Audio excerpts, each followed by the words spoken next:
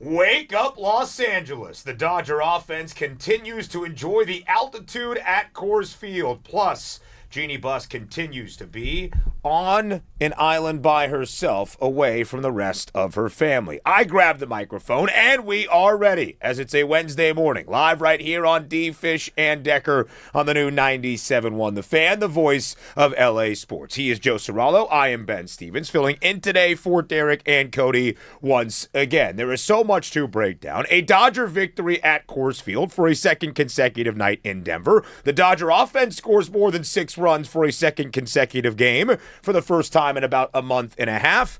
And the other 5 Buss siblings release a statement against Jeannie Buss and their plan to move forward with the sale of the Los Angeles Lakers as the purple and gold get ready to take Slovenia by storm with Luka Doncic's Euro summer trip for his teammates. Would you enjoy going on that summer vacation with the Lakers hosted by Luka? You know, I've taken many a Euro trip, and none of them have resulted in me going to Slovenia. So I'd be open to it, I will say. But there are a few other destinations. You know, we were talking the other day about the Adriatic Sea and that, that terrible turtle out in Croatia that's wreaking havoc. I mean, Croatia's a place I'd like to hit. Obviously, I'm biased towards Italy. I don't know if Slovenia makes the top 5 on my Euro trip, but as long as I can get up there and sing Scotty Doesn't Know on stage, I'm down. Luka Doncic reportedly chartering a plane for his teammates. Gift bags, merch, getting ready for what sounds like a bachelor party. I'm sure the Lakers are going to have fun. It's like Derek Jeter treatment with gift bags. I mean, geez, what do they have to do to earn those baggies? I'm happy for these guys because there's been a lot of chaos surrounding the ownership of the team that they play for. Can they find some group bonding and fun throughout the final months of this summer? We're about 2 months away from the start of this NBA season. Preseason games begin in just over a month as well. Plenty of updates from training camp for both the Rams and the Chargers, and we'll talk a top 10 quarterback list to really decipher here on this Wednesday as well. We want to hear from you. It's 855-975-2326. Hop in the YouTube chat at The Fan LA. We can officially say that once more. We love you, Crash. Tuesday, not his best day, but he is back, and we are ready here under on the this bus Wednesday. And put it in reverse. He asked me to make sure that we make this joke so that everybody knows the technical difficulties of the morning hours. Yesterday, we are back. Look at that smiling face. He's the best. He Crash, really is. You're doing great stuff, man. Mitch is the best. I long to have that level of excitement at 6:06 in the morning. How was your morning this morning? The snooze button got the best of me. Yeah. You know, normally I'm in here like between 5 and 5:15. Today was 5:30. Never in doubt if I was going to be here or not, but the snooze button did get the best of me for about 15 minutes. Can you take the people of Los Angeles briefly through your coffee morning routine? Because there is something along the lines of 4, 5, or maybe even 6 shots of espresso to get you started here? Yeah, it is a morning, I would call it a ritual over a routine. You know, I mean, look, everyone here at this point, I talk about it enough. They know I'm the Italian guy from New York over at The Fan. And I've got my grandmother's old mocha pot. I do my morning, not coffee, espresso. Espresso. The old-fashioned way. So, you know, I put the water in the bottom of that thing, pack the grinds in there, let it percolate up while I'm in the shower. It's like a 15 to 20-minute process. Yeah. And, yeah, it makes probably anywhere from, depending on the size of the pot, 6 to 8 shots. And that's not a full day thing. That's consumed in the first couple of minutes of your morning. That whole pot is usually killed before I get into the studio. I've actually got some left over here. Wow. Because, you know, I was running a little late today. Running a little late, I understand. But listen, that's pretty impressive stuff. I have my little iced coffee that I make for myself as I drive in to work. It's a very nice thing. And then it's water as we get these 4 hours of fun going here on D. Fish and Decker. The offense continues to get rolling for the Los Angeles Dodgers at Coors Field.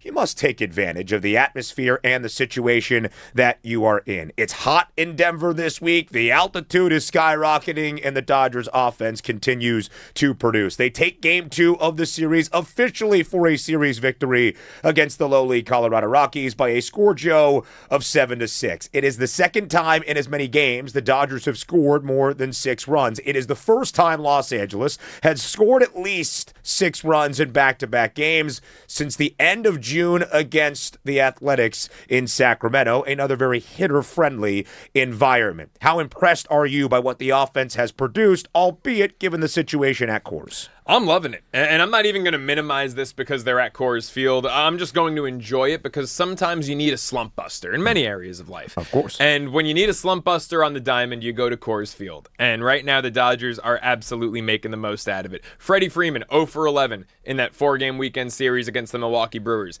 Not that anyone was pressing the panic button on the future first ballot Hall of Famer, but look what Freddie's done this series. I mean, he's going gap to gap. He looks like Freddie Freeman of old.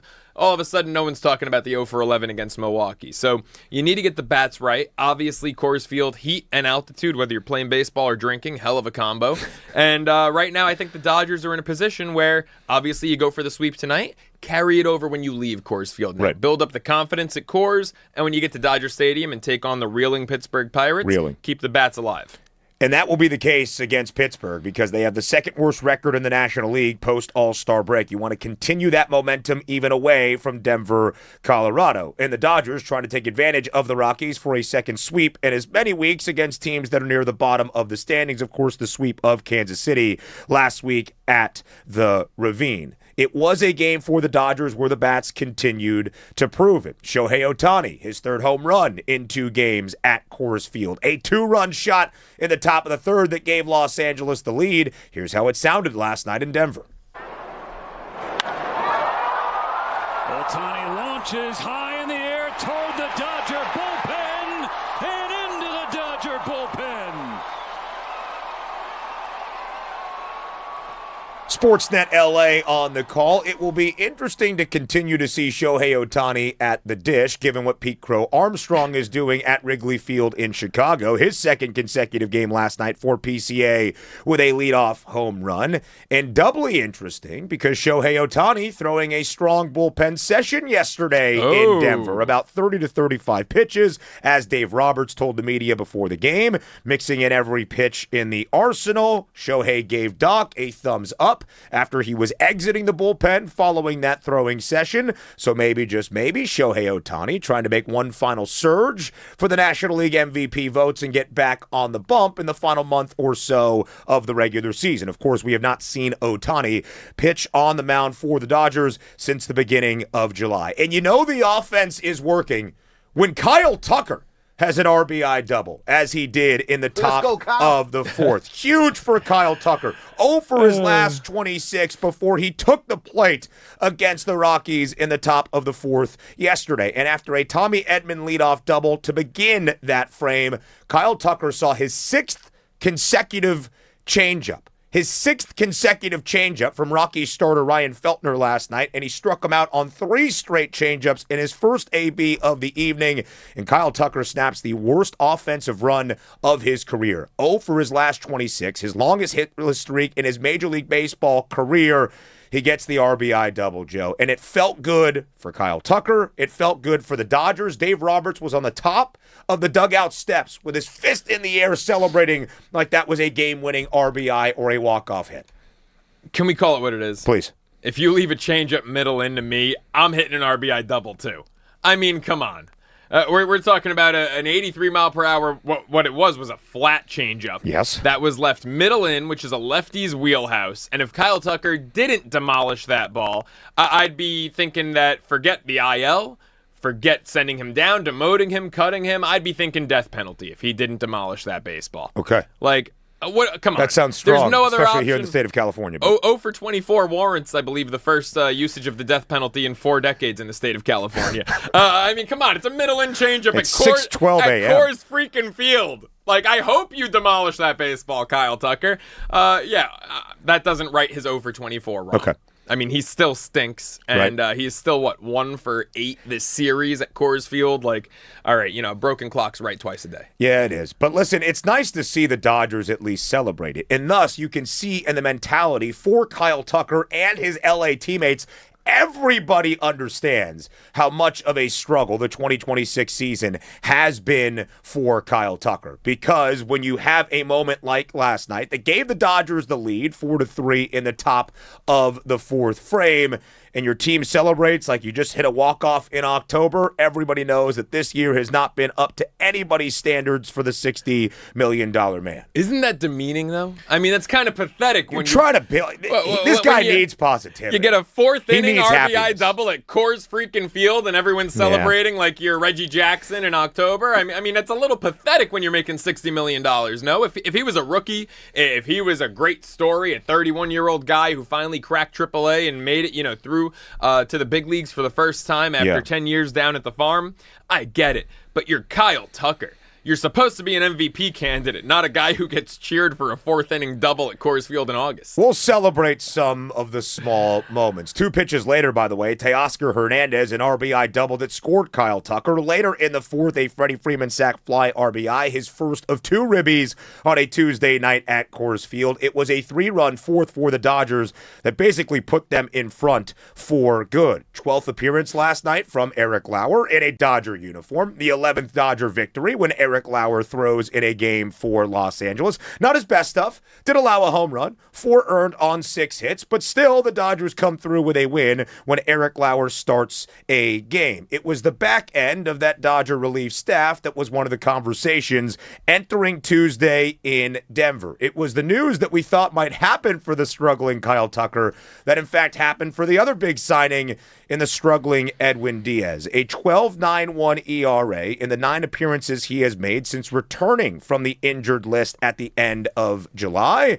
And to the injured list once again, Joe, goes Edwin Díaz. The Dodgers are calling it right neck soreness. They believe it could be contributing to the lack of velocity that you highlighted as we have the breaking news call that Edwin Díaz is now on the IL. Do you think it is a serious injury, or do you think it is Dave Roberts and company giving Edwin Díaz some time to maybe cool off? I would say in the, to use a mixologist's term here, It's equal parts mental and physical. I think there is something physically up. I won't say wrong, but I'll say physically there is something up because we've talked about it ad nauseum the last 2 days. He's sitting 96 with a flat fastball. It's tailing less, it's rising less, and the velo's down. I mean, he was averaging 98 last year with hints of triple digits in Queens. There are no hints of triple digits. Now he's maxing at 98 and sitting 96. That's problematic. The mental side of it, I think, is also, of pretty great proportions. And I would say Díaz needs... It's funny to say a break because he just got off the IL. Yes. But I think he needs another break, and you have to hope when he comes back, figure early September in all likelihood. We don't have the exact timetable, but he's eligible, at the very end of August to return. He's got a short, Roberts talked about the runway to prove it.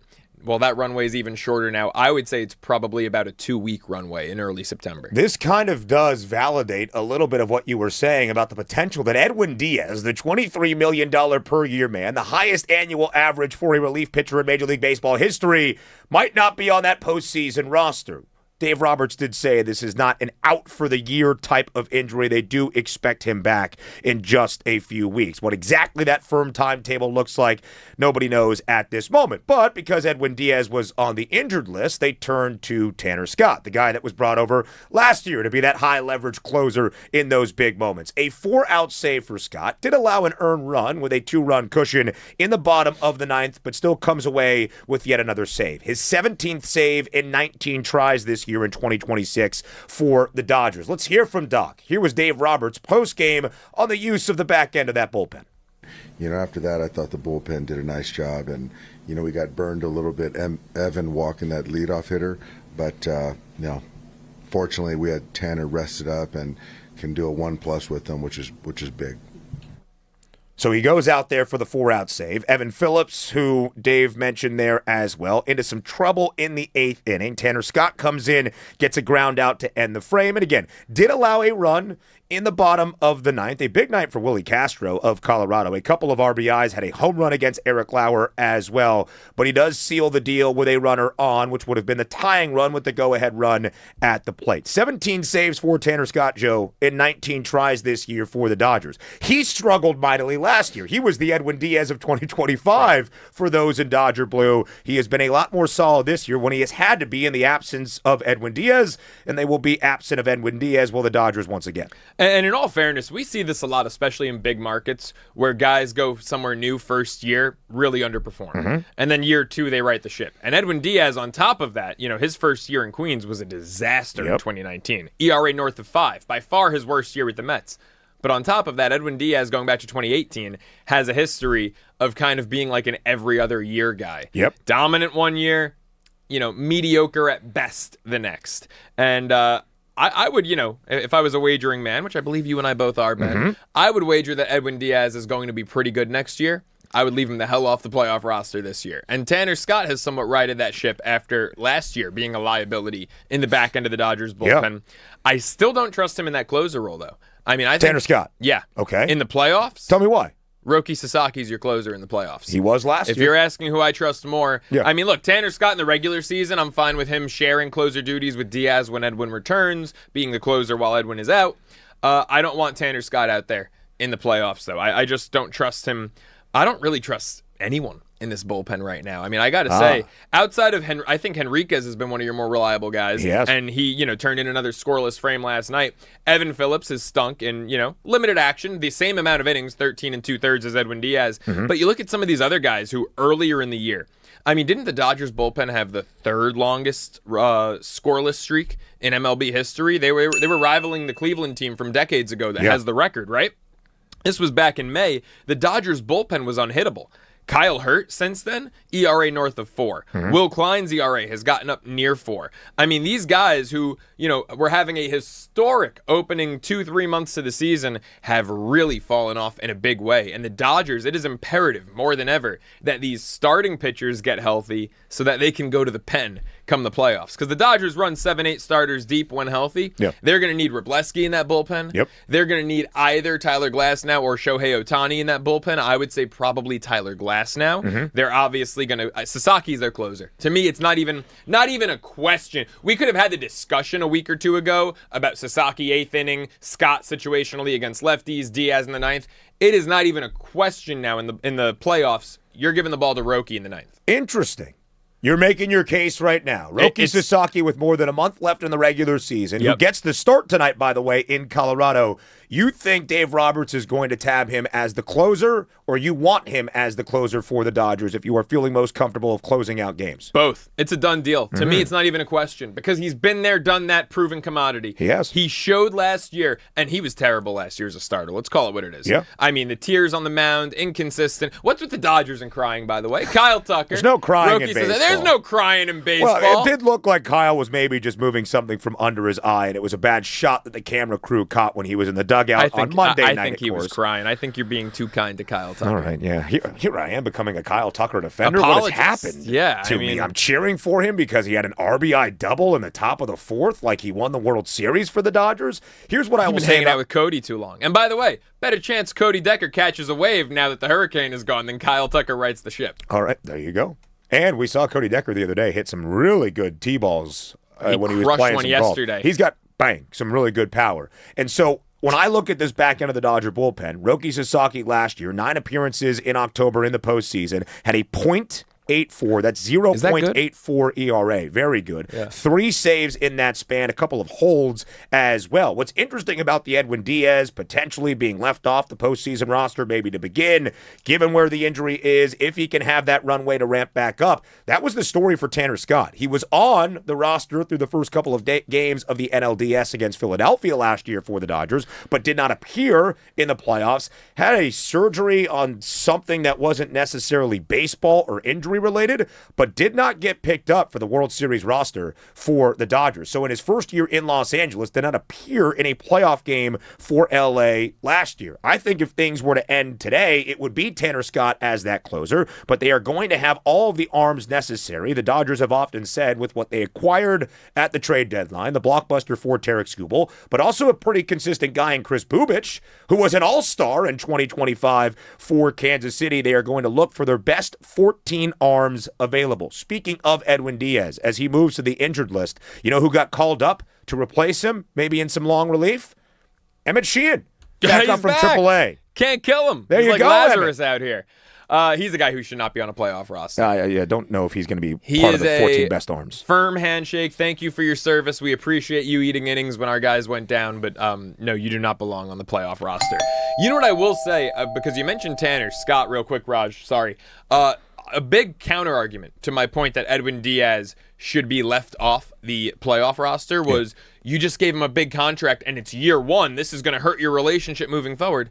Who did they give a big contract to 2 off seasons ago? Who was in year one last year? Who got left off the World Series roster? Tanner Scott. I don't see a damaged relationship between the Dodgers and Tanner Scott. So for everyone who's clutching their pearls about me saying leave Diaz off the playoff roster, well, Scott is your case in point right there. Raj? New poll out on YouTube at the Fan LA. We have asked the people of Los Angeles, again, at the Fan LA on YouTube, who should close games for the Dodgers in the playoffs? Edwin Diaz, Tanner Scott, Roki Sasaki. It was put out just 1 minute ago. The votes are early, but nobody has voted for Edwin Diaz just yet here in Los Angeles. Are you surprised? Because they have brains. They have brains. Yeah. They've seen And a if you vote for 12-9-1 Edwin ERA. Diaz, I love you, but you're sans brain.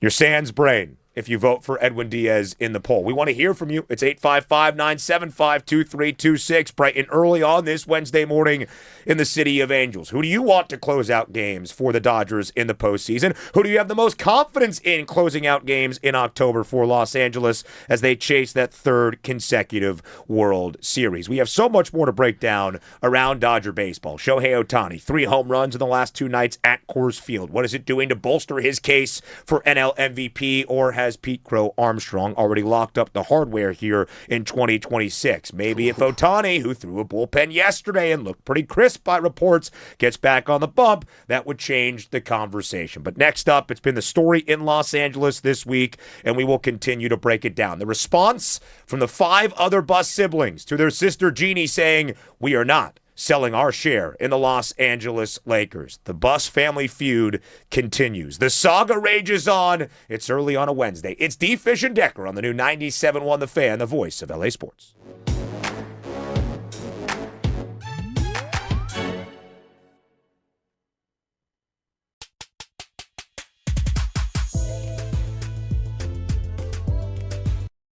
Adam. So that means we saw a lot of the backup QBs today. It was Stetson Bennett taking the first team reps, Ty Simpson coming in on the second team reps. And of course, the star of training camp has been wide receiver Puka Nacua. Today was no different. We saw another beautiful one-handed grab over the middle by Nacua. And we can't forget the people on the sidelines, because guess who was here today? It was Dodgers legend, World Series champion Clayton Kershaw. He was watching practice. We had an amazing time here at the LMU campus, and we hope you enjoyed this. Did Nick Van Exel ever have an issue with you coming in? It's like, oh, this guy's coming for my gig. Because at the end of the day, when you draft a guy, kind of coming for your gig a little bit, at least a little bit. No, for sure. I'm sure he felt that way. The best story I have, which still pisses me off to this day, is the summer before we started training camp. UCLA men's gym over on the UCLA campus is that was the hub, and still is in a lot of ways for summer basketball. Oh, yeah. Great spot over there, pick-up games, 5-on-5s, all the best guys in the league end up there at some point throughout the summer. And on this day, I go over there to play and compete, and Nick Van Exel's on one team, I'm on another team.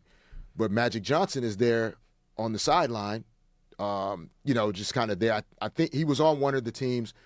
I think his team lost, which was almost impossible because Magic was always going to, if the game was tied 6-6 and we're going to 7, Magic was going to make sure his team got to 7. So I won't say more. But so Nick Van Exel and I are matched up against each other, and he was cooking. But Magic is literally on the sideline enjoying the fact that Nick Van Exel was frying me. Oh, no. In front of your guy. And I'm like, yo, I cannot believe this is happening. Magic is literally my greatest of all time, and he's over here laughing at me getting fried. And so it wasn't so much Nick. He was great. He never gave me the energy that, I know you coming for my spot. Yeah. And I always give him a lot of love for that, because I definitely was coming for his spot. like it just as a competitor. Absolutely. But he never made me feel that way. But yeah, that's the story that, like, yeah, bro. You ever talk to Magic about that? I'm like, dude, No. you have no idea. No, I've never. Well, you might hear about it now. No, because it's like if you get 5 minutes to talk to Magic, you're not going to bring up the time that he was laughing at you. You're going to be talking about a whole bunch of other stuff. Absolutely. How can you not?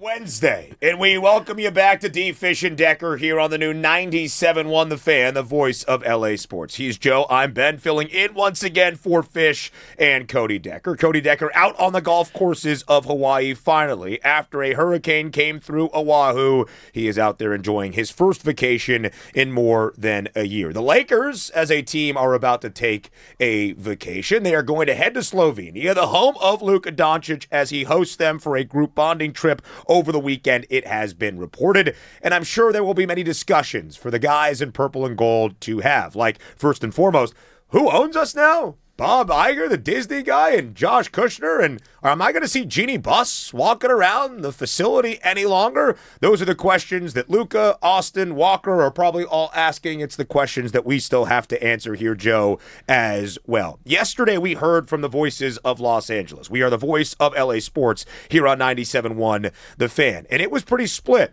between, hey, Jeannie, it's time to walk away. Hey, Jeannie, what did you expect when you cut your brothers out of the family business? Or, hey, we need a Buss still with the Lakers. It is their family legacy. The Busses are the Lakers. The Lakers are the Busses. You stand very firmly on the side that you want Jeannie Buss to continue with the Los Angeles Lakers. Well, in the last 24 hours, we have heard from the other 5 Bus siblings. Shall we read the statement here on this Wednesday morning? I want to hear it from these.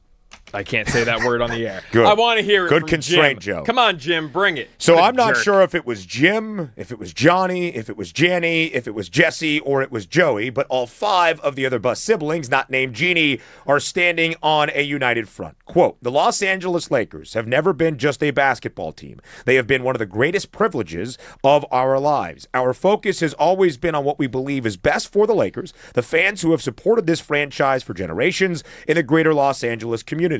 Johnny, Jimmy, Janny, Joey, and Jesse have made the decision to sell the family's remaining stake, and we remain united in that decision. We intend to move forward thoughtfully, respectfully, and through the appropriate process. Those are some key words at the end. United, thoughtfully, respectfully, and through the appropriate process. Joe Cirallo, what is your Greedily, reaction? idiotically, selfishly. There it is. How about what Janie told Baxter Holmes over at ESPN? Quote, I don't think my dad would be happy with the way things just went down, end quote. I don't think your dad would be happy with Jim running basketball operations in the mid-2010s. I don't think your dad would be happy that your best year in a 4-year stretch was 27 and 55. You want to talk about being unhappy? I mean, Jim took Dr. Jerry Buss's legacy and took a dump on it in the mid-2010s. What he did basketball decision-wise, again, guys, and I laid this out yesterday for the people who said good riddance with Jeannie Buss, move on, give the new ownership a shot. I think it's a laughable stance to take. Jeannie Buss has been the only semblance of continuity when it comes to her father's legacy. I know it's easy in sports and the world as a whole, we've learned, to have a short memory. But let me remind you of the Luke Walton years, folks. Luke Walton at the helm. Swaggy P was your big attraction. Wasn't he going out with Iggy Azalea? He was. She was like a 2-hit wonder. Do you remember the whole controversy? With him and D'Angelo Iggy? Russell had the cell phone out, filming things in the locker room, apparently of Swaggy P Airdropping. saying and doing things, and then airdropped something about it. It was bad. No, man. you see, no, No I cell was, phones in the locker room, folks. at That's this what your time- main takeaway is from the Jim Buss era. That's crazy. So at this time, I'm in high school back in New York. Yeah. So I knew the Lakers sucked because I followed the NBA on the Yeah, court. I they actually didn't recall the airdrop scenario, but I mean, that makes it even more of a laughing stock. You had Timothy Mozgov, starting games at center. I think it was a 4-year, $64 million deal for Yeah, Mozgov. as a New Yorker, Mozgov came up with the Knicks. I watched a lot of Timothy Mozgov. I couldn't wait to get him the hell out of New York and Madison Square Garden. Yeah. When the Lakers gave him that contract, that was when NBA contracts started to just get stupid, Crazy. silly, Yeah, ridiculous, those Jim Buss years, when Jeannie strictly ran business ops and Jim Buss was running basketball ops, those were some of the worst years in, and this is no hyperbole, Laker franchise history. By far. 21 and 61. Could you imagine? 17 and 65, Joe, I'm pretty sure, in 2015-16. Could you fathom the Lakers failing to win 30 games for 4 consecutive years? I lived it, yeah. And then Jeannie ousts Jim. And, we had one caller yesterday say, oh, she cut her brother out. No. First off, and let me be very clear about this. Yeah. Jim didn't hold up his end of the bargain because he said if within a few years the Lakers didn't make the Western Conference Finals, he would see himself out. Yeah. And within a few years the Lakers didn't win 30 freaking games. He didn't hold up his end of the bargain. Jeannie made him hold up his end of the bargain. Yeah. So she didn't cut him out. She just made him stick to his word. Yeah. And the team was underperforming. She made the tough decision to let him go. Tough decision for Jeannie, and it was in the best interest of Laker fans. They should be grateful to her for getting Jim out of the picture. And then she brings in Pelinka, and then she brings in LeBron James, and then all of a sudden we have a ring to celebrate. And now everyone, turns on LeBron and turns on Jeannie. Stop with the short memory, guys. Jeannie's the only semblance of continuity of her father. No tan lines, Rob, in the chat on YouTube. A very nice I like reminder Rob. of Luol Deng being Yeah. a part of the Timofey Mozgov years under Luke Walton as well. Shout out Luol Deng, Chicago Bull, and Duke Blue Devil legend. There is that idea, Joe, I think, among some in Los Angeles in reading this situation that this is the karmic response for Jeannie Buss. You have been the anchor of your family business, but you have cut your family out of the family business. You have been standing on your island, and you will continue to do so. Jeannie Buss's point through her legal representation is basically as a controlling owner and a co-trustee trustee of the Buss Family Trust, that any vote is void because she has the final and ultimate say. This is clearly her 5 other siblings in this standing in united front trying to take action and revenge against Jeannie for how this bitter family feud has played out for the last 10, 15, 20 years. And we expect a legal battle to proceed. You wonder how much longer Jeannie can stand by herself in a court of law to hold on to a minority stake of the Los Angeles Lakers. That is the question. Again, this is not for controlling ownership of the Lakers. It is not for the majority shares of the Los Angeles Lakers. Mark Walter has already sold that to Bob Iger and Josh Kushner. This is Iger and Kushner trying to take more shares of the Los Angeles Lakers and have more under their majority control. And it's the Buss family trying to use this moment and the tag-along provision to not only cash out on their father's legacy, but I also think to exact some revenge against their sister Jeannie. Yeah, it's always the kids. Like you just said, cashing out on their father's legacy. It's always the kids of the self-made successful ones who are the sniveling, just worst people in the room. Yeah. You know, it never fails. I mean, I lived it with the New York Mets when the Wilpons owned the Mets. Fred was a great guy. Jeff, his son, was the one who was running the team into the toilet. It's always the kid. It's never the self-made ones. I mean, you know, we had a great caller yesterday. Was it Enoch? Or was it the caller prior who said that Dr. they met Buss? Jerry Buss? Enoch. It was Enoch. And that he was just the coolest guy, cooler than the other side of the pillow, nice, warm, welcoming, everything you'd want. That's usually how it rolls with the self-made ones. It's usually the kids who are the problemos. But, you know, it's funny. I spent yesterday afternoon and evening getting opinions on this situation from people who aren't Laker fans, from older generations, Knicks fans, Celtics fans, Clippers fans. I wanted to hear from other NBA fans because, what's that famous song line? You don't know what you got till it's gone, right? And I wanted to get their opinion on the Buss family and how the Lakers have been run from an outside perspective. Because sometimes, you know, when you're too close to the situation, you can't accurately assess it. Right. And some of our callers yesterday did accurately assess this, the ones who agreed with me. Some didn't. But what I gathered from speaking to, you know, older generation basketball fans of different organizations, different fan bases, was that they envy the Lakers fans and the Lakers for having Jerry Buss. They wish they had owners like Jerry and Jeannie Buss. And they all seem to agree Jeannie is the only shot at carrying on her father's legacy. No doubt. And to want her out of the picture is just asinine. It was unanimous. Everyone I spoke to, about a half dozen people, not a massive sample size. This isn't Family Feud. 100 people weren't surveyed. Right. But about a half dozen people. It is Family Feud, though. Yeah, it literally is Family Feud. About a half dozen people all agreed from, you know, fans of different organizations that they wish they had Jerry Buss, obviously, but then someone like Jeannie to carry that legacy on, and that the siblings, the 5 siblings, are in the wrong here. Yeah, and that's what it is, right? This is 5v1. It's like a practice nightmare for a basketball player. You're in transition and you are by yourself. It is Jeannie Buss trying to defend her siblings from taking her role as the governor of the Los Angeles Lakers and the Buss family legacy away from the purple and gold, because let's call it simply what it is. If her siblings win, the Buss family will no longer have any ownership stake remaining in the Los Angeles Lakers. Their final 17.8% will be sold to Bob Iger and Josh Kushner. If Jeannie is able to win using the 2017 court proceeding that already worked in her favor as that legal precedent, they will remain, at least for now, the Buss family will and Jeannie Buss will, in control of a small portion of the Lakers. Will she be the sitting acting team representative? Will she be the sitting acting governor of the Los Angeles Lakers? We shall see. There is clearly some bitterness and some hatred between these sides. I don't know if they send Christmas cards to one another, but I would think that the Christmas card for 2026 that continues with all the family updates on the back will be filled with many in the Buss family this year. Yeah, I feel like, you know, you and I sign our cards with like love or sincerely. They probably sign theirs with go die. You know? Yeah, for sure.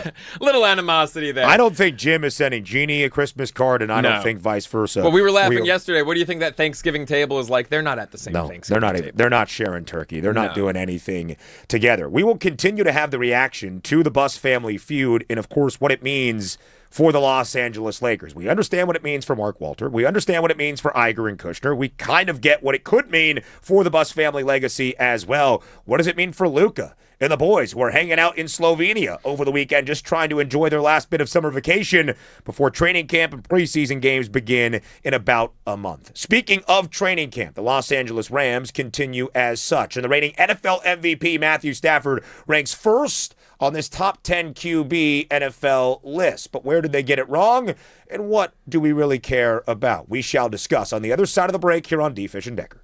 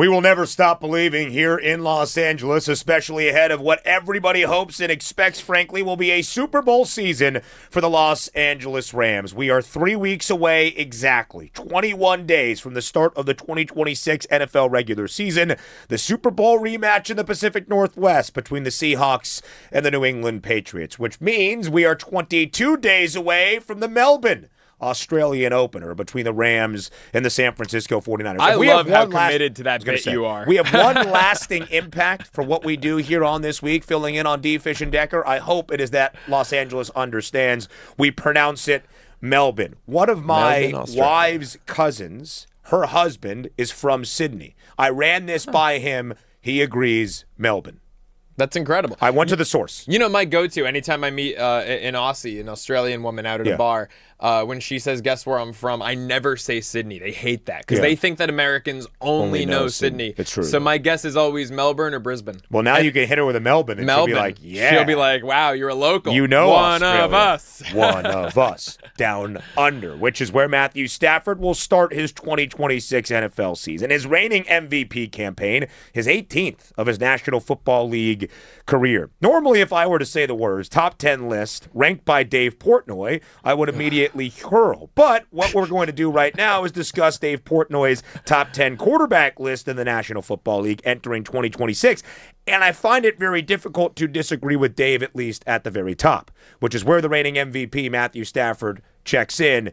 The number one QB on Portnoy's list for 2026. Dave Portnoy is insufferable.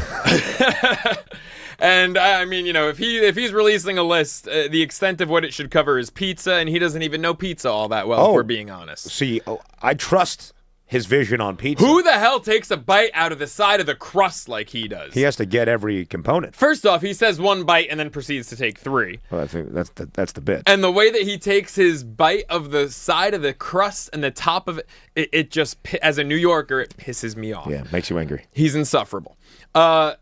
Matthew Stafford and Drake May last year were your top two MVP finishers. It was Correct. a two-horse race for the final third of the season, and it was those two cats. And so I get it on, you know, what we saw last year. Matthew Stafford and Drake May, top two MVP finishers, finalists, top two on the list. Yeah.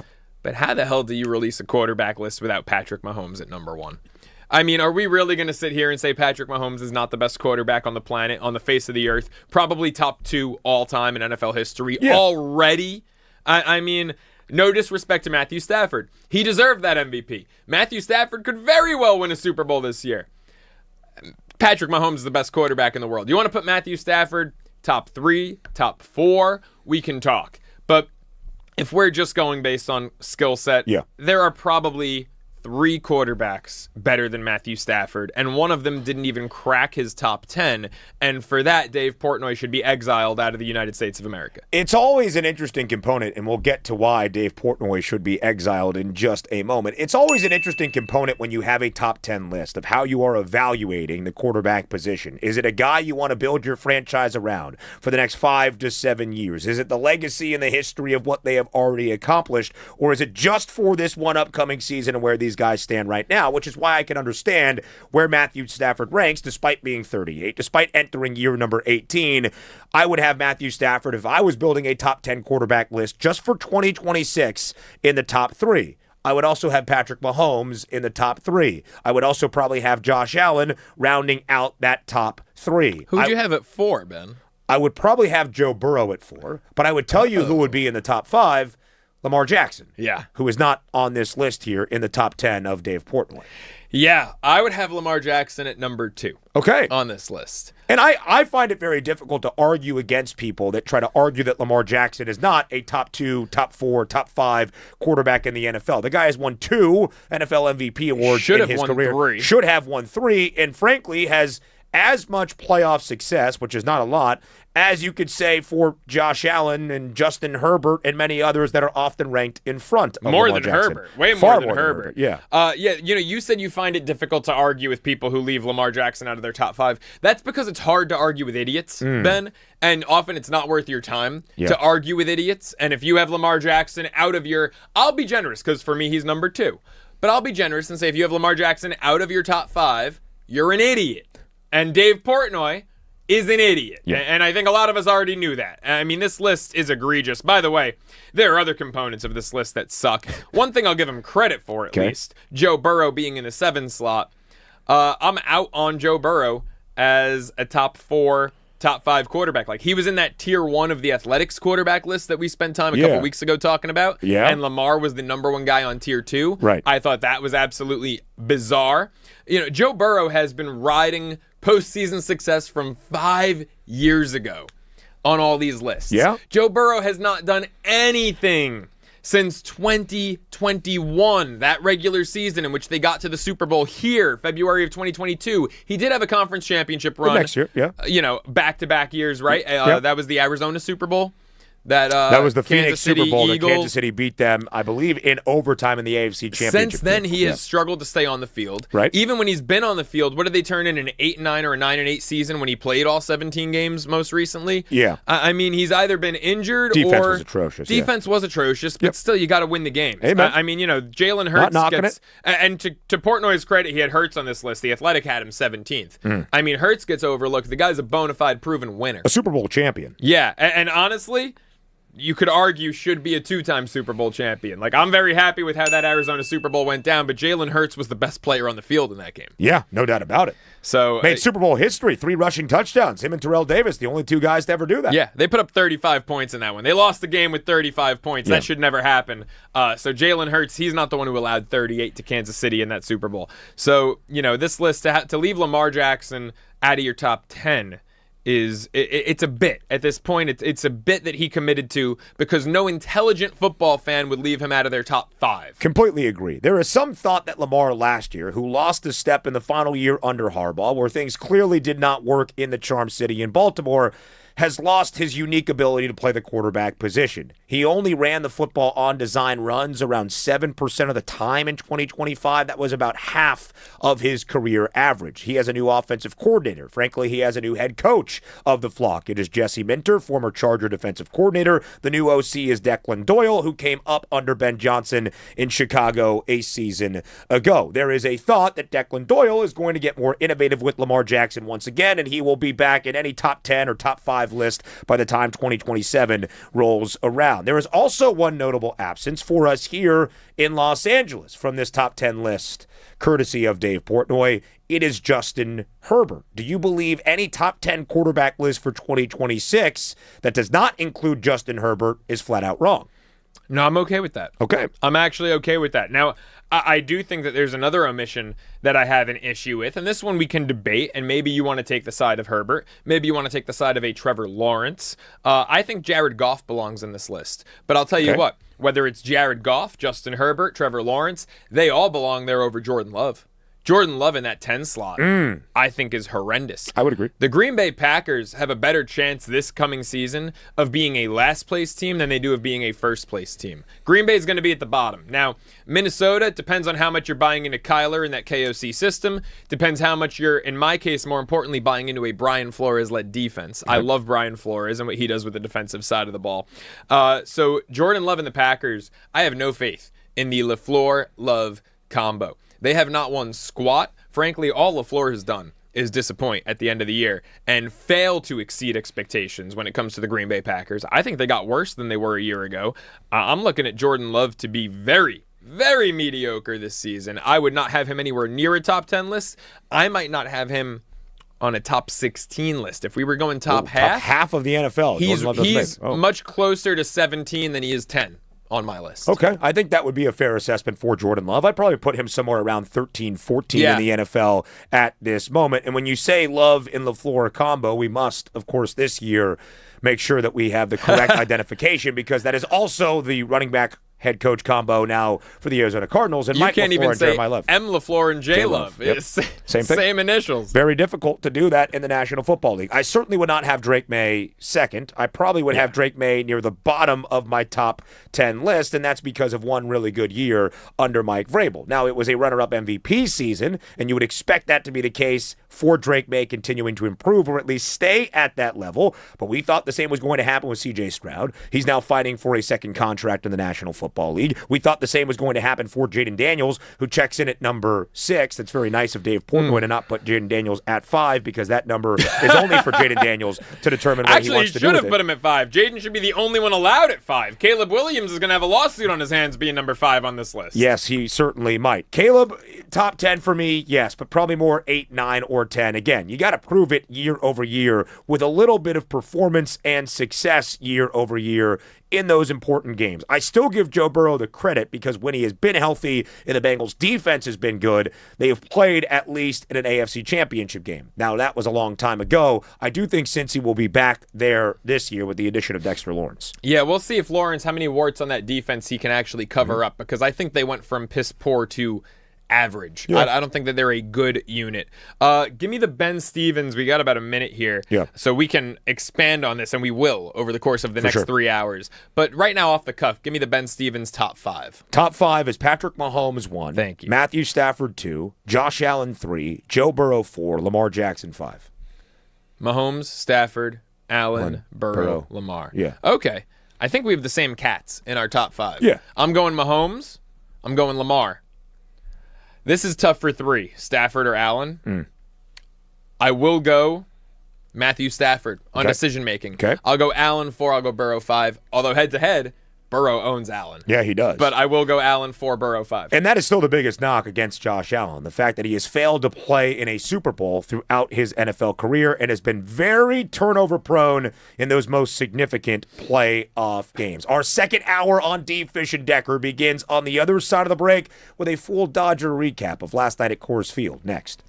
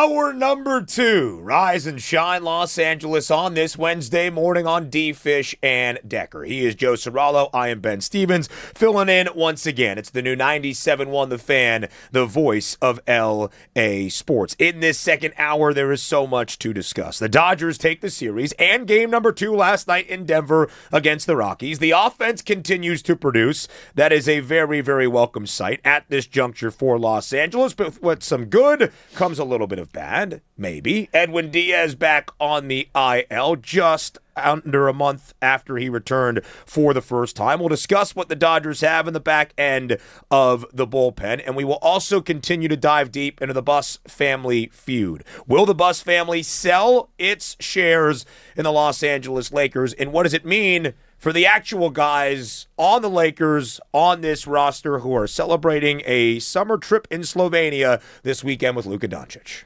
That should be like a segment right there. Top 5 Euro trips that you'd want to go on. I don't know if Slovenia cracks it. I'd probably rather be in Saint-Tropez with Wemby right now. For sure. I mean, I would take Saint-Tropez over Slovenia. I would rather, though, have a European summer vacation with Luka Doncic than Victor Wembanyama.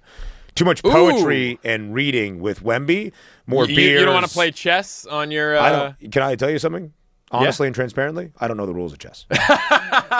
I play checkers. Well, checkers, I mean, I'm pretty sure they could train like a monkey in a lab to play checkers. I'm sure they could. Yeah, I used to play chess as a kid. It's been so long, I'd probably forget the rules too, if we're being completely honest. Yeah, okay. So, it's not that riveting for me, sorry. I get it. But I would rather be with Wemby in You Saint-Tropez would rather be with Wemby in than Saint-Tropez. Luka. Yeah.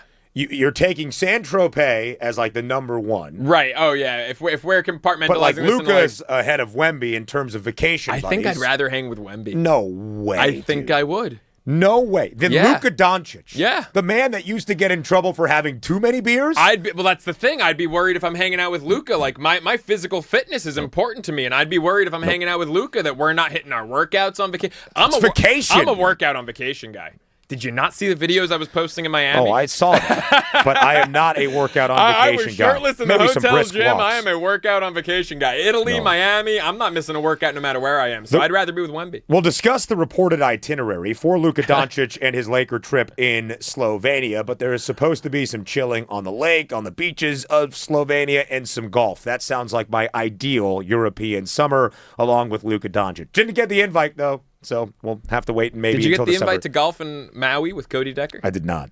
That's rough. I was able to send I thought him he off. liked you too. I Maybe thought not. maybe not enough. Yeah, because You know? you're an but avid I'm golfer. glad I did not go out there for the hurricane in Hawaii. Yeah, that's I am an avid golfer. I'd love to play golf. the goddamn hurricane, according to Cody Decker. Yes, it was certainly that. I haven't been called an idiot that many times before 8 a.m. It's since still- I was in a relationship. It's still a refreshing way to I wake thought up. being single that I would not be, subjected to that. You hang out with Cody Decker too much then. Because you guys do spend a lot of time together. Apparently. Cody has tried to get me on the links quite a few times. I don't even have my clubs in Los Angeles. I left him in New York when I moved. That's interesting. Get him shipped out here. We can play some golf together. All right. Dodgers last night, game number 2 at Coors Field in Colorado. They score 7 runs. They beat the Rockies 7-6. But one of the main stories of a Tuesday for Los Angeles is what was happening with the pitching staff. Edwin Díaz on the injured list, just under a month after being recalled from the IL and making his return from nanoneedle surgery in late July. He is back on the IL. We'll talk about the other update with Shohei Ohtani throwing a full bullpen session and looking really good in doing so. But first, let's hear from Dave Roberts about what the actual injury concern is for Díaz at this point. Yeah, I think it's something that I know Edwin is, I don't know if it's encouraged, but just know that there could be a reason why the stuff is not playing like it has in the past. And the neck, obviously there's ties with the whole body, the arm, and all that stuff matters. So I'm personally excited to kind of find something that kind of make us understand what's going on. This Dodger injury report brought to you by Ozeron Law, the Injured Worker Hotline. Initially, when the news came out on Tuesday afternoon, Joe, they said it was some kind of upper body injury. This is not hockey, so we were like, okay, what is the upper body? Is it his head? Because mentally he has been out there looking terrible on the bump out of the back end of the bullpen, a 12.91 ERA in his 9 outings since his first return from the IL. Is it the arm? Because you highlighted how the velocity certainly had trickled down on full display when he gave up 3 earned on Monday against the Rockies in a low leverage spot. They are basically saying it is soreness on the right side of his neck that could be contributing to a different arm angle, which is making his stuff not as fast and certainly more hittable. What do you think of the Dodgers placing Diaz on the IL? Do you think there is legitimate health concerns? Do you think those injury concerns have affected his pitching? Or do you think it's a, hey, let's calm the waters here and try to get this guy back 100% fully ramped up for October? Well, Ben, I think one thing that we all aspire to have in life is to be a regular at an establishment that eventually names a menu item after us, sure. whether it's food or a drink. In Raj's case, I mean, Raj already is there. He's He's made it. Mama, I made it. Raj has a drink named after him. If you're concocting the Edwin Díaz, this drink is going to be equal parts physical and equal parts mental. And I think that's what this trip to the IL truly is. You know, the neck tightness and stiffness, I do buy it. I don't think Dave Roberts, look, to Dave's credit, I love Dave Roberts. Yeah. Not even a Dodger fan, folks. You know that. If you've been listening, you know I'm not a Dodger fan. I love Dave Roberts. The whole, like, you don't know what you got till it's gone. When Dodger fans wanted Roberts gone, 5-6 years ago, I'm like, no, guys. The rest of the league would kill for a manager like Dave Roberts. It's true. And one thing I love about him is his transparency. I don't think Dave Roberts is blowing smoke up our ass with this tightness and stiffness. I think Dave Roberts is being honest about it. I think there's more to it. I think he's being honest about part of the picture, maybe not the full picture, but it would explain the dip in velo. I mean, when you're tight, your stuff's not going to play as well. Like I remember, for example, I from New York, I spent a lot of time pitching in cold weather. When I was tight, my velo would dip, and then all of a sudden, I come out to California at 22 and I play like a summer of semi-pro ball and I'm hitting, I was 24 years old when I came out here. Yep. I play a summer of semi-pro ball and I'm hitting numbers I've never hit before on the radar gun. And it's because I'm throwing in 95. It's dry. Like I'm out there loving it. And so I was loose. When you're loose, obviously your stuff's going to play better. And in Diaz's case, when he's loose, he has more tail, he has more rise, and he has more velo. Right now, all 3 components to his fastball are down. Velo is down a solid 2.5 ticks. Yeah. Last year was sitting 98. This year he's sitting about 95.5, 96. That's no bueno, especially in today's day and age where that's hittable. Absolutely. It's also not moving, so it's a flat 96 as opposed to his 4-seam fastball always had natural 2-seam movement. And because of his arm slot, and if you look at Edwin Díaz, not the tallest guy. He's tall, not the tallest guy, but he's very lanky. He's all arms and legs coming at you. And so that low 3/4 arm slot coming at you right there, that ball's going to have that natural tail, and it's also going to have like a rise, kind of a shoot up and in towards a righty, up and away from a lefty. I mean, when he's on, that fastball's devastating. When he's off, it's batting practice. The other component, of course, is the mental aspect. And I do think that that's legitimate, and I do think that he just needs a break off the field. Yeah. I don't think bringing him in to game 1 with an 11-2 lead helped the mental aspect. Because Edwin Díaz, we talked about this yesterday, if you've watched film on him, if you've studied him, if you've historically seen him pitch, which I'm sure the Dodgers had before giving him a $69 million contract, he stinks in non-save situations, as many closers do, for sure. But he's an extreme case of it. He is god-awful, whether you're tied, down, or up 4. I've seen him blow games up 4 and walk away with a loss. It's not a blown save because they were up 4. It wasn't a save situation, but it's a big fat loss. And Edwin Díaz stinks in a non-save situation. To bring him in a non-save situation at Coors Field of all places, when he's struggling and the only thing on his mind is, God, I have to use this appearance. I have to use this outing to get right. That was just a perfect storm of a disastrous time to bring Edwin Díaz into the game. So I think mentally that outing did nothing to help him. That was a high risk, no reward situation for Edwin Díaz there. And then you throw in the physical component, and I think this 2-week or so break will be necessary. And it felt like that appearance on Monday night against Colorado when the Dodgers had a 9-run lead in the 9th was to build up that confidence, was to allow him the opportunity to go out, have a crisp and clean inning, something he has only done once in the 9 appearances since his first return from the IL, without allowing even a base runner. It was a Monday prior to that against Kansas City and it worked against him. It was anything but clean and crisp and easy for Edwin Díaz. So if it's not the mental component, or at least the confidence could not be built for Edwin Díaz, maybe there is something to the physical and the sore right neck and what it means for the arm angle and, of course, what it means for the fastball velo as well. A beautiful pitching arm angle breakdown from you here on this Wednesday morning on Make sure Defensive you're Dirt. watching. I thought Cody Decker was the only former professional baseball player here. Professional, yes. Well, semi-professional. It's You know. you get a couple $100 a weekend to pitch once a week. I was working full time in addition. A couple to that. hundred. You got Does paid not- to play baseball. Does That not, sounds professional does to not quite me. count. I will not be putting that on my resume. But you know what I would love to do, and I think it would be great social media content for us here at the Fan. Yeah. I would love to pitch to Cody Decker. Oh, I was just thinking that. You think you Yeah. could strike him out? I think I could. I think I could. I can't lift more than Okay, him. give me your repertoire, your 3 best I was pitches. going to say. I mean, yeah. I'm a 3-pitch guy. Talk to me about the physical, mental component of facing Cody Decker. A lot of power, a lot of. I'm not gonna. bop I'm in not. that- I'm not gonna give away. You're not my gonna give us secrets. the sequence? No, I'm not gonna give the secrets. He's not even listening. It's Scouting report on 4:14 in Decker Hawaii. is a lot of power, like you say. Yeah. I'm not gonna give him. I mean, my fastball, Cody could tee it up. Yeah, he'll tee his so you're fastball, working off but speed. there's a So- lot of holes in his swing. A lot of holes.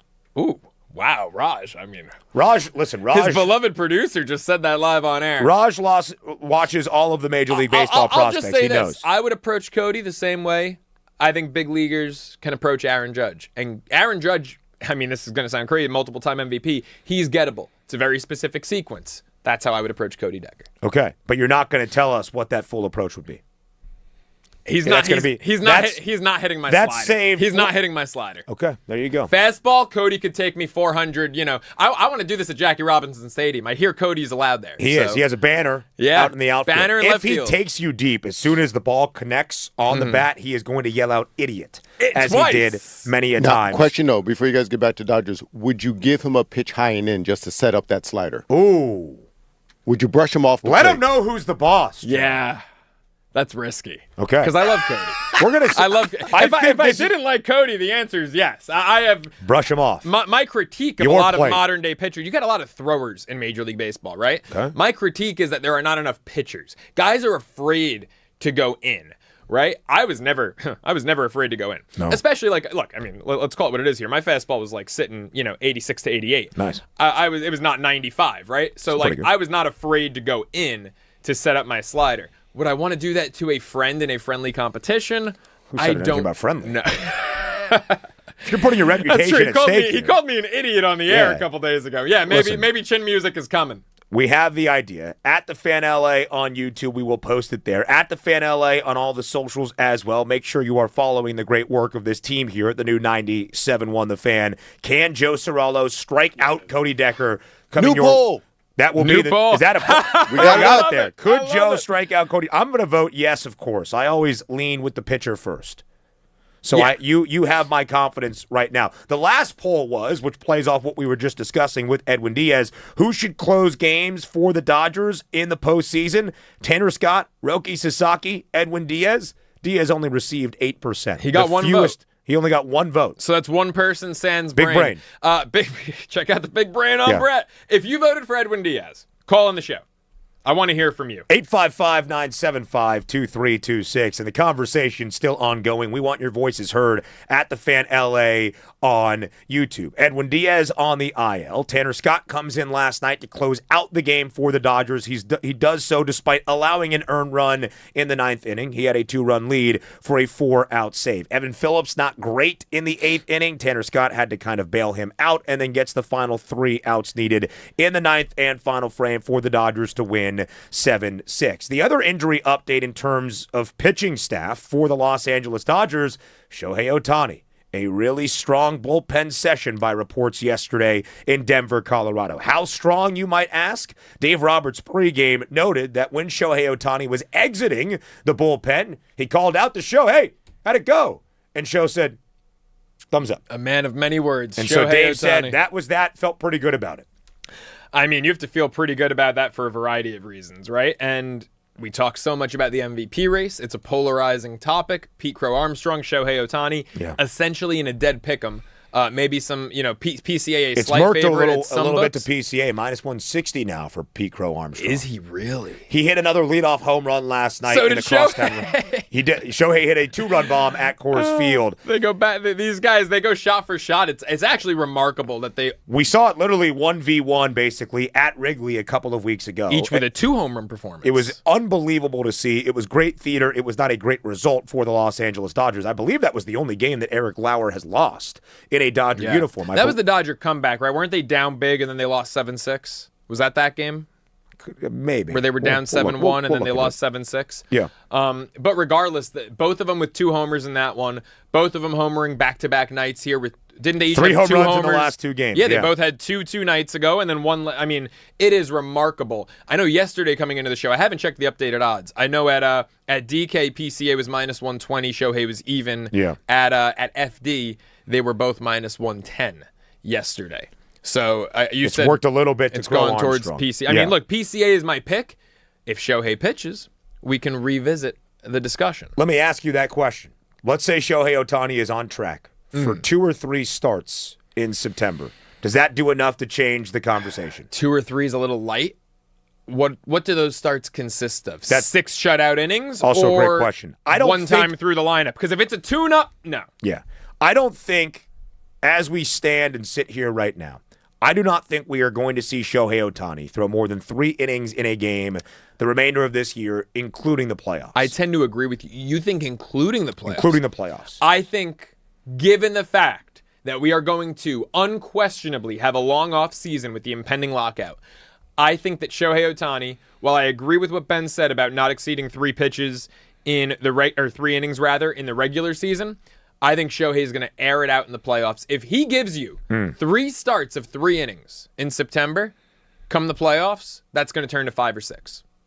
Okay, because what I think is interesting when you look at Shohei Ohtani is there was the track record last year after significant surgery for his right throwing elbow. And they would bring him back for like 1 inning, right, 2 innings, 3 innings. There were a lot of toward 1, 2, October. 3. A lot of those. But then in October, right. But he was going deep. Yeah, a longer leash because that happened right around the All-Star break, I believe in early July last year. Yeah. This year, if he only has, based on what the bullpen is like, Shohei's not going to be making rehab starts because he's a part of the Major League roster. His rehab starts are going to be up here. Right. So when we see that, I'm not sure how many outings he is going to have the remainder of the way in the final 35 or so games of this season. So here's last year, just going off the experience, what we saw last season, right? Shohei Ohtani, in 14 starts last year, did not turn in 5 innings until start number 11, August 27th against Cincinnati. Yeah. He went 5 against Cincy. He went just 3 2/3 against Baltimore after that. 5 against Philly, and then his final start of the regular season for the first time gave 6 shutout innings against Arizona. Then in the playoffs, 6-6-6. Yeah. And then 2 1/3 in the World Series. Don't say 6-6 like that in a row. Come on, number. Yeah, come on, man. Can't have it. I'm not superstitious. Okay, like fine. Just a little like Yogi Berra, just a little stitious. Just a little stitious. I don't know if we will see Shohei Ohtani be that anchor or make a long start because of all of the pitching prowess the Dodgers should have come October with Yoshinobu Yamamoto, with Tarik Skubal, with Blake Snell, with a healthy Tyler Glass now. I think we could see Show and maybe Roki combined or Show and Robleski or Show and Lauer combined for 6 or 7 innings in a start like that where Shohei goes out there and gives you 3 great innings, maybe faces the top of the lineup for a second time, but not a full way through for a second time. We shall see. Just because he threw the bullpen yesterday, there has not been an update to, Shohei Ohtani, who hasn't started a game since July 3rd, is going to start come August 28th. Luckily for the Dodgers, though, we mentioned it earlier in the show, how imperative it is that these starters get healthy because the bullpen has really come back down to earth since that historic, 2-3 month start to the season. I think Shohei is a great candidate to piggyback with Justin Robleski. Mm-hmm. And, the Dodgers can mix and match. They have a lot of left-handed starters, right? So take Sasaki out of the equation, right? Sasaki, closer. To me, not even a question. He is your closer come October. What you can do with Shohei is use him as an opener and at a floor 3 innings, maybe at a maximum, I don't know if he'll be going 6, but 5 innings, and then give it to a Robleski, give it to a Lauer, depending on how much you trust For sure. Eric Lauer, right? With Blake Snell, I think the key here when it comes to another starting pitcher who should be returning somewhat soon is piggyback Snell and Glass now. Wow. I think that Glass now needs to be a reliever this postseason. And I like the lefty-righty there. I like the righty-lefty of Shohei to Robleski to Lauer. Or even, because I thought Snell's innings would be limited. He's turned in back-to-back six-inning, one-run performances. So maybe you don't even have to piggyback. Maybe Glass now goes an inning there. And then with Shohei, if he's only going 3, you go Shohei, Robleski, Glass now. Really just keep lineups guessing. I mean, the Dodgers do have an embarrassment of riches in that rotation. And that's going to translate to their bullpen in October because I trust these starters out of the pen more than I trust most of these relievers. When you put them in those high leverage spots, can they deliver? The Dodgers are banking on that being the case. Again, it is an embarrassment of riches to have the conversation that you could piggyback Blake Snell and Tyler Glass now as like your third best pitching combo to thus be in your starting staff come October. The Dodgers scored 7 last night. Shohei Ohtani at the dish had a 2-run home run, his 3rd in the last 2 games, his 8th since the beginning of the series against the Seattle Mariners. He's got 19 RBIs in that span. Freddie Freeman, multiple RBIs once again last night at Coors Field, and the Dodgers scored more than 6 runs in back-to-back games for the first time since the end of June in West Sacramento against the Athletics. Luka Doncic is having a good summer. The hamstring is fully healthy. He has been enjoying the warm climate of a Euro summer in Slovenia. He is welcoming the boys for basically a bachelor party type weekend. But is Luka Doncic watching what is happening among the Buss family feud, and is that patience, as he is the cornerstone of the purple and gold now, starting to wear thin? We'll have that conversation up next here on D. Fish and Decker.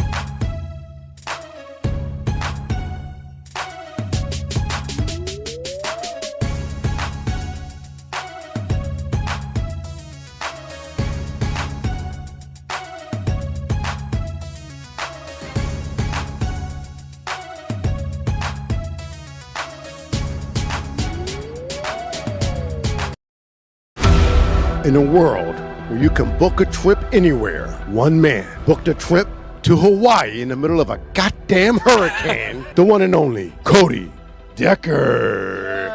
Yeah. Wow. There he is. Pitch black outside. I heard rumor has it he slept out there. So, Cody, do you think it's just bad luck, or is it just a...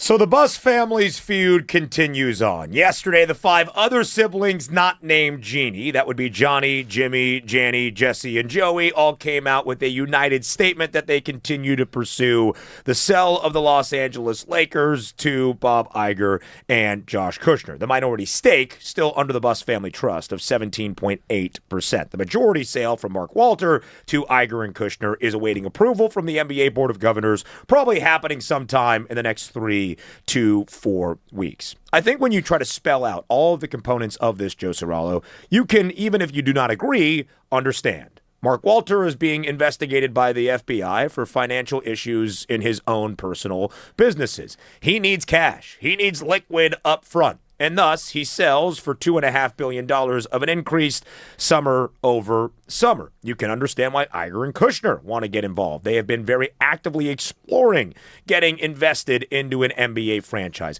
You can even understand, albeit if you disagree, with the monetary value the Buss kids are trying to cash in on. I know that you argue that their net worth and owning a team as iconic as the purple and gold would mean more, but they're trying to get money while exacting a little bit of revenge to Jeannie Buss.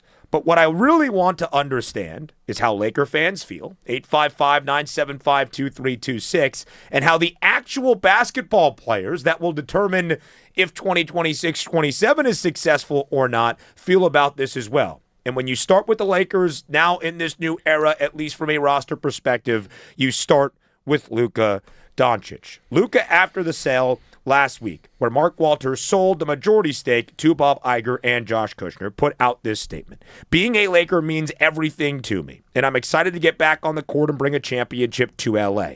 I've gotten used to big changes over these last few years, but I know that no matter what, there is no limit to the potential of this iconic franchise. I look forward to meeting Josh and Bob so we can get to work building something special in LA together. Basically, the first 2 sentences, or the first sentence and the last sentence, all make perfect sense. What you would expect from a handcrafted statement. But I've gotten used to big changes over these last few years. I think is very poignant from Luka Doncic, basically saying, I'm going to play for my 5th ownership group in the last 3 seasons of my NBA career. And the only thing I care about is continuity and a chance to win an NBA championship. So I'm not so sure how Luka Doncic probably feels sitting on the beaches of Slovenia watching all this play out in literally the last 7 days. Yeah, I mean, if Mark Cuban didn't sell, Luka's still in Dallas. The butterfly effect. So many things are different.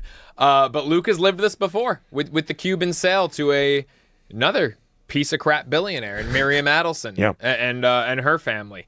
I mean, if I'm Luka, that was such a disaster that I'd probably have a lot of trepidation right now. I'd probably be annoyed. I'd be frustrated. I'd want a semblance of continuity. And, I've used that word a lot, continuity, because Jeannie Buss is the only semblance of her father's legacy that you're going to get here. Her siblings obviously aren't concerned with it. And, they can put out all the statements and all the BS press releases that they want to about exiting gracefully. And, the Lakers are family. And stop it.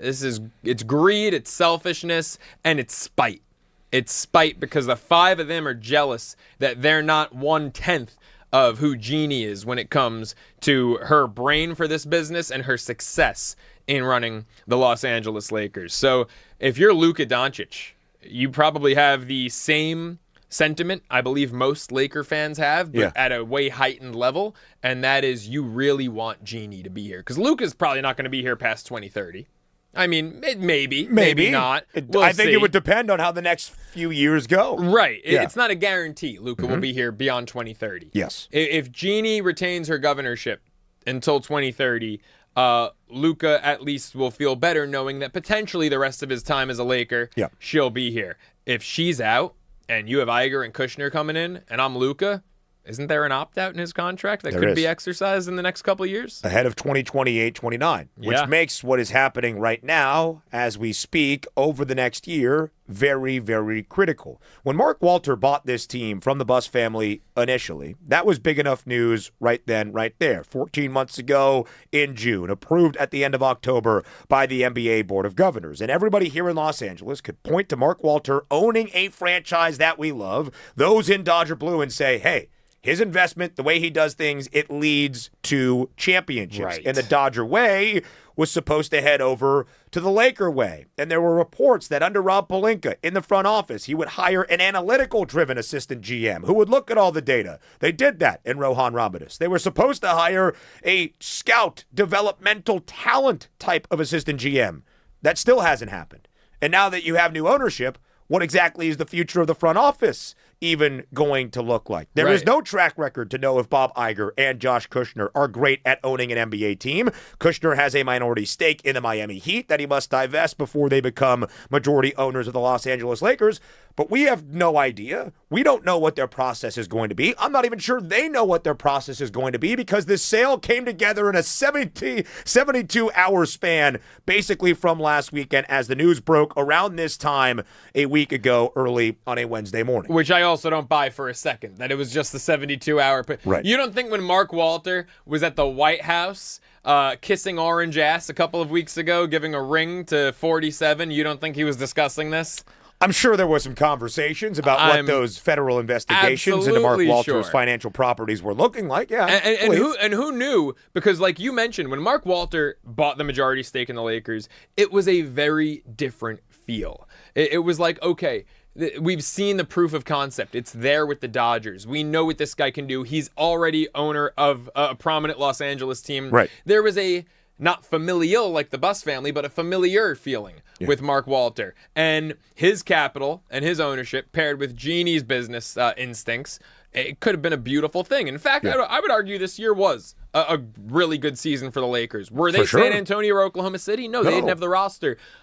But what were they, the 3 seed, 4 seed? 4 seed, home floor advantage against the Rockets, beat the Rockets when they were big underdogs in that series. Without Luka Doncic and not with Austin Reeves for a good majority of it. And I mistook them for the 3 seed because what I had looked up was that Luka, Austin, and LeBron together, their winning percentage would have been good enough for the 3 seed in the month of Western March. Conference. 15-2 in the month of March. They were phenomenal together. So it was a great season for the Lakers with Walter and Buss teamed up as the ownership group there.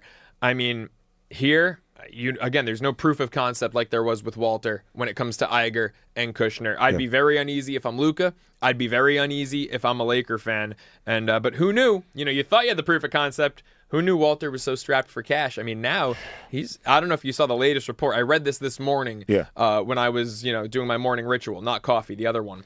And I read... Because of coffee. Yes, exactly. Yeah. I read that Walter is looking at getting out of this Dodgers TV deal early. There was some I mean, this is disastrous. Yeah, and the Dodgers said no. Yeah, not a chance. This is too good of a deal. We're not doing it. Walter might be getting out of the Dodgers soon. I mean, this is. But how do you unload over $1 billion in deferred money? And there is still so much unknown. This with is a that. disastrous Last situation. week, Stan Kasten, Dodger president, said, "This is a Laker story. It is not a Dodger story. We are not so sure that is the case." You buy that? Yeah. No.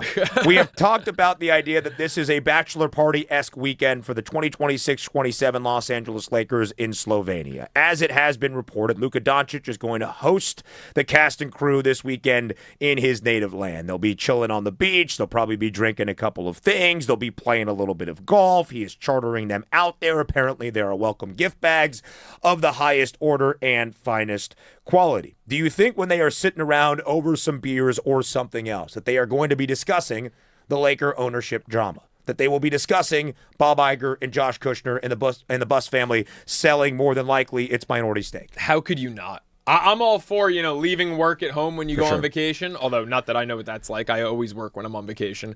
But this is fun, right? Right now, I can't imagine that they're having a lot of fun. Right.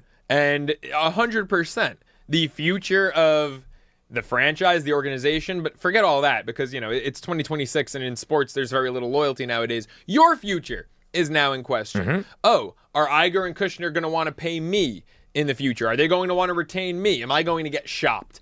I mean, no, if you're the Lakers, you came into this year, I think with some excitement. right? Because I believe, it would have been smart to make a push to keep LeBron now that we know he was obviously willing to take a pay cut. I think it would have been great. In Philadelphia. I'm not sure he would have given the same to the Lake Show, but yeah. Well, yeah, and I mean, look, that's a whole other discussion that we could do an entire segment on. I think if he was made to feel a little more wanted and told, here's the blueprint, we're going to get Kessler, we're going to improve our 3-and-D capabilities, but we really want you to be our power forward on this team. Yeah. And here's how we think we can compete with San Antonio and Oklahoma City with you on this team. Unfortunately, you'd have to take $8 million like you're taking from Philly. Then I think LeBron, because let's face it, we all have egos. I said billionaires have egos. LeBron's not exempt. Yep. I think if he was made to feel a little more wanted, the salary is the least important aspect of it all. I think he would have come back if they laid out a blueprint and made him feel wanted. They didn't. That's an entirely different story. But a lot of fans seem to be happy with that. They seem to feel like LeBron ran his course in LA, and they were excited about the new look Lakers. I love the kid they drafted, Carr out of Baylor. For sure. Talk about a team that needed to improve 3-and-D. Who reportedly will not be in Slovenia. Yes, that is true. Big rookie summer getting ready for the association. And you know what? Good for him. That's the mature, responsible thing to do. But you talk about having to share up your 3-and-D. I mean, this kid's 6'5" with a 6'10" wingspan. I loved what he was capable of at Baylor. I think it'll translate nicely into the NBA. You get Kessler because they needed an above-the-rim center. They did all the things with that roster. There are still some question marks, but promises made, promises delivered. They improved what they said they needed to improve upon. I think there was excitement there. Now, I feel like these guys coming in, especially for the new guys, they're like, what the hell am I walking into? This is an unavoidable topic on this trip, and it's not a fun topic. And this summer was critical for building toward the future in a happy, positive, and optimistic way around Luka Doncic. This summer has now featured a lot of drama because of Laker ownership. Laker coverage on the new 97.1 The Fan, the voice of LA sports, is presented by Xfinity. Score the most reliable Wi-Fi. One price, 5 years guaranteed. Xfinity. Imagine that. Baker Mayfield has put the National Football League on notice. Future Ram quarterback Baker Mayfield had what to say to the NFL. We'll tell you next here on D. Fish and Decker.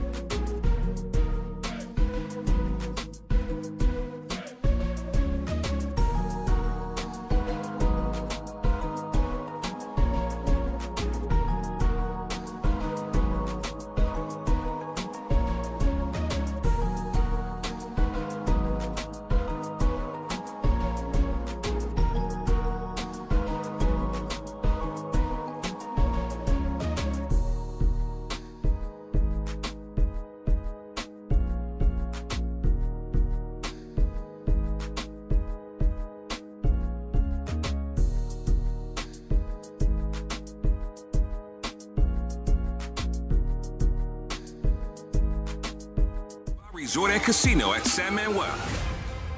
Wednesday morning on D-Fish and Decker. Raj, what do you have for us in You In or Out? Oh, that's right. Hello. And yes, ladies and gentlemen, we will get that Joe versus Cody Decker thing. We're talking about it now. It's going to be a thing, so just stay tuned for that. But guys, you teased it. Baker Mayfield wanted to put the NFL on notice. Would you like to hear what he said instead of my beautiful voice? Well, I think your voice is more beautiful than Baker's, but yeah, I'd listen to Baker. Let's give it a go. I think we're going to shock a lot of people this year, and so I'm excited to just get on the road and do that.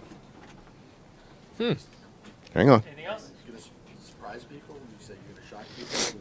Yeah, I mean, listen, embellish it. There's no embellishing. I think you can't avoid it. There's the TVs everywhere. I think everybody's. Yeah. Hell yeah, I am. Everybody's picking us probably to have a losing record, so we'll see. So are you in or out, Joe, on Baker Mayfield putting the NFL on notice? I'm out. I like the Tampa Bay Buccaneers. Yeah. I mean, the Bucs have been a cash cow for me, picking them to win the division up until last season. They had won, 5 in a row? 5 NFC consecutive. Souths. But it's a really, key operative words there being NFC South. It is a really bad division. If they shock the world, that means they're probably 5-12 because I don't see them winning more than 9 or 10 games. Could they win the division? Absolutely. Will they shock the world and be in tier 1 or tier 2 of teams in the NFC? No, they're a tier 3 team in that conference. I am fully in any time that Baker Mayfield is pissed off. I am fully in at the idea that Baker Mayfield has been disrespected because that's when he plays his best football. But Baker, it's we're all looking for the guy who did this meme in the hot dog costume. Baker is pissed off at his own team, the Buccaneers, because they did not give him a contract extension. The words of disappointed, disrespected, and undervalued have been uttered by Baker about the contract negotiation. So if he's mad at anybody, he is mad at his own team. And just to close, if they have a losing record, of which Baker Mayfield said they could still win the NFC South. Because that's what the Carolina Panthers did with an 8-9 mark last season. All right. Hey, guys, switching over to baseball, to the field. Speaking of a field, the MLB Field of Dreams game, that was last week or something. Yep. I think one of you guys were on the air with Cody saying you weren't impressed. Yes, it was you, Ben. No, always impressed, Raj. He doesn't like the movie Field of Dreams. He thinks it's the most overrated sports movie of all time. Not me. I would never. I'm talking about the game itself. No, yeah. Okay. I was still very I think the movie is weird, and I don't get it either, but that's fine. But anyway, the Field of Dreams game viewership craters on Netflix as the game averaged just 1.6 million viewers, down nearly half from last time the MLB held the Field of Dreams game. So, Ben, are you still in on the Field of Dreams game? Super in on the Field of Dreams game. It is an awesome night in Dyersville, Iowa. What I think I'm out on, like many fans, is just make it simple to watch our favorite sports and our favorite teams. I had no idea it was on Netflix. I would have never gone there for it. And that's the interesting part. As we get the big streamers invested in all of the sports rights, unless you really know that the MLB is now going to broadcast special and unique games on Netflix, you're not going to find it. And it's very difficult. That's why I think of the poor viewership numbers stood out. Yeah, I'm going to turn 2 here. Let's go for a double play because I'm out on 2 things. First off, I'm out on baseball on Netflix. It's terrible. It's unnecessary. Stop with the streaming services. Same with football. All sports. I don't want to have 5 different streaming services to watch sports. Yeah, I hate it. It's atrocious. And then the Field of Dreams game, I think I watched the first one. I don't think I've watched one since. Especially Phillies, Twins. I'm out on teams, in markets that aren't really sought after on a national scale. The interleague matchup, we need it. Yeah, I mean, if you're going to do it, give us a really good game, right? Yeah. Give us like Phillies Mets or a rivalry. Yeah, Dodgers, send a Dodgers Giants game out there. I know, you don't want to lose those home games, but give us a game people care about. Cubs Cardinals. Iowa's literally all Cubs and Cardinals fans. Yep. Do it there. That's a great rivalry. It's an easy venue. So, if they were going to do Cubs Cardinals next year, Field of Dreams, I'm in. But Phillies Twins, I'm Royals so out. next year. Yeah, I'm so out. Not too far for Casey. All right. Hey, guys, and on this show here, D-Fish and Decker, we get to the bottom of things. You know what I mean? And there's one thing we get to the bottom of. We are not alone. And so I'm always bringing up proof just to show the people what's happening. And a whistleblower claims that the U.S. government is in possession of bodies of 4 different alien species. That's right. I said not 1, not 2. Número 4. 4 different. And in case you want proof, guys, Dr. Eric Davis, an astrophysicist who worked with the Pentagon's UFO program for years, asserts that he has personally seen classified images and documents from the U.S. government that purposely attest to alien life having been discovered and crash UFOs. So, are you in or out that we have 4 different alien species hitting somewhere? Joe, go ahead. You can take this one. I don't know about 4, Uh-huh. but I'm certainly in on aliens. I mean, come Okay. on, we are not alone. Think about how vast, how massive this universe is. Yeah. We are absolutely not alone. So yes, I am all in on other forms of life, on aliens existing. I'm in on, my big thing, because I'm more of an ocean geek than a space geek. For sure. I'm in on prehistoric creatures existing in our ocean, dinosaur-esque. Oh, there's so much we don't even know about. Right. down I there. mean, yeah, we don't know 80% of the ocean. Right. Yep. They definitely could have survived all the way to the deepest, darkest depths. What happened Yep. that eliminated the dinosaurs? All kind of creatures So- down there just having sex and making creatures More- and stuff we don't Making even more know about. prehistoric megalodons. Yeah. More 4 alien species now, soon to be 8 because they're probably doing funky things I'm all in in. the lab as well. I'm in on the idea of other life form. What I am out on, if you have watched the acclaimed movie Independence Day, do not mess with where the aliens are. Don't try to break anything and allow them out of any testing tubes and all that stuff, because then things get crazy, and I'm not sure Will Smith still has it like he did back in the Real 90s. quick, you guys' favorite alien movie, if you will, or I love Men in Black. Independence Day is great. I haven't Independence Day seen the is great. sequel. The OG one is great, but The OG, yeah. Men in Black's fun. The first one is just so the Adam Silver looking guy in Men in Black. I love. Yeah, look, aliens exist. Adam Silver's a freaking alien. You can't convince me otherwise. what you got? Independence Day is my number one. Okay. I love you guys like Independence the Day. action and the fun. Yeah, yeah, Okay, yeah. not Contact, like where it's like realistic and stuff. Or What, no? like Predator? No, Contact. Contact Oh, the movie? Yeah. I don't know Contact. I don't know it either. I Jesus! never even heard of it. Sorry, dude. Oh my God. That's All what right. you need Cody here E.T. for any In or out? E.T. in.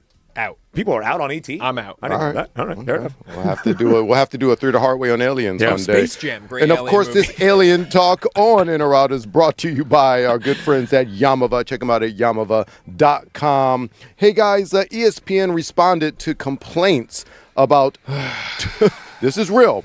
They've got numerous, all kinds of complaints about Joe's boy, Pat McAfee, being on Monday Night Football Countdown. So, Joe, that's your guy. Are you in or out on McAfee being on Monday Night Football Countdown now? I used to really like Pat McAfee. We had some good conversations back, at the day, Los Angeles, Arizona for a couple years. I thought he was down to earth. I thought he was great, had a good memory. I'm so out on Pat McAfee right now. Enough. He's everywhere, and I don't want to see him everywhere. The album I refuse to listen to, I've read reviews, was an atrocity. Well, someone liked it on it. Who loved it? Dan Orlovsky. That's your guy, All too. of them. Yeah, I know. I know. I'm like, I knew these guys years ago, and they were much more fun to talk to years ago than they are now. All right. The albums thing, we don't need the album. I don't even watch his show anymore. I used to watch it religiously 4 or 5 years ago. Now I can't even sit through it. He's become insufferable. Everything's a bit. He's got it out for everyone and their mother. It's like I'm all for being chippy, but my goodness, like enough is enough, and we don't need more Pat McAfee. We need less. ESPN, what the hell are you doing? All right. What say you, Ben? You in or out? I'm out on Okay. Pat on Monday Night Football. I actually really like what he does on game day. I feel like he's a good fit for that show. He's got his stuff, but much like Joe said, I appreciate his craft. We don't need him on everything shoved down our throat. So I'm out on Pat joining Monday Night Football. Yeah, I hear you. It's almost like another talent they have, Stephen A. Just on every everywhere. damn Just thing. stretch him so thin. Lord have mercy. How does he have time for it? A country they've album, let he's got kids. They've let so much good talent go there, and they prop up these two guys, and I'm Yeah. sick of it. I heard you there. Hey, Tuesday's WNBA game between Dream and Fever. How about, hey, guys, I'm going to give you, this is positive WNBA news. The Dream and Fever averaged 2.6 million viewers, peaking at 4 million, making it the most watched WNBA game. And of course, that game featured Angel Reese and Caitlin Clark. Yeah. And are you still on the Caitlin Clark and Reese rivalry? I'm in, right? Okay. The basketball rivalry, the Yeah. feud there is good when it's on the court. It leads to a great overtime game. We had Caitlin laughing at Angel because she missed a crucial layup down the Yeah. stretch. I mean, that's good fun. Yeah. I'm in. Good viewership. Good stuff. I love it. I'm in on the viewership. I'm in on the rivalry, by the way. I love the rivalry on the court. The discourse surrounding it off the court gets really idiotic at times. Yeah. But I'm all in on this rivalry on the court. It's funny because I love Caitlin Clark. She's laughing at Angel. People, look at Angel. She can't shoot. She stinks. She missed 11 shots. Caitlin also missed 11 shots in that game. Yeah, but Caitlin didn't miss them point blank at the rim. And that is true. And that is also true. But Caitlin's definitely a volume shooter. I love the rivalry. I love Caitlin Clark's game, and I enjoy Angel Reese's Dennis Rodman-esque game as well. All It's right. great. Hey, guys, here's some you guys are probably experts in. New Jersey hikers were forced to foot the bill to rescue for a rescue mission after these hikers failed to prepare for the trek in New Hampshire Mountain. So there were some teenagers went out at 3 p.m., but they didn't have the adequate equipment, and their parents have to pay now for being rescued. Are you in or out or rescuing people who aren't prepared to hike? I'm in. And I'm also in on the idea that they need to pay for it. If you make the mistake, what is the great saying in life? Failing to prepare is preparing to fail. And so if these kids are trying to hike a mountain and they don't know what's necessary, make them pay for it. It is quite literally a lesson learned. I feel like I need more context here. Were they injured, or were they just like, just got getting No, they lost? just got stuck and lost, and there's then I'm out on volunteers that had to rescuing come out there and rescue them. No, spend the night, sleep on a bed of leaves, and figure it out. If they were injured, it's a different story. For example, there was a story about a guy who got impaled on a hike a couple of weeks ago and actually realized all his vital organs were in the clear, and he hiked back down about 8 miles with his buddies to avoid the bill that he would have to pay to get airlifted out by a helicopter. And to me, that's a damning indictment on our healthcare 127 system. hours, yeah. But the guy was impaled. In this case, they just got lost. Don't rescue them. Make them figure it out. But if you are going to rescue them, yes, Foot the somebody needs to foot the I'm bill. in on that. Let's continue to break down the Dodgers. The offense stays hot at altitude at Coors Field. And what are we going to do with the back end of the Dodger bullpen? We'll tell you next here on D. Fish and Decker.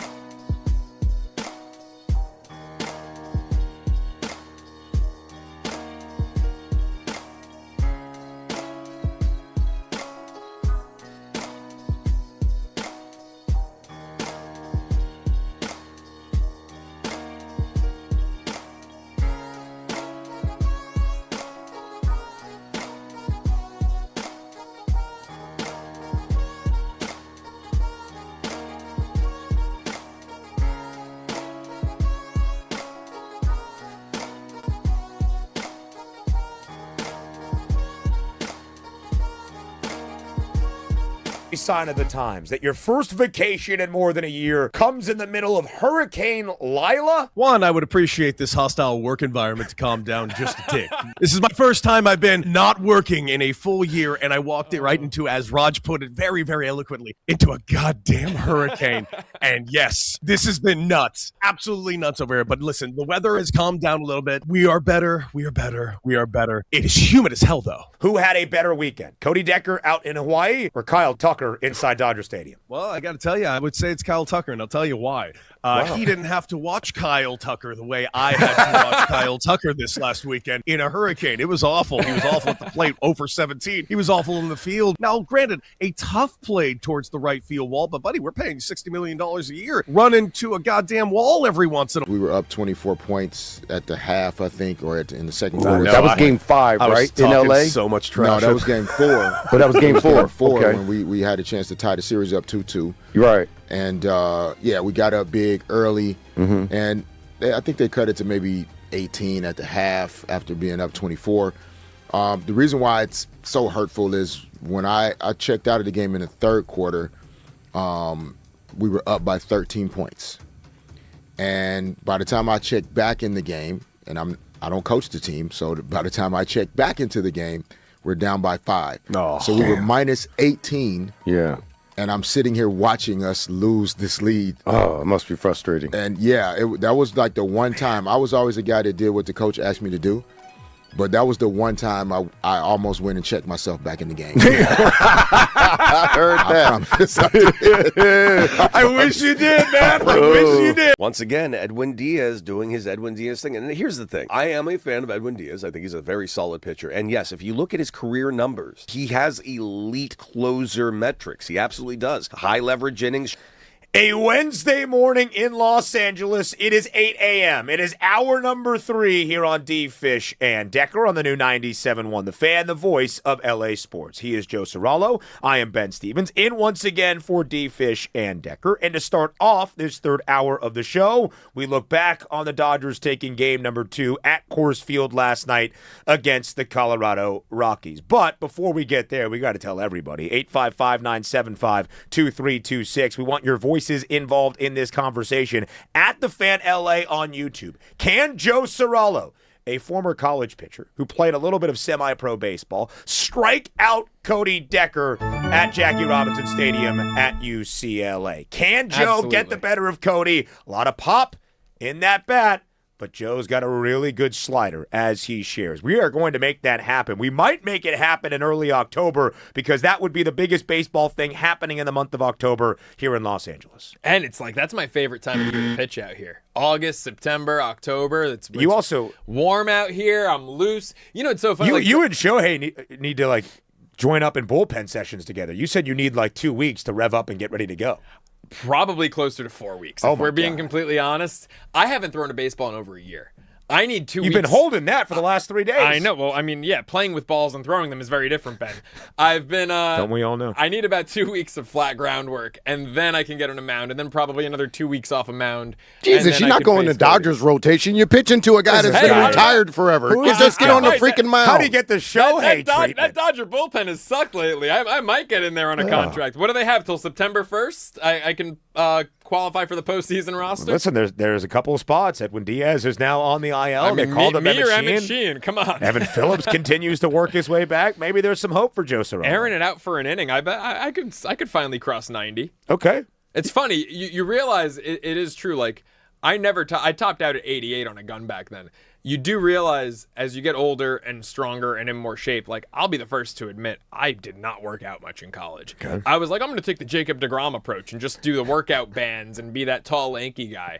And I weighed in college, I had, compared to now, way less muscle mass. And you realize oh shoot, if I was working out more, probably would have had another 5 ticks on the fastball. Darn it. You could have been a part of the Dodger rotation. Yeah, or at least the bullpen. But being a reliever is the best life, man. You just hang out there and you shoot the you-know-what and just joke around with your buddies. And then you get a phone call. It's all right, boys, I'm going to go warm up. I'll catch you guys later. We'll continue the inappropriate jokes after the game. Do you think you would have had the killer mentality necessary to be a closer?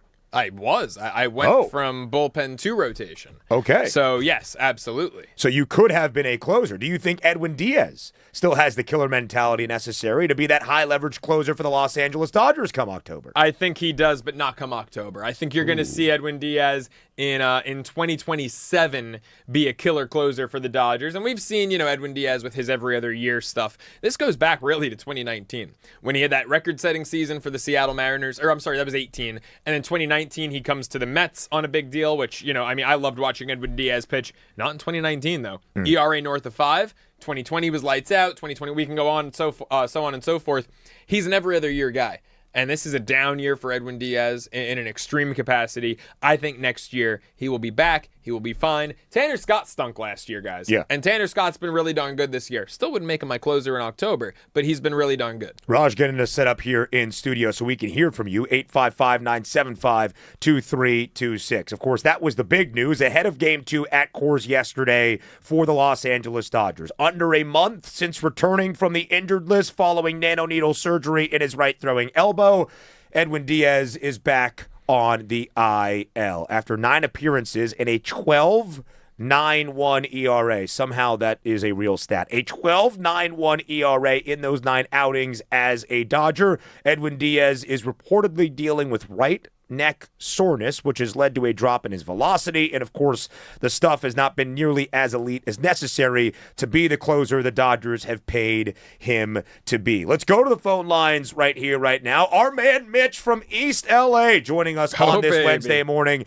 with his thoughts on that Dodger bullpen. Mitch, what do you make of what Dave Roberts has in the back end of the pen? How you doing, Ben? How you doing, Mr. New Yorker? Mitch, great to hear from you. You guys sound like you could have a slice together really easily right now. I know, but the only reason why it stopped me from having a slice is the cholesterol. I listen to the doctor and the wife. We have 14 pitches, including Ohtani. Right? We got 8 guys in the bullpen. Let's go by committee. I'll give Tanner a shot. Now you got 8 or 9 stars, including Ohtani. They're pitching every 6 games. I don't want to see Roki go back to the bullpen. Joe, you guys are athletes. You want to be the starter. You want to be a starter. You want to be a reliever. Mario Rivera was the exception. And I hear you on that, Mitch, but also hear me out here. It's a 4-man rotation come the playoffs. Roki's part of a 6-man regular season rotation, and they're not fully healthy. Does Roki really crack your top 4? Because the way I see it, it's Yamamoto, Snell, Skubal, and then hopefully Ohtani in that 4 spot. If not Ohtani and he's back, I'd put Glasnow there. Roki doesn't crack my top 4. Does he for you? I think so. Snell, he's pitched 2 games. He's 1-1. Can the numbers stand for something? They must be doing something right. It's not like empty calories. They're always saying Don Sutton won over 300 games and Nolan Ryan because they pitch long. Can we give Roki, for being there? I don't think he's been injured at all. No. He's been clean this year. He's been one of the few guys on that Dodgers starting staff that really has not missed any time with injuries. Mitch, we appreciate the call as always, and that's the question for Dave Roberts. What is he going to do with the back end of that bullpen now with Edwin Díaz on the IL for a second time this year? Dave did pour some cold water on the idea that he is going to miss a significant amount of time. Did not say that this injury is anything of a concern for being season-ending. So we do believe Edwin Díaz will throw again for the Dodgers, maybe in the regular season, and certainly come October. We asked the chat on YouTube, @TheFanLA, who do you want to be the Dodgers closer come October? Tanner Scott, Roki Sasaki, or Edwin Díaz? And Díaz received the least amount of votes from the people. Last night with Díaz back on the IL, it was a 4-out save from Tanner Scott. His 17th save in 19 opportunities this season. Last year, Joe, as in his first year in Los Angeles, 33 save chances. Only 23 of them converted with 10 blown saves. Last year was a struggle for Tanner Scott. This year he has been a lot better in that closing high-leverage spot for LA, and frankly, he has had to be because of the injuries to Edwin Díaz. Do you think he is Dave Roberts' guy, at least right here, right now, through the remainder of this regular season? Look, I think it's closer by committee in October. For the rest of the regular season, I think as long as Díaz is on the shelf, Scott's the guy. And honestly, if Scott is going out there every night and shoving, then when Díaz comes back, he's going to be relegated to a middle relief / setup role. I do think Scott will be the closer for the rest of the regular season, unless something goes awry with him and Díaz comes back and, wow, it really was that neck stiffness, tightness, whatever you want to call it, and he figures it out. I mean, unless that's the case, but I do think it'll be closer by committee. Look, if you're playing the Phillies in the NLDS and your do-up is Schwarber, Harper, who would hit behind them? They're not going 3 lefties in a row. Oh, they've broken it up with Turner. Right. So say it's going to be Schwarber, Turner, Harper, Arias. 3 out of 4 guys are lefties. Yeah, you bring in Scott, right? But on a normal situation, I think Sasaki, He's proven he can do it. He's done it. Last year he did it, and he did it to the tune of a .8 ERA. He didn't just do it. He was phenomenal in that closer role. And look, I love Mitch. I would love to grab a beer with Mitch. For sure. I couldn't disagree with Mitch more on this. I mean, Blake Snell, yeah, he's been back for 2 starts, but he has shoved both of those starts, 6 innings, 1 run, a pair of wins. Blake Snell last postseason. I talk about guys been there, done that. Blake Snell was nails last postseason. I think he had 1 bad outing, and it wasn't until the World Series. It was great until the World Series. And I think it was his second start in the World Series where Toronto got the best of him. I think his first start was good. Both Game 1 and Game 5, he allowed 5 earned. Oh, okay. So he was bad in the World Series, but he was great in Game 7, came in and pitched, I think, an inning and a third in relief. He was lights out. I was hitting K-props on him against the Phillies and against the Brewers. He was lights out prior to the World Series. So obviously Blake Snell's your guy. I mean, look, 3 guys, it's not even a question. Yamamoto, Snell, and Skubal. The question is that 4th spot. Robleski, Ohtani, Glass now. I think, even a healthy Robleski, I think you can argue over Sasaki as a starter in that 4th spot. I just think Roki Sasaki, look, he's going to start playoff games for the Dodgers in the future. Make no mistake about it. For sure. But he's still a baby. He's still a kid. Yeah. And you put him in a role where he had success. He'll be more confident as a closer in October than as a starter, mark my words. And Roki Sasaki last year did prove it, right? In those 9 opportunities to close out a game or pitch in relief in last October's run for the Dodgers, he had 3 saves. He had a .84 ERA. If he is thrust back into that opportunity once again, just because the amount of guys demands it, I think Roki Sasaki would have the confidence. Right here, right now, it's Tanner Scott, 17 saves in 19 tries this year. Prior to last night, in which he allowed an earned run to the Rockies in the bottom of the 9th, but the Dodgers had built a 7-5 lead. He had not allowed a single earned run, 7 consecutive scoreless appearances for Tanner Scott. That was one component of Tuesday in Denver for Los Angeles. The other, additionally, is Shohei Ohtani throwing a bullpen session. Looked really good. Gave Dave Roberts the thumbs up, so things are good there for Ohtani. It was also Ohtani at the dish, and the Dodger offense continuing to roll. In fact, it was the 3rd home run in 2 nights at Coors Field, 448 feet off the bat of Shohei Ohtani. Here's how it sounded at Coors Field. Ohtani launches high in the air toward the Dodger bullpen and into the Dodger bullpen. Steven Nelson on the call for Sportsnet LA. The 3rd home run for Shohei Ohtani in just 2 games against Colorado. That was in the top of the 3rd. It gave LA a 3-1 lead. The Rockies would answer off Eric Lauer in the bottom of the 3rd. So it was a 3-run 4th inning for Los Angeles that was really the difference. And here's how it started. Tommy Edman on the very first pitch of the inning, a double off Rockies starter Ryan Feltner. And then following that, facing a 6th consecutive changeup, something masterful and magical happened. Kyle Tucker got a hit. Kyle Tucker got an RBI. It snapped an 0 for 26 hitless streak for Kyle Tucker, the worst in his offensive career. Those cheers you heard, not Raj pushing any buttons in the back. It was Dave Roberts at the top of the Dodger dugout saluting and cheering for Kyle Tucker like he just had a walk-off to win Game 7 of the World Series. Big stuff, and you're impressed.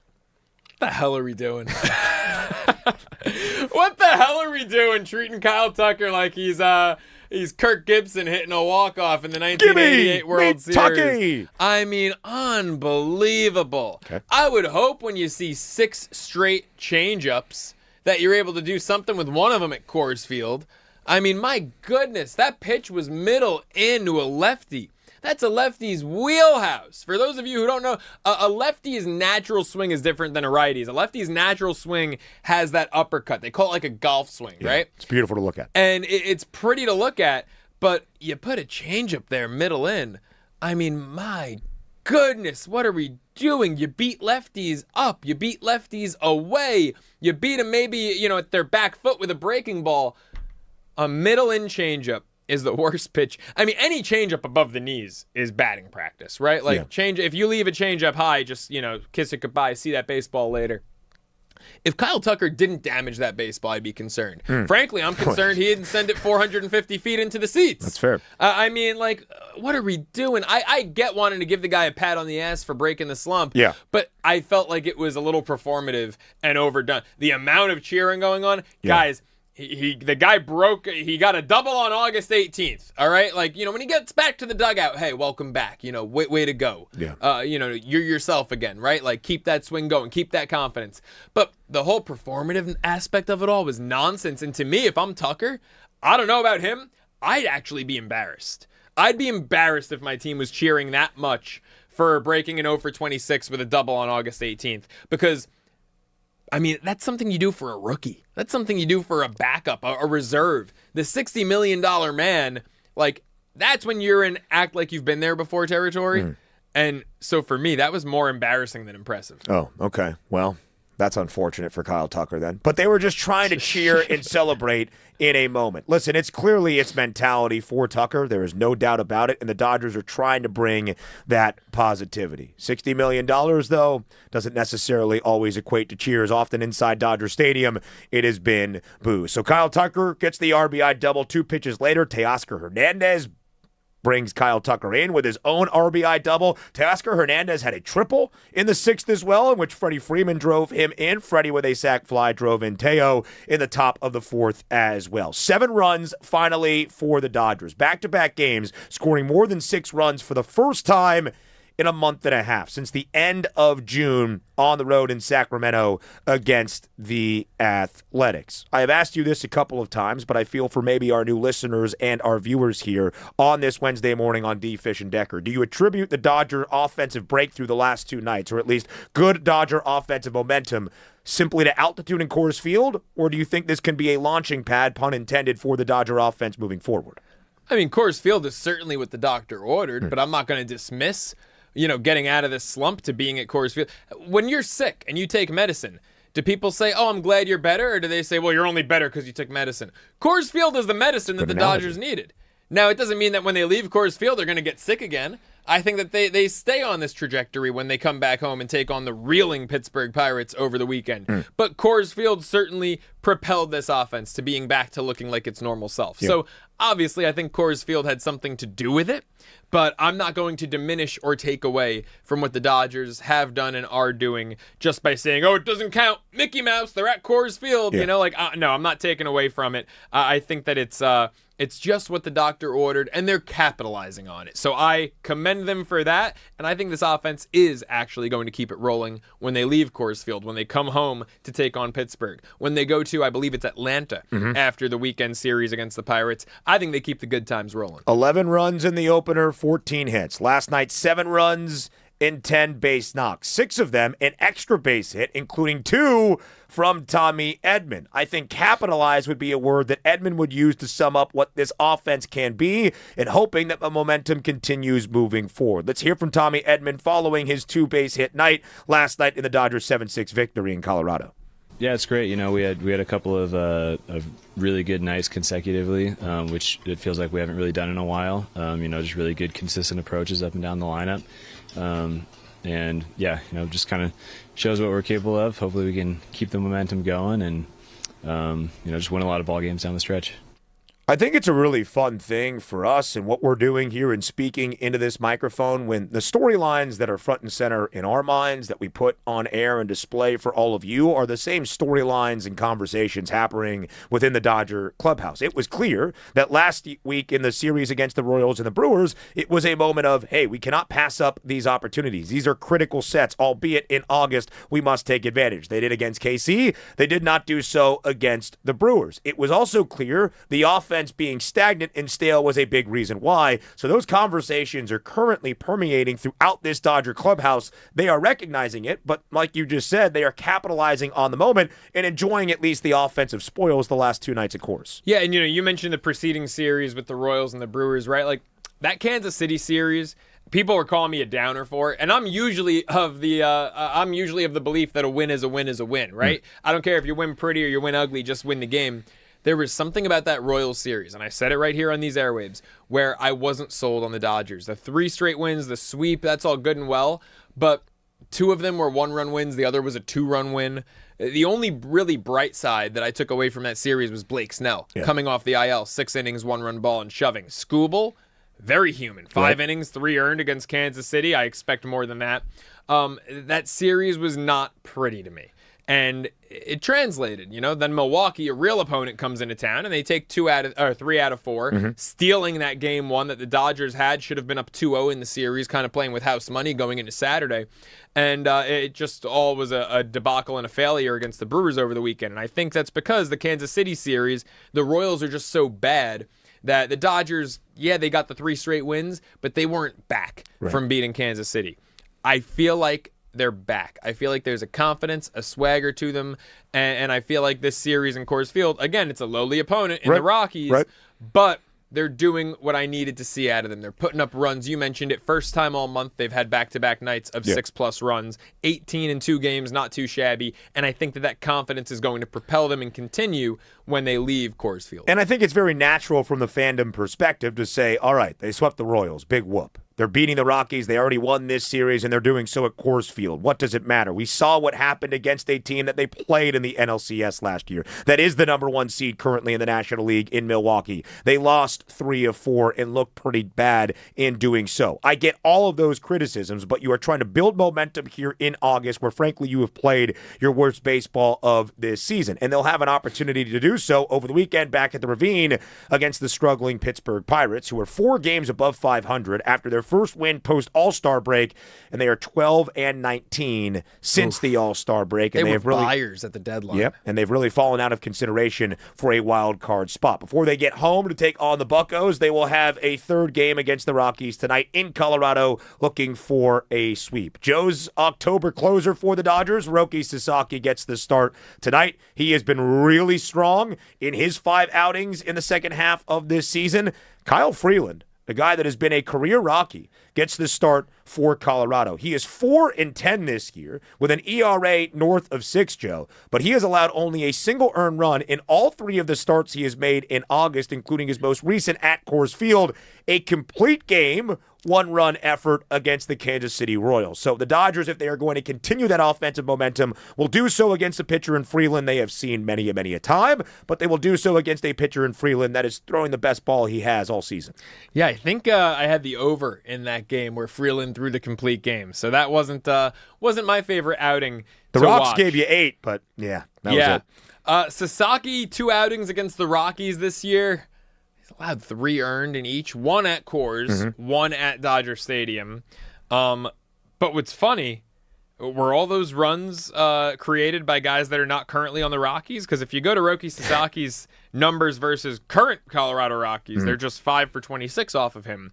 It's a 192 clip with no home runs, 2 runs batted in. So I'm curious if the roster looks a little different for Colorado than earlier in the year. So no one out there who will be out there tonight can say that they've had extensive success against Sasaki. Tough place to pitch. I mean, your breaking balls don't break like they do in other places, and Sasaki relies so much on that splitter. Yeah. You leave that thing elevated, like a Ryan Feltner changeup to Kyle Tucker, and even a bad hitter like Kyle Tucker can do something with that pitch if it's not dipping as much. So, I don't know. This might be the one where, look, is Sasaki a better pitcher than Kyle Freeland? Absolutely. He's infinitely more talented. You have a vet who's used to pitching at home, who has righted the ship after a dreadful start to the season, versus a youngster going to Coors Field. This might be a one where the Rockies can get to Sasaki. So, with that said, are the Dodgers going to get to Freeland? I mean, we'll see. I think they're going to have to win in a slugfest style tonight because I do expect runs to be scored. Freeland has also pitched twice against the Dodgers this year, both inside Dodger Stadium. He has allowed a total of 14 earned and 4 home runs hit against him. We'll set the stage for the Dodgers finale with John Hartung to start off our 4th and final hour at 9 a.m. from Sportsnet LA. We'll set the stage for what we all can expect between the Dodgers and the Rockies throughout that final hour. But up next, Lamar Jackson, not a top 10 quarterback. In what world? This world, sends one guy. We'll continue to debate the top 10 best QBs in the National Football League next.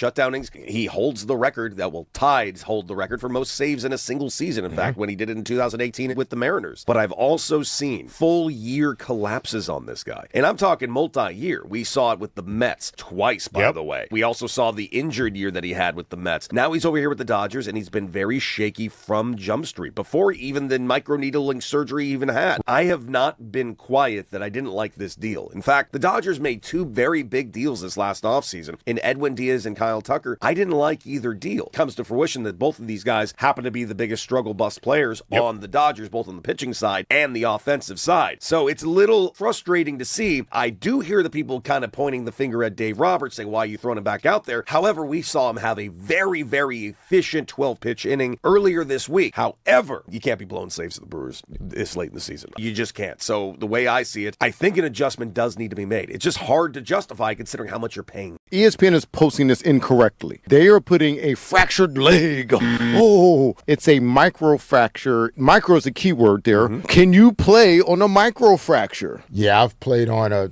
complete ruptured, fractured, stress fracture.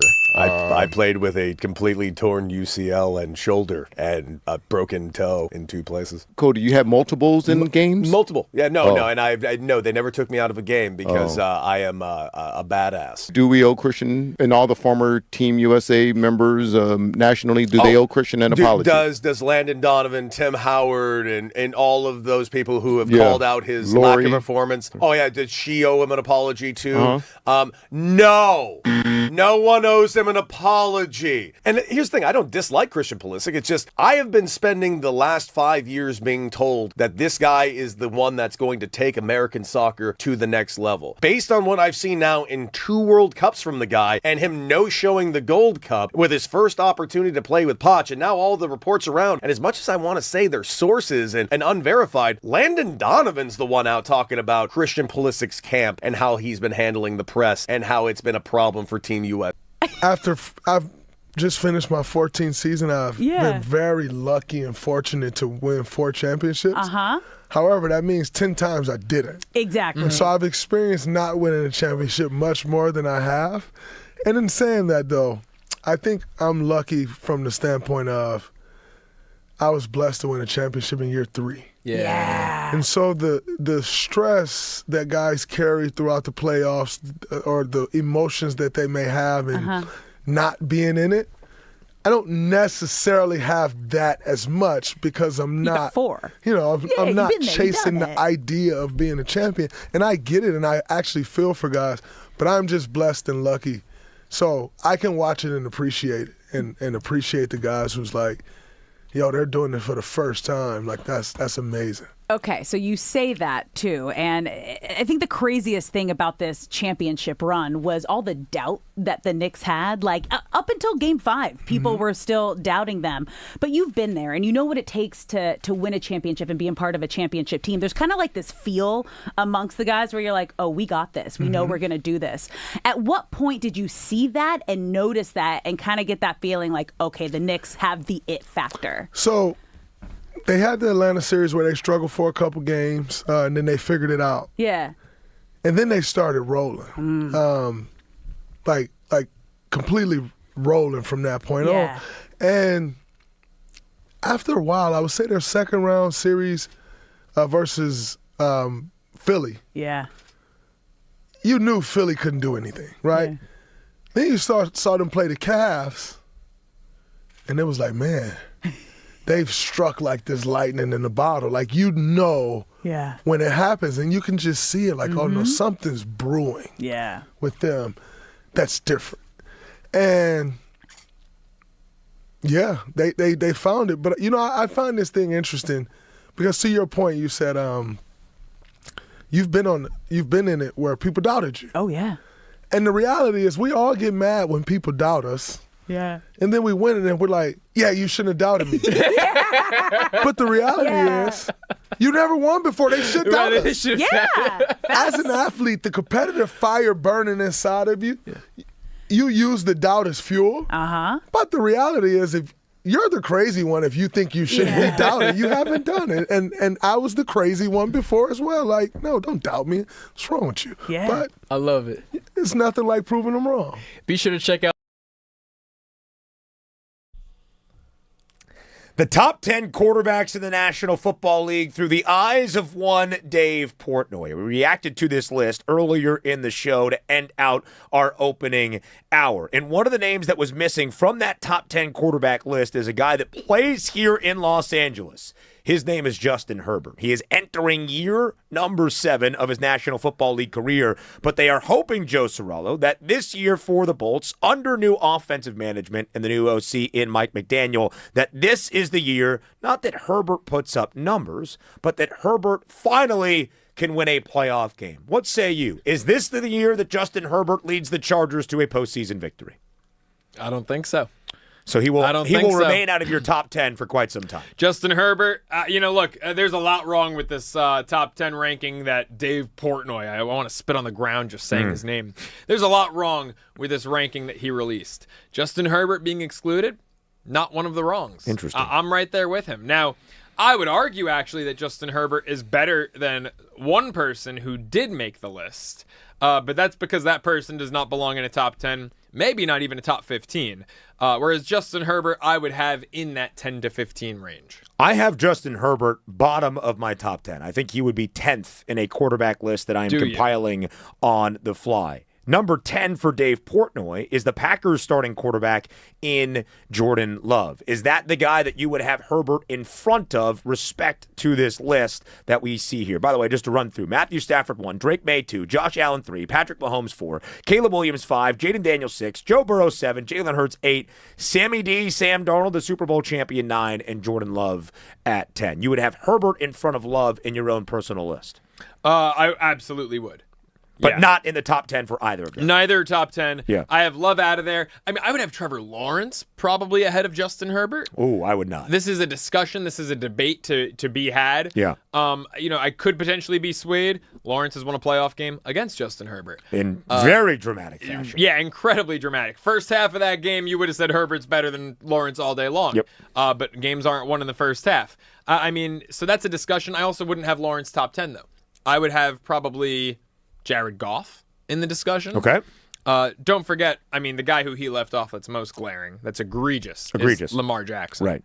And that's why this list is just immediately invalidated. To me, two things immediately invalidate this list, and that is Lamar Jackson's exclusion and Patrick Mahomes being as low as 4. That's inexcusable. And anyone who has a list with Patrick Mahomes outside of the top 1, really, that list is automatically invalidated. And that's what we said going into the break. How and in what world could Lamar Jackson not be included in a top 10 quarterback list? But the conversation around Lamar entering 2026 is a step back in 2025, which probably was where he was from what 2024 should have been, which could have been his second consecutive MVP season and the third of his NFL career. There is a lot of guys in the AFC that have a lack of playoff success because Patrick Mahomes has been there. Last year was the first year for Mahomes in his 8 years as KC's starting quarterback. They did not at least play in the AFC Championship game. The only guy that has triumphed in front of Patrick Mahomes in the AFC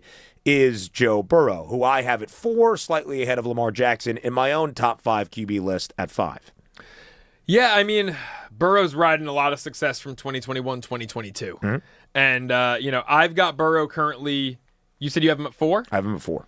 Okay. I have him at 5. I've got Lamar at 2. So we're a little different on Lamar. I can live with top 5. A list without Lamar in the top 5 is a ridiculous, stupid list. Yeah. I can live with top 5. I think he's probably closer to top 3. Mm-hmm. Again, for me, he's number 2. That doesn't mean he has to be everyone's number 2. I've got Burrow at 5. Yeah, Burrow at 5. Burrow statistically is a phenom when healthy. Mm-hmm. Problem is he's seldom healthy. And he has turned in a fully healthy season in the last couple of years where the Cincinnati Bengals failed to even make the playoffs. Now, I know Burrow can't go out there and play defense, too. Right. I get it, to quote Giselle. What did she say? My husband can't effing tackle or catch the ball. Can't catch the ball, too. It was the Philly special Super Bowl. Yeah. Right, okay, yeah. Well, at least now she's dating a guy who can tackle. But, Burrow, look, he can't play defense, but also there's something to be said for winning games. Lamar, I think, is more of a winner than Burrow. Now, Burrow did something Lamar hasn't, did something Josh Allen also hasn't. Correct. And that's beat the Chiefs in the playoffs one time, also took them to overtime another time. But Lamar's taken them to tightly contested playoff games. Allen's taken them to tightly, a tightly contested loss is still a loss. Right. Burrow's got the one win, but it also came 5 years ago. I can't let him keep riding that to top 2, top 3. He's behind both Lamar and Allen ever so slightly in my top 5, which is Mahomes, Lamar, Stafford, Allen, Burrow. All right. That was what I was going to ask you. Yeah. Where is Matthew Stafford? At number 3, I'm going to put Stafford right now, I think, at number 2, slightly behind Patrick Mahomes. It is very difficult compiling a top 10 quarterback list, putting together any list. You know what's even harder? 3 the hard way, especially the one that we are going to play today. 3 the hard way, Raj. What do we got on this Wednesday? That's right. It helps when you turn on my microphone, Ben. Just come on, Ben. Push the button. There's my Ben microphone. turns on your microphone? Yes, you do. Yes, everyone knows that. Everyone knows that at home. I thought that was you guys that turn on the microphone. What are you doing, Ben? All right, well, turn off my microphone. Hey, well, it is the birthday of the very own Fat Joe, and of course, we didn't go with a nickname in elementary school. Was it? Oh, all right. I wasn't one I was happy about. That sounds like some childhood trauma yeah, that could be unpacked. That came up out of nowhere. All right, we've got another hour and a half. We'll talk about it at the break. Well, we're not doing plus-size host or plus-size rappers today or anything. So we're actually, Fat Joe is always sitting courtside, if you will, at the NBA games. Of course, the Knicks and this and that. So it got me to thinking 3 the hard way of some celebrities you'd like to sit courtside with at a game. It could be Knicks or Lakers, where, of course, the biggest celebrities are. So the choices are Jack Nicholson, of course, way back in a lot of Laker games, back at Showtime. Denzel Washington, who is the current Laker biggest probably celebrity that sits courtside. Spike Lee, of course, who we've seen for decades at the Knicks games, back even with the Reggie Miller choke game, to the Knicks. Yep. Timothy Chalamet, who's, of course, current, I guess the newest of the group, would we say? And then Ben Stiller. So, let's start with you, Ben. Who is your... Number 1 for me is Denzel Washington. Ooh. My favorite movie of all time is Remember the Titans. We talked about Coach Herman Boone last week here on the show on D-Fish and Decker.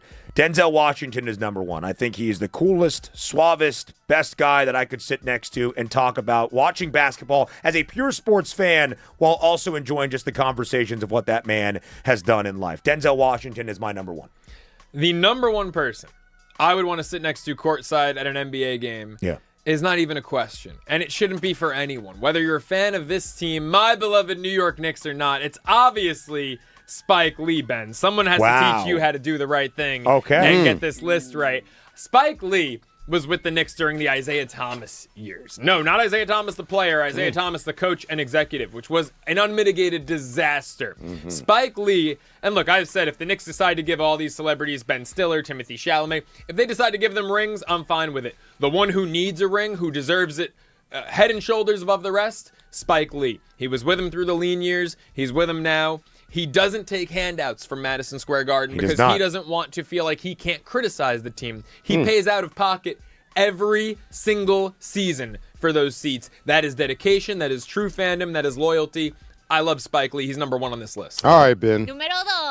Numero dos for me, right here, right now, Timothy Chalamet. Ooh! Yeah. I'm a big Timmy fan. I think Timmy's the man. I think that would also be a very fun thing to have beers, chop it up, watch basketball. Ball knower, Timothy Chalamet. Sure is. Lisan Ball Gaib is what they call him, especially in college football realms. I think I would sit there with Timmy and have a really good time courtside. Timothy Chalamet, number 2 on my list. That is a bold call, Ben. What have you done for me lately? Recency bias at its best. Number 2 for me I can see is who's off Denzel. your list then. I'm right there with you with Denzel, Remember the Titans. I mean, look, I could have easily taken the heel route here and gone with the entire New York list of Spike, Chalamet, and Stiller. You could have. But Denzel Washington, like if I could have dinner with 4 people, Denzel's probably one of the 4 at that dinner table. For sure. He's the coolest cat in the room. Yep. Remember the Titans. I mean, I could sit here and, also, American Gangster. I mean, the way Remember the Titans has been in the news the last couple of days. That tragic passing of Hayden Panettiere. Yeah. But I could sit there and talk about that movie with Denzel all day long. All right. He's absolutely number 2 on this list. All right, so then we're going to do a little different. Let's just get straight into Numero 3. courtside. And this is courtside. Who you're sitting courtside at a Laker or just a basketball game, NBA game. I'm going to sit with Spike. He will be number 3 on my list. And I think the reason I'm getting rid of Ben Stiller is because I think he's cool, but I don't think he's like all that great. And Jack Nicholson maybe in his head, like you could have a crazy Friday Night at the Forum in the 80s with Jack, no doubt about it. But the guy won an Oscar for being an incredibly great actor in One Flew Over the Cuckoo's Nest, so I'm not sure we would have like all that much to talk about. Like he might be a little bit nuts, but yeah, Jack Nicholson just slightly off the list. You know, Chalamet makes a lot of sense here for me on the age thing. For sure. I'm really torn between him and Ben Stiller on this one. This is a tough decision. Chalamet knows his ball. I mean, you could chop up Maction. This guy could break down Toledo versus Eastern Michigan on a Tuesday night with you. My one hesitation here, and I mean, this would be like an all-time Gen Z celebrity row with Chalamet and myself. Yeah. Is that he's in a relationship. And I want Chalamet with Kylie Jenner to be single so we can two-man every duo we see at Madison Square Garden. If Chalamet is in a relationship, he's just not going to be as much fun. He's going to be more reserved. Give me Ben Stiller. Wow. I want to cut it up with Ben Stiller about There's Something About Mary, Along Came Polly, some of my all-time favorite movies, Ben Stiller. I really thought Timmy was going to be there for you, although I'm not sure you can say, according to FCC guidelines, two-man every duo at MSG live on air. I do think you and Timothy Chalamet would be great together, and I think he gets you into the celebrity parties with Kylie and all the Jenners and the Kardashians and everything, and I feel like Joe Cirallo thrives in that environment. Yeah, I mean, you know, look, we were talking about this last week on the station. Alex Curry and myself, I grew up a few minutes away from Madison Beer, so you know I've already been in some of those circles and environments, and I thrive in them. I grew up in Calabasas, California. Kylie and Kendall would come to high school you're parties. a big Jenner guy. We'll continue those conversations here throughout the break. Speaking of Madison Beer, her now fiance Justin Herbert might be in danger of being sacked a ton this year. Bad injury news at a Chargers camp. We'll discuss next here on this Wednesday on D. Fish and Decker.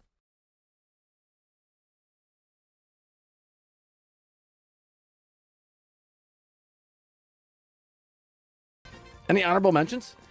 Pau Gasol arrives. Oh, yeah. Now we're on to something. I mean, Kobe may have knew. I didn't know. I remember saying to Kobe, like, I felt like we had enough. Like, even before Pau arrived, there's enough there. Was it a championship team? Probably not, but can't think that. You have to feel like every time you step on the court, you can win. And then when Pau came, it became easier to think that because of how great he was. So now Kobe's leadership in terms of Pau, Phil's relationship with Pau and getting the best from him, all of those things kind of evolved. And Phil couldn't treat Pau the same way he treated Kobe. Now we have a new all-star Hall of Fame level player. I can't coach him the same. I need to get to know him more. We know kind of how Pau is wired. The way I need to hold him accountable is going to look different than it does for somebody else. That's leadership. That's not being preferential or differential in your. Part of why I'm doing this. No, because the show starts with me.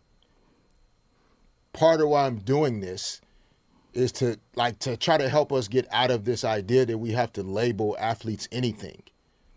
Right? Like, why is he a mercenary? Right? Why can't he just be a guy that worked at a job for 8 years, his contract at the job was up, and he's choosing to go work somewhere else? So then why do we have to start labeling it like it's a negative thing and he hated the city and he didn't love the city? What about I just want to go work somewhere else, and that's fine? I didn't tell you or your partner that you guys should agree with me. No, I didn't. yeah, let me just. not agree with you. I didn't tell you that you should say LeBron doesn't love LA. I didn't even say that you should think what I think about LeBron. I mean, Doug and I disagree on topics. I gave my perspective on a huge news story. I think you called it noise the other day. News story that involves LA, and that's my view, and I'm entitled to it.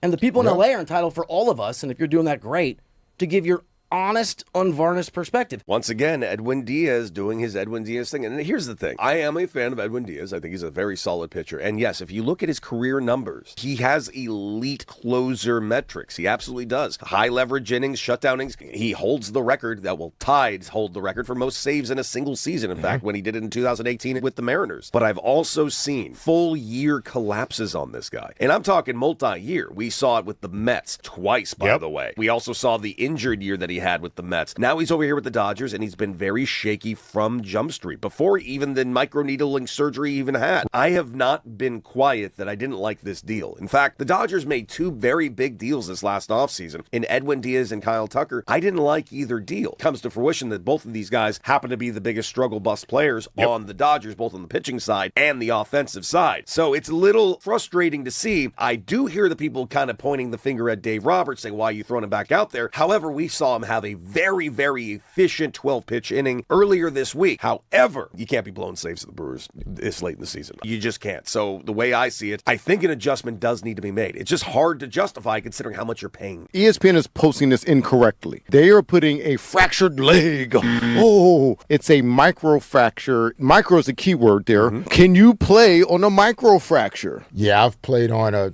complete ruptured, fractured, stress fracture. I played with a completely torn UCL and shoulder and a broken toe in 2 places. Cody, you had multiples in games? Multiple. Yeah, no, and I no, they never took me out of a game because I am a badass. Do we owe Christian and all the former Team USA members nationally, do they owe Christian an apology? Does Landon Donovan, Tim Howard, and all of those people who have called out his lack of performance? Oh, yeah, did she owe him an apology too? No. No one owes him an apology. And here's the thing, I don't dislike Christian Pulisic. It's just I have been spending the last 5 years being told that this guy is the one that's going to take American soccer to the next level. Based on what I've seen now in 2 World Cups from the guy and him no-showing the Gold Cup with his first opportunity to play with Poch, and now all the reports around, and as much as I want to say they're sources and unverified, Landon Donovan's the one out talking about Christian Pulisic's camp and how he's been handling the press and how it's been a problem for Team US. After I've just finished my 14th season, I've been very lucky and fortunate to win 4 championships. However, that means 10 times I didn't. Exactly. And so I've experienced. I'm here with cornerback Jay.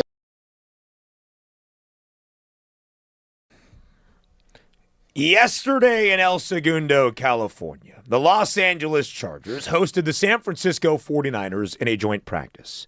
And the Los Angeles Chargers this offseason paid Tyler Biadasz to anchor the interior of their offensive line. And what happened, Joe, when you play a team with electrical force fields through their facility, even in your own home facility, you're going to face some injuries. The substation traveled south, and the Los Angeles Chargers have been dealt a big blow ahead of 2026. It was reported yesterday at joint practice against the 49ers that the new center Tyler Biadasz was carted off the field. Adam Schefter of ESPN reporting just about 25-30 minutes ago that Biadasz has suffered significant damage to that left ACL and other injuries in the left knee. He is out indefinitely now for the Chargers. Not what you are hoping for when you need to protect your most prized commodity in quarterback Justin Herbert. Definitely not good news for the Chargers, right? There's no way to sugarcoat that or dance around it. However, I don't think that this will be as detrimental as what we saw last year. Losing not just one, but both of your tackles for a prolonged period of time. I feel like the more you work your way in, now the chemistry between Biadasz and Herbert, how much of it was there, that's obviously something, center, look, they're all important positions. Right? Center is important, that chemistry you have with your quarterback. But, we saw Herbert still manage to put up decent numbers and manage to make the playoffs in a year where he had no Slater and no Alt. I think that they'll be okay. This is unfortunate, but it's not of the catastrophic proportions that losing Slater and Alt was a year ago, where Herbert just got beaten to the ground last year and was running for his life at times. Joe Alt missed a significant amount of time, had a high right ankle sprain week number 9, missed the remainder of the NFL season. Rashawn Slater, after signing a big contract extension with the Bolts in the summer, was out at training camp, a torn patellar tendon, missed the entirety of 2025. Justin Herbert was hit 106 times last year. No other quarterback in the National Football League was hit even at the century mark or greater. Justin Herbert, since he entered the league in 2020, embarking on his 7th NFL season, has been sacked 225 times, more than any other NFL quarterback in that span. I am concerned, but the Chargers also tried to bolster their offensive line with their 2nd-round pick in the 2026 NFL Draft, adding Jake Slaughter from Florida, who played a little bit of guard and center during his time. Too. I mean, For maybe football? the best name as an offensive lineman. Slaughter. Better as an edge rusher. If that was, I'm good with either one. Yeah, because if you want your offensive lineman, those big hog mollies going downhill and taking somebody out, Slaughter is good by me. It's a good one. Hit the quarterback, Slaughter as well would be great. Here is what the quarterback of the Chargers, Justin Herbert, had to say about the rookie Jake Slaughter, who's going to be asked to do a ton now with the injury to Tyler Biadasz. Yeah, I thought he did great. To be able to step in as quickly as he did, he's got a great feel for the offense. Moves quickly, he's a great pass protector, and Obviously a tough situation, but I thought he did a great job today. So after Biadasz goes out and is carted off the field yesterday, again, the report from Adam Schefter just about a half hour ago, Tyler Biadasz is out indefinitely after suffering damage to his ACL and additional injuries to his left knee during Tuesday's joint practice against the 49ers. And we saw how ugly it could become for Justin Herbert, perfectly exemplified in that postseason loss to the New England Patriots. Sacked 6 times. The Chargers put up 3 points. Herbert threw for fewer than 160 yards. Not all of that is on him, of course. His offensive line was completely banged up and overmatched at that point by the Patriots. But that would be a slight bit of concern to lose one of the pillar pieces that you were trying to bring in this year to finally get you over the hump to win that playoff game. Yeah, it's definitely, look, like I said, it is concerning. It's just not of the proportion of what he, had to deal with last year, even the year before. You look at Herbert, the 3-year span, 2021, 2022, 2023. Those 3 years, he was sacked 98 times. Mm-hmm. The last 2 years, he's been sacked 95 times. Same amount of sacks, one fewer season. I mean, that is catastrophic. Could be catastrophic to a quarterback. Somehow, some way, he has managed to stay healthy throughout the first 6 years of his NFL career, only missing, I believe, 4 games. It was like a broken left hand, too, that kept him out for a little bit of time. Yeah, in 2023, right? Like, I mean, somehow he has managed to stay out there, and it is really impressive. And I believe, for a guy who I've been critical of, a testament to his toughness. There's no disputing his toughness. Yeah. But last year, you look at, Herbert, oh my God, this guy, he can run. He's a great rusher, 500 yards. He was running because he had to.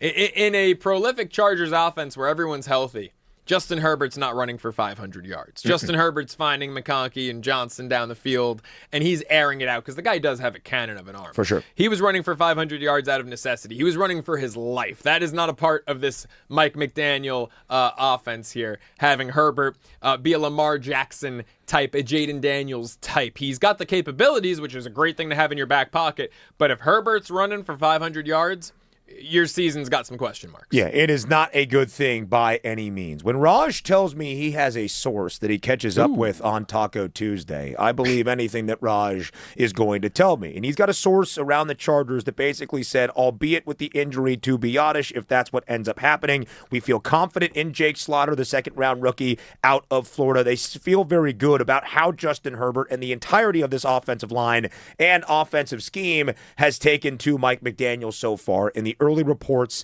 at training camp. That even yesterday at joint practice, it was that Charger offense, even with the injury to Biadasz, and Quentin Johnston left practice early as well. It was that Charger offense taking it to the Niner defense. And it's a San Francisco defense, of course, that last year had significant injuries. Fred Warner, Nick Bosa, just to name a few. But they are supposed to be really good on the defensive side under new defensive coordinator Raheem Morris. So I am encouraged, despite the absence of Biadasz, that so far the returns under McDaniel's new offensive schemes have looked really sound, have looked really routine, have looked really smooth, with Justin Herbert anchoring it, especially against what should be a decent Niner defense in 2026. Yeah, and you know what they have? It's actually pretty funny on this offensive line.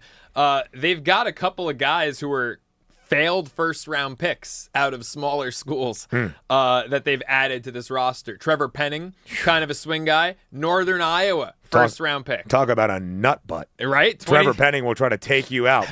2022, first-round pick of the Saints out of Northern Iowa, another FCS guy. And this one was a head-scratcher by Bill Belichick and company. They've brought in Cole Strange out of Chattanooga, another 2022 first-round pick. So the Chargers have some interesting pieces. They've got some potential. Have these guys underperformed? Have they been complete bustaronis? Absolutely so far. But they were still first-round picks less than 5 years ago.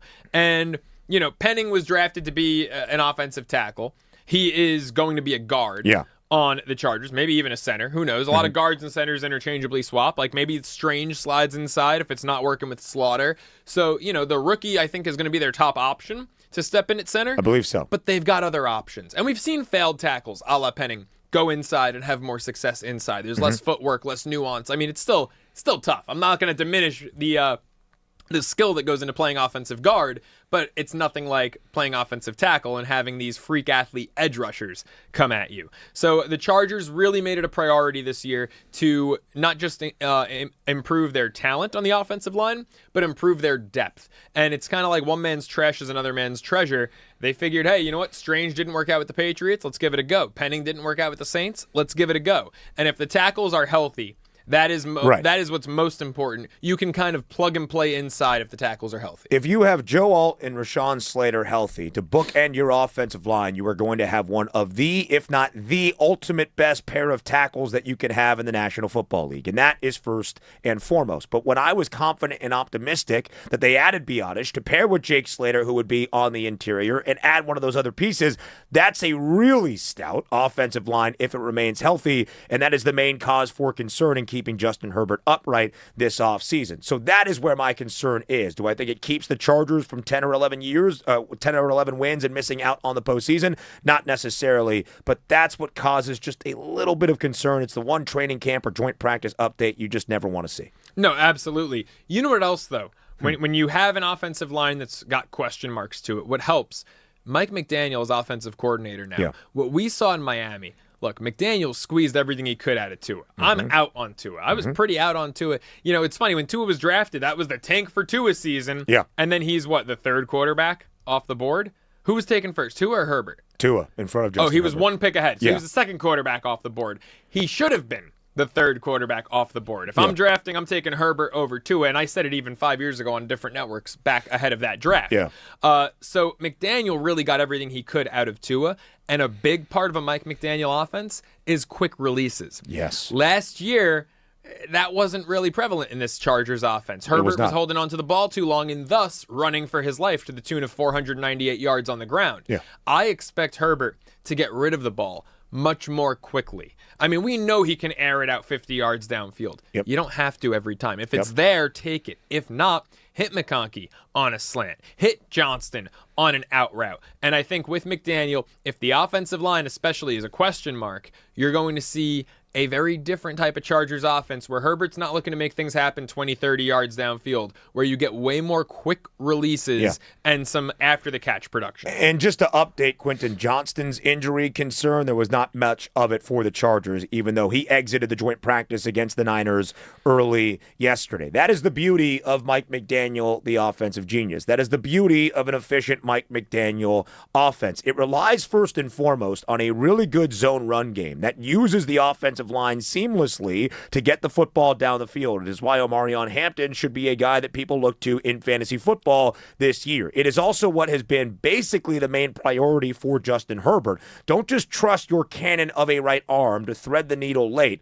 Get the ball out early, work on timing routes. It could be a big season for Ladd McConkey in doing so. Brennan Thompson was a fourth-round wide receiver out of Mississippi State who ran a 4.26 40-yard dash at the NFL Combine this past February. He has been a one that people have been raving about at Chargers camp because of his speed. And to your point, Joe, it's what we saw with Jalen Waddle and Tyreek Hill in Miami. You get the ball out quickly, you get the ball to your receivers in space, you let them do the work. It is very different than anything Justin Herbert has done before, but it could be why Herbert is at his best in year 7, and it could be why Justin Herbert wins a playoff game for the Chargers. I think it happens this year. You do? I do. I'm out on it. I don't love the Chargers' schedule, and that AFC is just so deep. It wouldn't shock me. I think it's more likely the Chargers miss the playoffs than win a playoff game. Interesting. They have won 11 games in the first 2 years under Jim Harbaugh. I expect the same. But if you need a jump scare on your Wednesday morning, weeks 3 through 10 for the Chargers is as difficult as you will find. Back to Dodger baseball with John Hartung on the other side of the break here on D. Fish and Decker.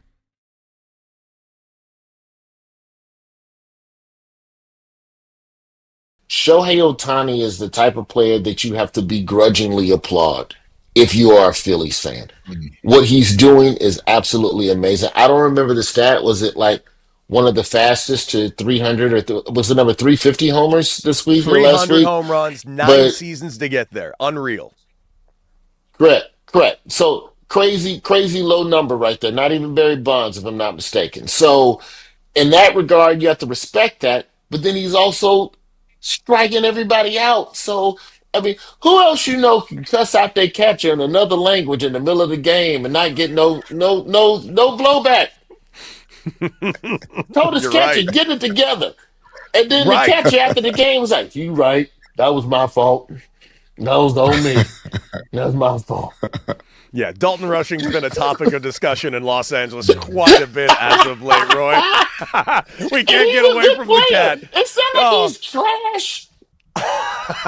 Turn it up and down. There we go. Two-time captain, DB, and the hometown team. Quentin, thanks for joining us. Of course. Thank you guys. Appreciate it. We love this. Yeah. Now- So Chris Shula, future head coach. Yeah. I know you may not want to hear that since he's your defensive coordinator right now, but what is it like playing in his system? And I want to hear from you, a man in that system, what makes it so unique? Why are our quarterbacks always freezing, hesitating, and struggling against your defense? Yeah, well, Chris Shula has been there since the beginning of my journey in the NFL, right? He was the DB's coach when I first came into the league. So he's seen my journey for now. I'm going to be 5 years, right? Yeah. But his system, I love it because he always tries to maximize what a player can do best, right? If a player can do this best, he's going to put you in the best positions to make plays at that position. And obviously, I've had in my journey where I moved around, I played so many different positions. Yeah. But that was a credit to, Coach Shula as, what can Q do the best? Can he cover the best in this situation? Can he blitz the best in this situation? So he's moved me around a lot. And the thing I like about it in terms of just the grand scheme of things and really the landscape of the league is you're trying now for a lot of NFL defenses is can you rush four? Can you create pressure with 4 defensive guys? And luckily we just got I know this is probably going to be another segment. But, we got a great guy that will help us do that. But yeah, can you be able to show the same look in every single defense to make everything look the same? So you don't know if it's man, so you don't know if it's zone, so you don't know if there's pressure coming. That's where the landscape of the league is going towards, is where you can have these defenses and play so many different coverages, but everything looks the same, so you can't give off a tell. I'm going to give you credit. That was a great transition. That was a great. There we go. There we go. Talk about it. So let him know. It's funny because I try to do that, like in the interview space and all that stuff. Like, how can you transition? So that was all right, because that was flawless. That was flawless. Thank you. But yeah, so. You have so many guys now that can do a lot of different things. Guys like me, guys like Kyle Hamilton, guys like Nick Emmanwori, Devin Witherspoon, Brian Branch. Like, there's Derwin James. Yeah. I don't want to discredit. You are up and you are Adam. It is 9 a.m. in Los Angeles, and it's a Wednesday morning on D-Fish and Decker. He is Joe. I am Ben. This is the new 97.1 The Fan, the voice of L.A. sports. The Dodgers go for the sweep tonight at Coors Field against the Colorado Rockies. A man that knows Dodger baseball better than basically everybody. John Hartung will join us in just a matter of moments from Sportsnet LA to preview the end of this series, what stands out to him most about the biggest storylines for those in Dodger blue. Biggest story yesterday. Edwin Díaz on the IL, and Tanner Scott has to come in for the 4-out save, or the Dodger offense, Joe Cirallo, continuing to roll, plating 7 last night at Coors Field. Oh, are we not going to say it's Kyle Tucker hitting a double? Well, that's part of the offense continuing to roll. Give me a break. If the offense is so good that Kyle Tucker has an RBI, give me a break. Hanging change. This is for you, Kyle. Hanging. You deserve it, bud. You've had a tough year. Ben would have hit that one out at Coors Field. Why was it a double? Why not a home run at altitude? 90 degrees in altitude? I mean, any meteorologist would tell you that's adding at least 30 feet to the ball. Give me a break. Okay. Cheering like it's October. No, storyline of the day, I think, is absolutely Edwin Díaz going back to the IL. Because this was part of, Dave Roberts mentioned his runway, right, to right the ship. Yep. I thought late August was going to be an instrumental, crucial part of his runway to see what Edwin Díaz could do. So now, when does he come back? If it's a shorter IL stint and he's back for, say, September 1st, to throw a hypothetical date out there, what's that runway look like? How much experimenting can you do in September? I think maybe 2 weeks. But I'm not going to be, late September when we're trying to get a 1 seed, trying to get, more importantly than the 1 seed, just the bye here. Yeah.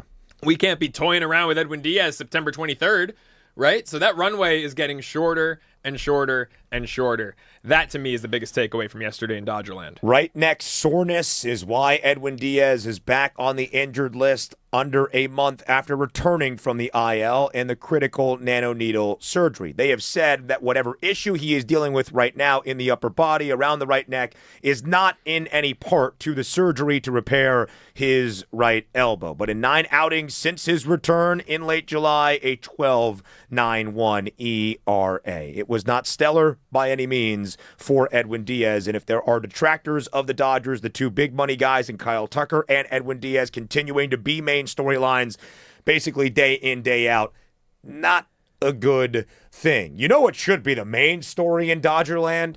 12 outings in a Dodger uniform, 11 Dodger victories. Eric Lauer continues to get the job done. Was it pretty? Did he allow 4 earned last night and give up a home run? Sure. Did the Dodgers win a baseball game that Eric Lauer pitched in? Yes, for the 11th time in 12 appearances of doing so. Again, I really got to make my custom Eric Lauer Dodger jersey and wear that to the Ravine as much as I can from here on out. I love it. And, man, I mean, it's Coors Field. I'm not looking at anything Eric Lauer did going, I didn't like that, or I'm concerned about that. It's Coors Field. I'll take 5+ innings, 4 runs when you have this all-star lineup running out behind you any day of the week from a guy who is not even rumored to be a part of a postseason starting rotation, right? Like, this is a guy who was like, oh, crap, well, we are rattled with injuries right now. Snell is out. Glasnow is out. Ohtani's not going to pitch for who knows how long. Let's go get Eric Lauer. And then they were looking at shopping him at the trade deadline, and he said, no, I want to stay. I want to help this team win in whatever capacity that is. I'd rather be a reliever here than a starter elsewhere. And he's done nothing but go out there, leave it all out, and win. So, yeah, 4 runs. Is it stellar? No, but it's Coors Field. It's graded on a different scale. I love what Lauer did last night and what he's done the entirety of his Dodger tenure. A 52.5% fly ball rate. So when you're only giving up 4 earned at Coors Field, that's a good night. A man that knows Dodger baseball with the best of them. John Hartung joins us here on this Wednesday on D. Fish and Decker on the new 97.1 The Fan, the voice of LA Sports. John, the voice of Sportsnet LA, getting you ready and reacting after to basically every single Dodger game each and every night of this year. John, we appreciate the time. Thanks for being here on this Wednesday on D. Fish and Decker. Guys, it's good to be on with you, Ben and Joe. Thanks for having me. We are very happy to have you here. John, one of the stories that we have been following in the first 2 games and now a series victory in Denver, Colorado, is the Dodger offense waking up at altitude. 11 runs in the opener, 7 runs last night. The first time the Dodgers have scored more than 6 runs in back-to-back games since late June. What has stood out to you most about the Dodger offensive display the last 2 nights at Coors? The long ball is returned for one, but also just the way the guys pass the baton. And we've talked about this a lot on our post-game shows. When this offense is clicking, when things are going right, you see the guys having good at-bats and just taking their walks, getting base hits, doing the right things, hitting the ball the other way, getting runners over, passing the baton. And we've seen a lot more of that the last couple of days. Now, granted, it is the Colorado Rockies pitching staff. It's not the Milwaukee Brewers pitching staff, but sometimes you just need to see a team like this to get you going again. And we thought this could happen with this offense and this ballpark and the Rockies pitching staff where they are at right now. And at least for the first couple of days, it's been a nice welcome sight to see the guys swinging the bats this way again. And hopefully they can just continue to carry this forward beyond this series in Colorado going forward this weekend against the Pirates. Yeah, so John, you touched on an important thing there, saying it is the Colorado Rockies pitching staff. And a lot of people would say, sure, 18 runs in 2 nights is great, but it is Coors Field at that altitude with the heat and the weather components there. So how much do you expect this offensive outburst to continue when they leave Coors Field? Is this just strictly a Coors Field thing for the Dodgers? Or do you think that this is maybe the medicine that they needed to get right and keep it going at Dodger Stadium this weekend? Well, as you guys know, baseball it's such a mental game, too. It's a mental grind for these guys. And so just having confidence going into your next series can do a lot for all of these hitters. And that's why they call it a get-right series in a lot of ways. And some of our analysts who've been on with us this week, Adrian Gonzalez and Jerry, have talked about this. Just sometimes seeing the ball fall in there and getting some base hits, that can do wonders for you mentally, and you can carry that over. I will say the last time they were in Colorado earlier this year, They scored 12 runs in their final game of that series against the Rockies. And then the next day they were in San Francisco and they scored 1 run. So it didn't carry over in that case. And hopefully that can change this time. The Pirates have a bunch of young, talented arms they'll see this weekend, so we'll find out quickly. But for me, the bigger issue would be, can they take it with them on the road next week when they have to go to Atlanta? Because that's going to be a huge series. They'll probably face Chris Sale and a couple of other really good arms in that Atlanta staff. Right now, the Dodgers a game and a half better than the Braves for what would be that second spot in a potential National League postseason bracket. John Hartung of Spectrum Sportsnet LA joining us here on this Wednesday on D. Fish and Decker. John, you mentioned it. Baseball can be such a mentally taxing thing. I think that is embodied this year in one person for the Dodgers more than anybody else, and his name, of course, is Kyle Tucker. You saw the celebration last night at Coors Field when he had the RBI double to put the Dodgers in front in the top of the fourth. You watch Kyle Tucker play on a daily basis. You have to recap and make sense of it following basically every single Dodger game. How do you boil down the struggles for Kyle Tucker this season? Man, I wish I could really put it into words because I've talked to so many people about what he's going through, and a lot of the guys that I've talked to, they haven't really seen anything quite like it for this long stretch of time by someone who's such a good player. For me, I just see someone that has never looked comfortable since day one getting here.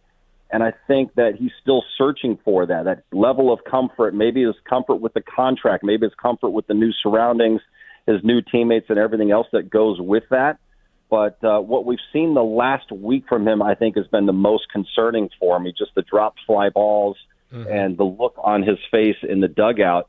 And I mean, I'm still believing that it's just a matter of time before someone with that much talent is going to figure it out. He has said that he's tried pretty much everything that he can try to get out of it.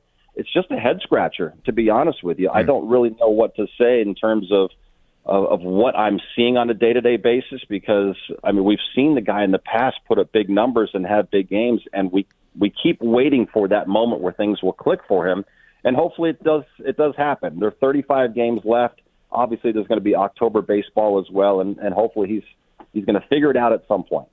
You know, John, Kyle Tucker's not the only guy going through it mentally right now. He just landed on the IL with a physical ailment, but I think Edwin Diaz's struggles are just as much mental as they are physical at the moment.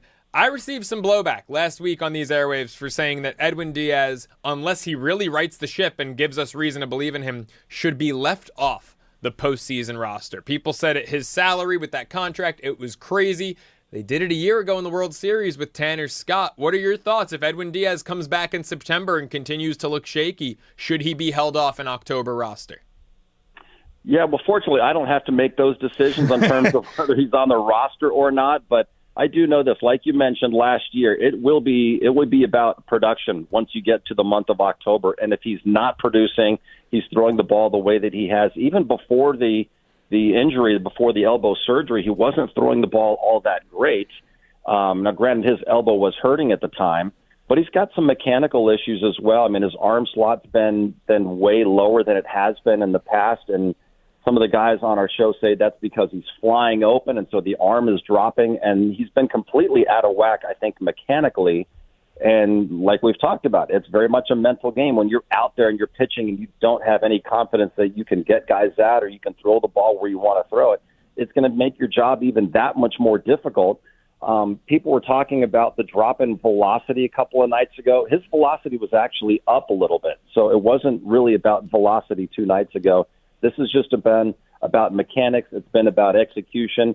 And, yeah, if he's not throwing the ball well going into October, you won't see Edwin Díaz closing games. You'll see somebody else doing that job. Tanner Scott did it last night, a 4-out save in Denver, his 17th save and 19 tries this year for the Dodgers. John Hartung joining us here from Sportsnet LA on D. Fish and Decker on this Wednesday. John, it wasn't all bad news from a pitching perspective for the Dodgers yesterday. Shohei Ohtani throwing a bullpen at Coors Field gave Doc the thumbs up, so things look like they are trending in a positive direction. How do you expect the Dodgers to utilize Shohei Ohtani on the mound the remainder of this season and, of course, entering the postseason? Yeah, that's going to be interesting to watch because he threw 45 pitches, I believe, yesterday in his bullpen. He did an up-down, And so he's going to throw a live BP this weekend. We'll see how long he goes there. If it's going to be a couple of innings, will it be 3 innings? But this is the challenge when you have Shohei as your leadoff hitter and arguably the best player on the planet still leading off for you. You need his bat in the lineup, so he can't take time away to go to the minor leagues to make some rehab starts as a pitcher. They need him and his bat in the lineup, so they're going to continue to do some live BPs, try to build him up that way. But I think if all goes well, he'll be starting games for the Dodgers in September. Now, how they use him in October, that's going to be the tricky thing, because you can start him some games and maybe piggyback someone else behind him if he's not built up to 5 or 6 innings. But there's also the issue, would you use him as a closer? Because you mentioned with Edwin Díaz possibly not returning to form by the end of the season, would you use Shohei Ohtani as a closer? I think that's something that would be interesting to see play out. But it's going to be interesting to see how they use him in the month of September. I think it's going to be strictly as a starting pitcher when he comes back. But beyond that, I think anything is on the table. Hasn't been done in Major League Baseball. It's been done in the World Baseball Classic. Yeah. Ohtani is a closer. Hasn't done it in the MLB. I've been saying for years now, I think before his tenure with the Dodgers is up, he'll strictly be a closer for this organization. I'd love to see it, John. I think it's a great thought. I'm curious what your thoughts are on the MVP race. If Ohtani's starts in September are nothing more than tune-ups, maybe, one time through the lineup, 3 innings of work, right? Is he going to be able to get back into an MVP race where Pete Crow Armstrong is now about $1.70 favorite? He's looking at possibly a 40-40 season. What's your thought on this really fun race to watch? It has been a lot of fun, and you can't ignore what Pete Crow Armstrong has been doing the last 2.5 months or so. He got up to a terrible start. I don't think if people realize what his first couple months of the season looked like, where he was batting 8th and 9th in the lineup. He was striking out a lot, having problems making contact, but he's been otherworldly ever since then. And I think in some regards, because a lot of people like that WAR stat, which I think overvalues outfielders a lot of times, it's put his WAR stat into this stratosphere up near Mike Trout from a few years ago, and I think that's going to be hard for a lot of voters to ignore. So if Shohei doesn't come back and dominates on the mound in the month of September, I think it's going to be Pete Crow Armstrong's award to lose at this point. In part, I also believe that there's some Shohei fatigue, and I think it's kind of like when Michael Jordan should have won MVP every single year in the NBA. Yeah. When he played, you're looking for other reasons to pick somebody else other than Shohei Ohtani, because he's won 4 of them now. And I think Shohei's going to have to do something great on the mound in the month of September. Otherwise, I do think Pete Crow Armstrong is likely going to be the National League MVP this year. Yeah, John, to your point, Shohei's already got 4 of those trophies, including his first 2 years in a Dodger uniform. John Hartong, before we let you go, I have to ask you to step in Dave Roberts' shoes for one final October decision with the embarrassment of riches he has in his starting rotation. If you were Dave Roberts, who starts the first playoff game for the Dodgers on the mound? I would start Yamamoto because he did it last year, and you saw what he did in winning the World Series MVP. I think he's earned that. Now, some of this also is going to come down to days off and what the schedule looks like for that particular series. But if you go in with a clean slate, game 1 of a playoff series, I'm giving the ball to Yamamoto. I think he's deserved that. He's earned that right from what he did last year for them. John Hartung, Sportsnet LA, each and every day, getting you ready for Dodger baseball, reacting to what the Dodgers do on the diamond as well. One of the leading voices covering the Los Angeles Dodgers. John, we appreciate the time as always. Thanks for being here on D. Fish and Decker. Thanks, guys. Appreciate it. Really Thank enjoyed you, John. Really enjoyed the conversation there with John, and agreed with a lot of what he had to say. I think it is really interesting when you have Tarik Skubal in the blockbuster deal, and Blake Snell, of course, who has looked great in his return in the 2 starts that he has made, that starts to seem like it's going to be the consensus. Now, Yoshi has something just physically that the 2 other guys does not. He's a right-handed pitcher, and both Skubal and Snell are lefties, so based on what that opposing lineup looks like, maybe Yamamoto gets the nod from that perspective. But Yoshi has been the ace of this staff all year long. With the litany and slew of pitching injuries the Dodgers have faced, it has been Yoshinobu Yamamoto who has been the consistent ace night in, night out. And I, up until a few weeks ago, was kind of the thought process of, well, you have Snell and Skubal. That's your top 3 right there, right? So you probably have to break up the lefties. So maybe you go Snell game 1, who up until the World Series last year was lights out. I mean, I was just looking at the numbers. 3 starts, 2 earned runs, 9 strikeouts against Cincy, 9 against Philly, 10 against Milwaukee. Yep.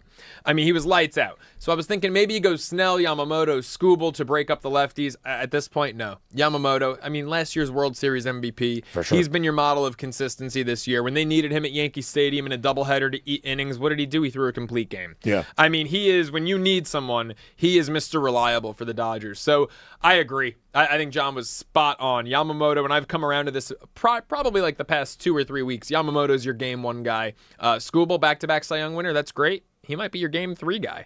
And that's not a knock. I mean, no, how luxurious to have Tarik Skubal in Yeah. game 3. Should a wild card round, which I still think that they'll get a bye, but should a wild card series go to an elimination game, you can run out Skubal against, San Diego's answer being, his former teammate, Casey Mize, maybe? Like, what a luxury that is to have a guy like Skubal in your 3 slot. And also, your game 3 starters, usually your game 7 starters. So it's not a knock. Game 3 is just as important. Really, as game 1. And, I mean, this is a great problem to have if you're the Dodgers. Oh, who starts game 1? Who should our 4th guy be? Ohtani or Glass now? Great problem. Champagne problem. Tarik Skubal has made 6 postseason starts for the Detroit Tigers in the past 2 seasons. He has been pretty good. Game 5 of the ALDS against the Guardians, not his best, and he has talked about why that has given him a sense of urgency to play for a championship contender. He has that opportunity here with the Los Angeles Dodgers. John mentioned it, getting right offensively, doing that right now this week at altitude against the Rockies. A day off tomorrow. This will be their 13th and final game of a 13-game and 13-day stretch for LA, so they will welcome the Thursday off before they head home to take on the Pittsburgh Pirates, and then they have another off day on Monday before they fly out to Atlanta. They have the Braves on a 3-game set back-to-back with no days off as they head to the Motor City for a weekend reunion for Tarik Skubal taking on the Tigers. How quickly that has come together here by the end of August following that trade deadline. Is he going to pitch in Detroit? Do we know yet how this is? I mean, with the off days, there can be some maneuvering and manipulation. I don't know. Ben's doing the mental math right You're now. the guy Either doing that the math. or you were trying to push one out. I don't know what that face was. You were breaking You're down. not averse to a workplace deuce. We all know that. Listen, that's how I start. Okay. Anyway, by the way, you were the one doing the mental math yesterday for the billion-dollar valuations of what the Bus Kids are trying to get here in the potential sale of their family's stake in the Los Angeles Dodgers. You know that your mental math is a lot better than mine. So I got was to trying see to trigonometry, visualize. but when money's on the line, all of a sudden I get really sharp. Carry the 7. I do think Tarik Skubal would be scheduled to start in Detroit, and I might have just made that up, but that would be awesome. You totally made that up. I mean, Tarik has mentioned how he wants to get back to Detroit, and he misses his Tiger teammates. So we'll see exactly what the plan will be for Dave Roberts. It's a 1.5-game lead for the Dodgers right now. He is definitely going to pitch it in Detroit. Looks like game 2 of the series. That'll be fun. Is how it's shaping up. So that's a week from this upcoming Saturday. 29th. Yep. That'll be a big day. Oh, Saturday the 29th, the start of the college football season. Week 0. USC at home in the Coliseum. Can't go 5 if damn you're minutes. not ready for Hawaii Stanford, then we can't be friends. You want to know my favorite game of that Week 0 slate? Well, my favorite bet is Hawaii +6, but what's your favorite game? North Dakota State, Jacksonville State, under 47.5. The under. Raj is so excited for the Bison. He can't in their wait. FBS debut after winning 10 Mountain of West the previous Conference. Mountain West Conference. The new look Mountain West since the Pac. The Pac-12 is back. The Pac-12 is back. How many teams are in the Pac-12?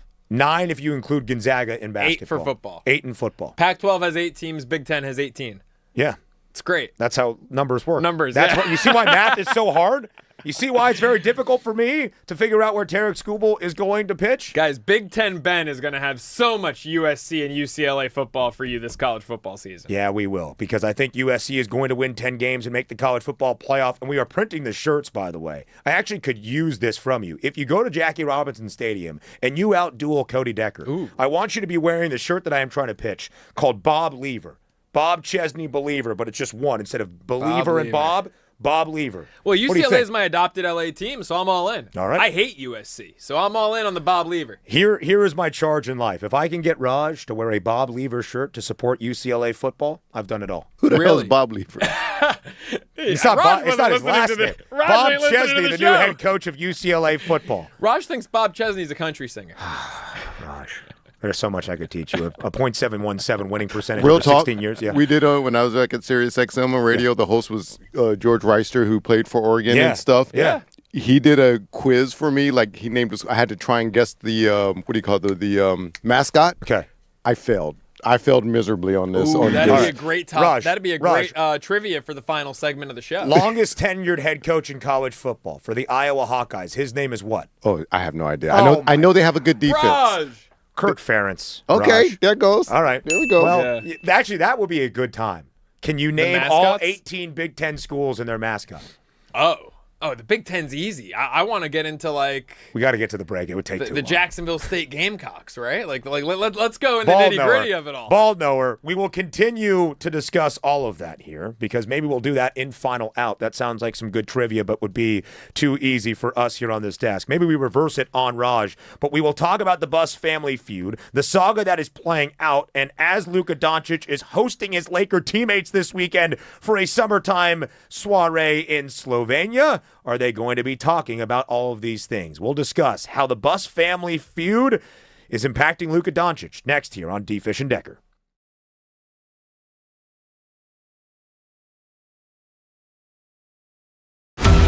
In a world where you can book a trip anywhere, one man booked a trip to Hawaii in the middle of a goddamn hurricane. The one and only Cody Decker.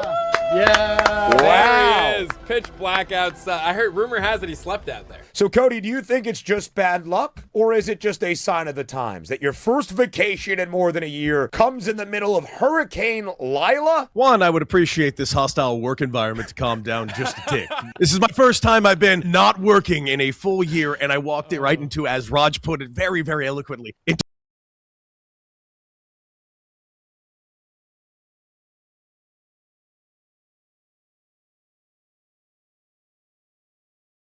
I've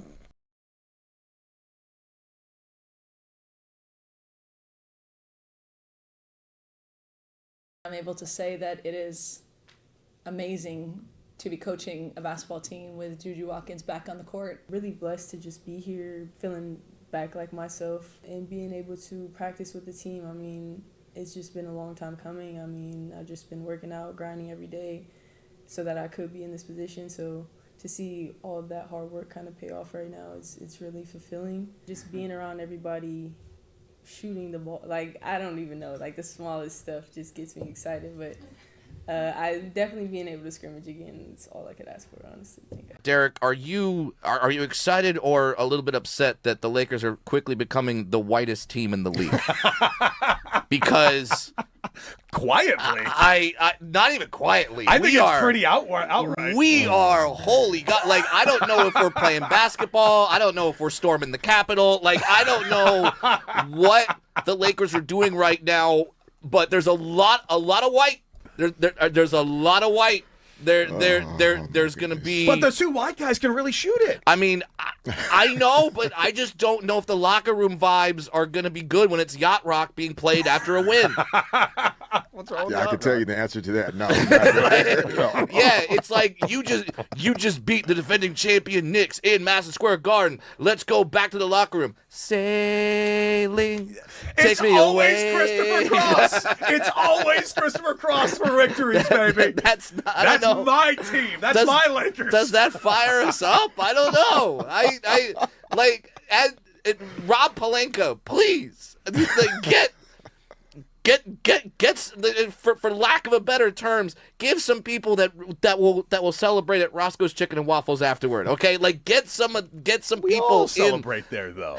Trust me, I love it. But get some Get some soul in that locker room. Please get some melanin. I believe in him. I believe that Rob can do this. No question. Once again, Edwin Díaz doing his Edwin Díaz thing. And here's the thing. I am a fan of Edwin Díaz. I think he's a very solid pitcher. And yes, if you look at his career numbers, he has elite closer metrics. He absolutely does. High leverage innings, shutdown innings. He holds the record that will Tides hold the record for most saves in a single season. In fact, when he did it in 2018 with the Mariners. But I've also seen full year collapses on this guy. And I'm talking multi-year. We saw it with the Mets twice, by the way. We also saw the injured year that he had with the Mets. Now he's over here with the Dodgers, and he's been very shaky from Jump Street, before even the microneedling surgery even had. I have not been quiet that I didn't like this deal. In fact, the Dodgers made two very big deals this last offseason in Edwin Díaz and Kyle Tucker. I didn't like either deal. It comes to fruition that both of these guys happen to be the biggest struggle bust players on the Dodgers, both on the pitching side and the offensive side. So it's a little frustrating to see. I do hear the people kind of pointing the finger at Dave Roberts, saying, why are you throwing him back out there? However, we saw him have a very, very efficient 12-pitch inning earlier this week. However, you can't be blowing saves to the Brewers this late in the season. You just can't. So the way I see it, I think an adjustment does need to be made. It's just hard to justify considering how much you're paying. Derek Fisher said something interesting to me on the show yesterday where he was talking about... Wait, what? D Fish. Oh, he said it to you? Not to me. Did I say that? I must have misspoke. I was listening to the show. Are you pretending on this show that you speak to Derek Fisher? He when said you don't? something on the D Fish. I promise that is talking to me not enough. I promise that was just me. I mean, I actually did talk to Derek Fisher 2 weeks ago, but like, what do you? I misspoke there. I promise. What do you mean misspoke? You just said Derek Fisher said something to you on the show. That's what I gave for the Sex and the City stuff. Man, I look. This is Lies in the Studio. It's a different show. Well, okay. Similar plot line. It's about somebody can't stop themselves from doing something. Well, okay, so I was so, you know what I think it was? Because I watched the show and they're in the studio. I feel like I'm in the studio. Maybe I feel like I was a fly on the wall or something like that. You're telling me that you visualize yourself hanging out with Derek Fisher so much that you come on this show and say that you hang out with Derek Fisher when you don't? Are you okay? No, I was locked in, okay? Delusions in the Office. That's like the sequel. Well, okay, so the point he was making, though, to was you, that, when you guys had a conversation. Okay, man, I'm struggling.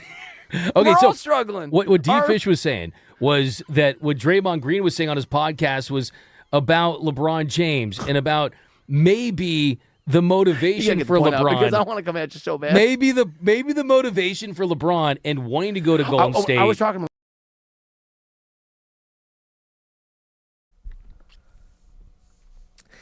Slovenia, a place to be in the summer because you can go to the lake, you can chill on the beach, you can have beers with your basketball buddies, and you can play some golf. Do you know this, or are you just making this all up? I just assume, based on what I have seen from the Luka Doncic itinerary for his Slovenian summer trip for his Laker friends, and I was going to finish that with, you can have discussions about the future of your franchise and if it is going down the you-know-what. Because this was supposed to be the summer to build around Luka Doncic so that when he had a team-building event, it was only kumbaya and rah-rah and cupcakes and sunshine and rainbows. But the last week here in Lakerland has been anything but that. It has been chaos. It has been instability.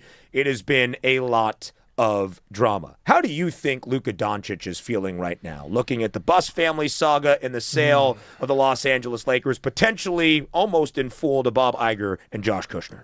I think Luka's having a little bit of PTSD right now. He saw this in Dallas, and, Miriam Adelson, Mark Cuban, I really wish he never sold the team to her. She's been a terrible owner of the Dallas Mavericks. She doesn't know what the hell she's doing. Her son-in-law is the governor of the team, Patrick Dumont.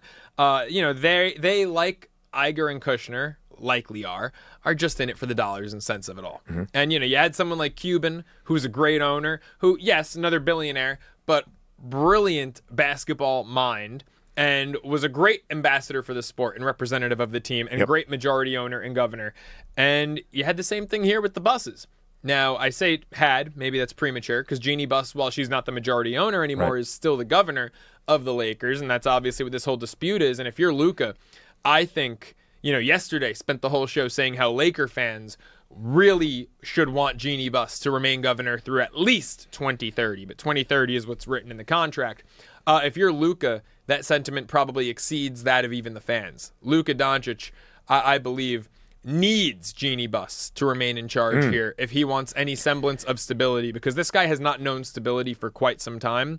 And if Jeannie Buss is forced to relinquish her governorship, her controlling role in the Lakers, it wouldn't shock me if Luka exercises that opt-out in a couple of years, if he doesn't like what Iger and Kushner are doing. And that will be something they have to pitch to Luka once again, because last summer, after Mark Walter bought the majority stake of the Los Angeles Lakers from the Buss family, Luka Doncic signed his contract extension. But after a conversation with the front office and sold this vision of ownership and what his future in purple and gold would look like, that they were going to build around him. This upcoming season starts the first of the 3 years of that contract extension, where Luka Doncic, a 3-year, $165 million deal, but there is a player opt-out for Doncic ahead of the 2028-29 season. We all thought it was basketball, right? Could the Lakers get to a contending spot in the Western Conference? Could they go through the likes of the San Antonio Spurs and the Oklahoma City Thunder at the pinnacle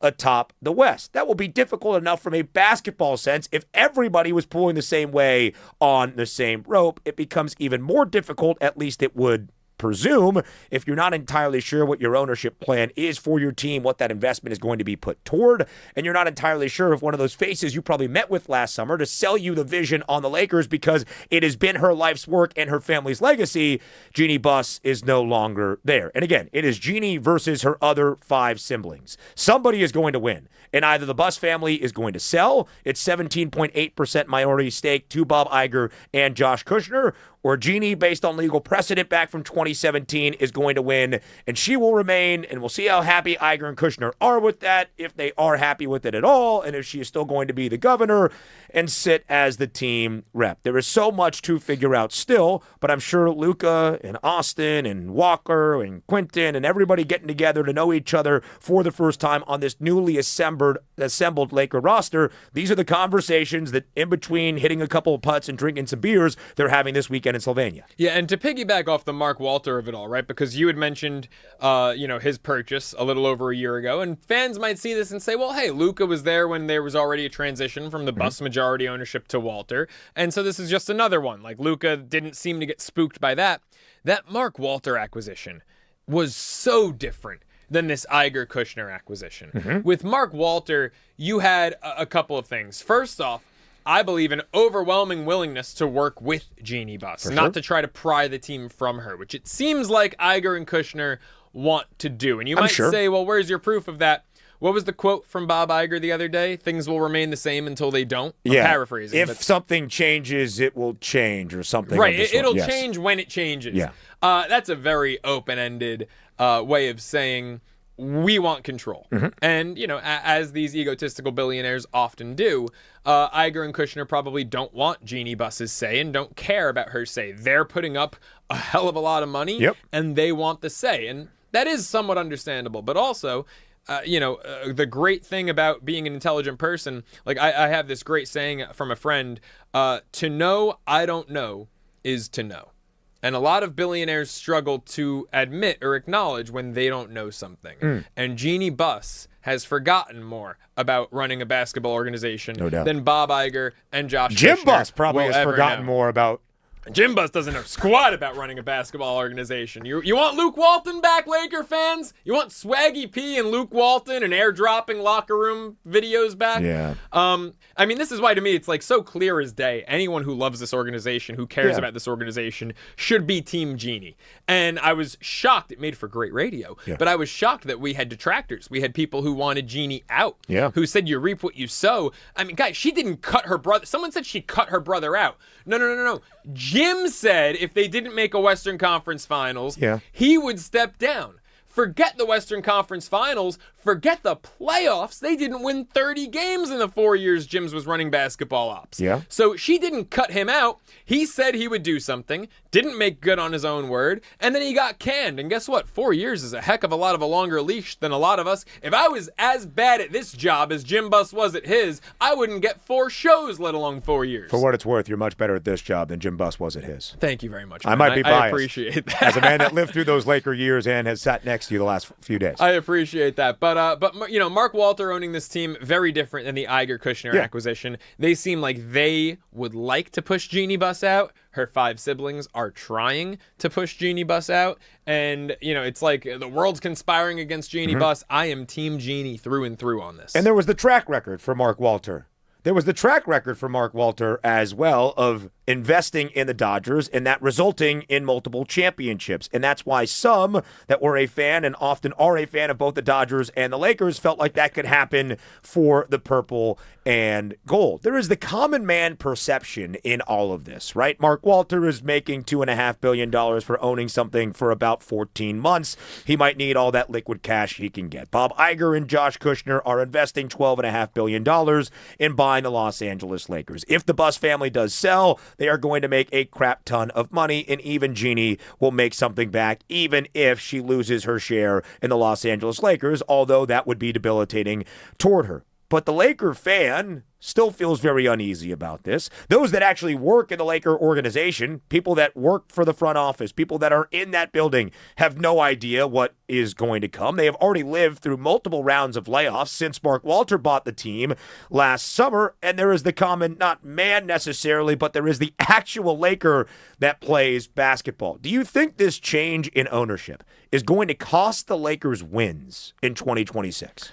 I mean, you want to minimize distractions. I don't ultimately think it's going to cost them wins this year, but I do think that it will set up for the future of the organization. It will cost them wins somewhere down the line. It could be a less desirable place to come, which people might say, come on, it's the Lakers. No, if there's ownership uncertainty or if people don't like their owners or don't trust their owners, it's a less desirable place to go.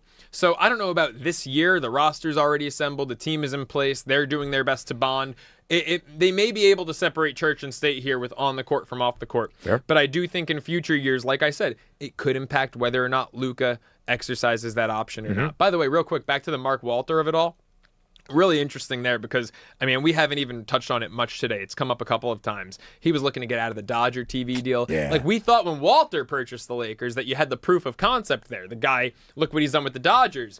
Now, little do we know of all of Mark Walter's, off-field issues right now. It made me think of, you've seen the movie White Chicks, right? Of course, yeah. Do you remember the ending to White Chicks when they're out there in the Hamptons and the dad... I can see the scene in my mind. They have the fashion show and the dad pulls out the gun, right? And the daughters find out he's broke and they go, are you Martha Stewart broke or MC Hammer broke? And he goes, MC Hammer broke.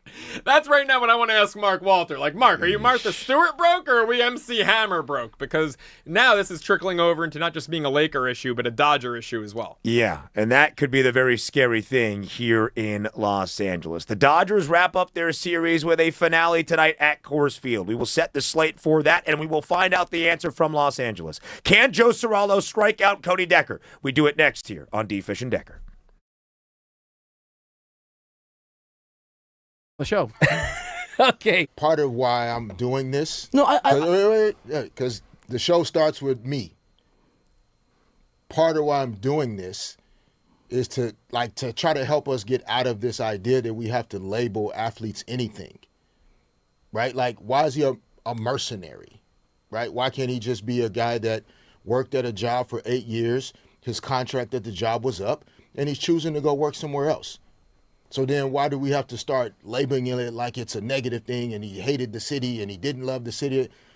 What about I just want to go work somewhere else, and that's fine? I didn't tell you or your partner that you guys should agree with me. No, I didn't. yeah, Hold on, let me just. not agree I with didn't. you. I didn't tell you that you should say LeBron doesn't love LA. I didn't even say that you should think what I think about LeBron. I mean, Doug and I disagree on topics.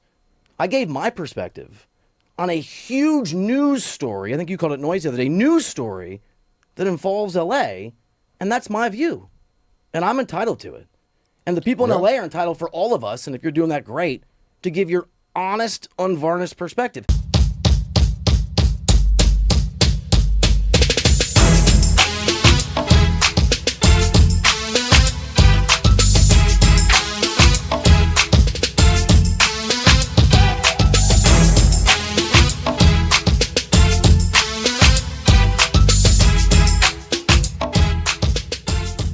The Dodgers a few years back had an outfielder named Andrew Toles, a good, solid player they got from the Rays organization. Smaller guy, fast, speedy, can really just play. And he played for the Dodgers on and off for a couple of years. And there were rumors about the guy that he was wired a little differently, like really wired a little differently, and the Dodgers had to kind of keep tabs on him type of thing. Well, after he left baseball, he kind of went off the deep end, ended up being like homeless in a car, and the Dodgers found out about it. So the Dodgers have been signing him to a contract every year, but it's only to get him health insurance, so he's getting his mental health taken care of. That is just the Dodgers doing that out of the kindness of their heart, and that is a really awesome thing, just because he was one of their guys. As a guy that played professional baseball for a lot of years, I've never seen an organization do that for Comedy Store a little bit. I've spent time with Mike Tyson. Does that count? I'm a boxer. I'm a fighter. I don't do that. I'm Mike Tyson. He was kind, and he was. I mean, I think he's sharp. But it was like being with a tiger. Like, I was afraid. It was like being with a tiger. They tell you is back docile. spinal. Oh my God. My back spinal. I love Mike Tyson. Mr. Tyson, I have nothing to do with this on D-Mac and Ryder. I want you to know when you lay him out, I support you 1,000%. I celebrate whatever violence you must bring. Bill, you're to friends my with partner. D-Mac. I'm going to hurt his back. Spinal. Okay. Yeah, oh my God, Alex Curry thought I was mocking her snort earlier. Really? Yeah, I was like, no, I wasn't. I was mocking my snort. I like your snort. It's cute. Thanks, man. Can we move on to something else? But this is digressed. That good. Comment smacked me the way that Mike Tyson will smack you if you're ever in a room with him. D-Mac. Okay. You keep. Should we do say what do you? They can see you on the stream when you do the let's stop. It's not a secret. Oh no, it's not a surprise. You're on camera. There's a thing right there, dude. At the Fan LA. That's crazy, man. This Laker talk is big secrets. Oh man, hey. Have you already been punched by Mike Tyson? What is wrong with your brain right now? I'm just so obsessed with the radio element of this. You know what I'm saying? Cut. Fly, bro. If that is the reason why he ultimately decided to sell his majority stake. Series finale tonight at altitude against the Colorado Rockies. The Los Angeles Dodgers, who have taken the first two games in Denver, look for a series sweep against the lowly Rocks, who have the worst record in the National League, and the Dodgers now a game and a half better than the Braves for the second best record in the NL and what would be that bye through the opening wild card round of the National League postseason. It is Roki Sasaki against Kyle Freeland. Both have made multiple starts against the other this year. Freeland made both of his starts at Dodger Stadium and allowed a total of 14 earned runs. Joe showed me a very nifty stat that you can find earlier, pitcher against batter, and you can do your research of all those statistical performances throughout a player's career against a certain pitcher. Shohei Ohtani against Kyle Freeland is 9 for 16. That's a .563 average with 3 long balls and 9 ribbies. Shohei Ohtani has already hit 3 home runs in the first 2 games at Coors Field this week. Do you expect the Dodgers, who have scored 18 total runs in their first 2 games against the Rocks, continue to have that offensive display tonight against Freeland? This is tough because it's like you're comparing history versus recency. And historically, the Dodgers own Kyle Freeland. Just look at current Dodger hitters against Freeland. This is no small sample size, folks. This is 10 times literally the sample size the Rockies have against Sasaki, where they have 25 or 26 at-bats. Current Rockies hitters do. Dodgers hitters, in fact, their history with Freeland goes so long. It's Dodgers hitters and pitchers have a combined 252 at-bats Eric against Lauer, Kyle a perfect Freeland. 1-for-1 against Kyle Freeland in his hitting career. Blake Snell's 0-for-2 against him, but I mean, Blake Snell, this is how far back Freeland goes. Like, Blake Snell's got at-bats against Kyle Freeland. So, Dodger hitters are 77 for 252 against Freeland. It's a .306 average. It is, more impressively, they have a .548 slugging percentage against him. 14 home runs, a .900 OPS, .890 to be exact. I mean, they own him. You mentioned Ohtani, a little lefty-on-lefty crime, 9 for 16, a .563 clip. He's got 3 homers. Pages owns him. Kyle Tucker, even 4 for 12, no extra base hits. Shocker, he's the only one on the list with just straight singles against Kyle Freeland. Mookie has good numbers against him. Tommy Edman has good numbers against him. I mean, so historically, signs point towards the Dodgers. Yeah. Recently, Kyle Freeland has an ERA sub-2 in the month of August. Yeah. He has been nails all of a sudden for the Colorado Rockies in the month of August. And I know a lot of people who follow, expected numbers have said Freeland's actual numbers were nowhere near. His actual numbers were terrible. His expected numbers were much better, and they were waiting for him to kind of right the ship. Well, it seems like finally in August he has somewhat done that. I still think that this Dodgers lineup is going to get to him. But I also think Roki can be got by the Rockies. I think this is going to be, if you're looking from a wagering perspective, maybe err towards the side of an over in this one. I don't have the exact total in front of me. I don't know if you do, Ben. I do not. But I think this is going to be a slugfest. I'm going to say, though, that the Dodgers complete the sweep and complete a 10-3 season against the Rockies. The Dodgers scored 11 in the opening game, 7 last night. It's their first time with back-to-back offensive performances scoring 6 runs or more in 2 consecutive games since the end of June in Sacramento against the Athletics. The 11 runs scored on Monday night at Coors, the first double-digit offensive output for the Dodgers since the since the series finale, I should say, against the Philadelphia Phillies to start off the second half. So the Dodgers are finally scoring runs, and you are hoping for that offensive firepower to continue tonight. Roki Sasaki has made 5 starts since the All-Star break. He has only allowed 7 earned over 30 innings of work.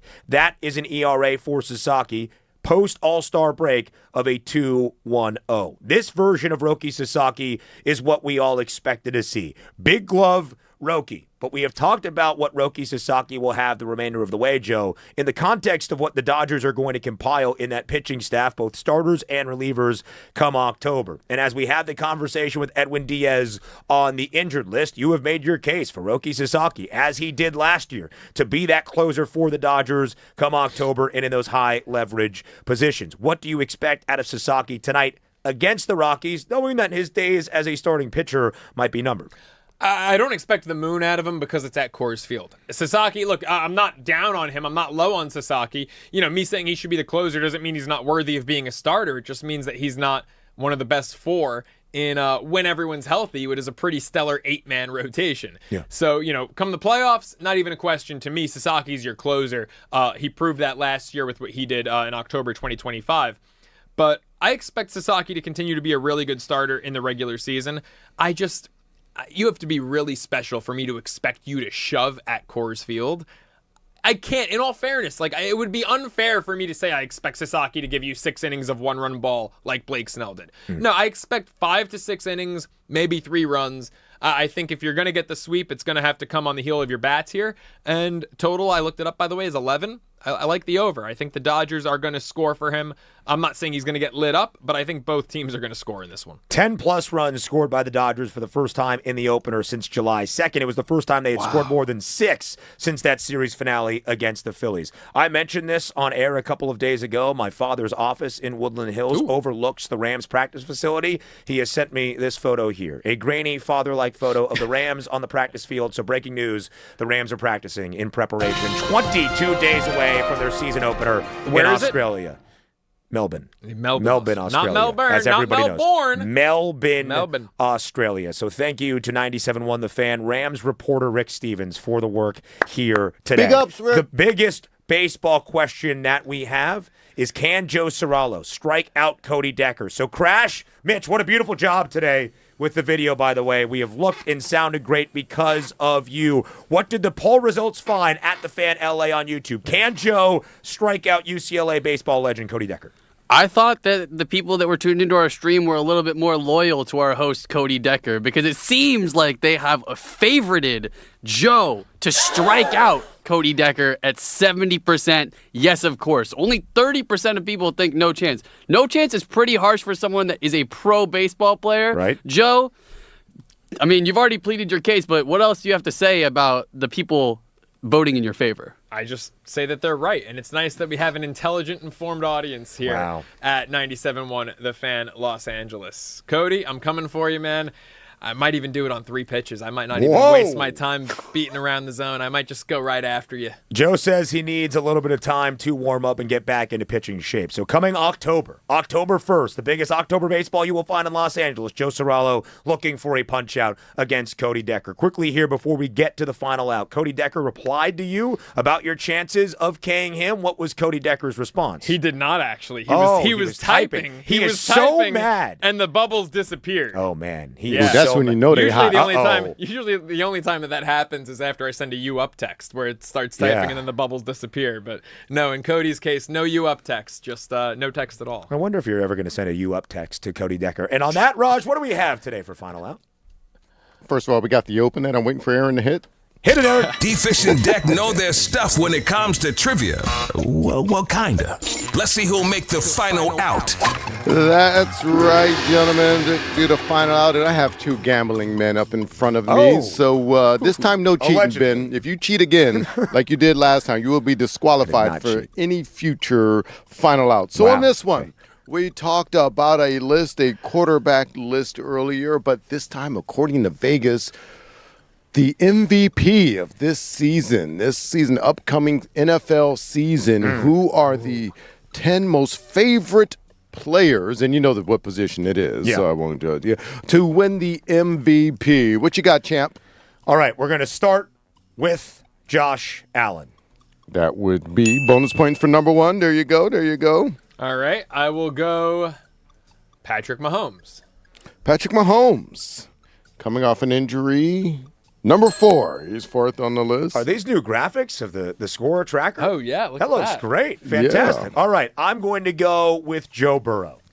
Cool Joe. That's the nickname, Cool Joe? Something like that? Joe Cool. Joe Cool. Whatever they do, yeah. Number 3 on the list, favorite to win the MVP, according to DraftKings. Stay in that division and go with a guy who's done it twice, should have done it 3 times. Can we get Lamar Jackson in the top 10? Lamar Jackson is 2nd most favorite to win the MVP, so you guys have taken care of the top four there. So looking for the odds-on favorites to win the MVP in the NFL. And they're fluid. They are changing. Okay.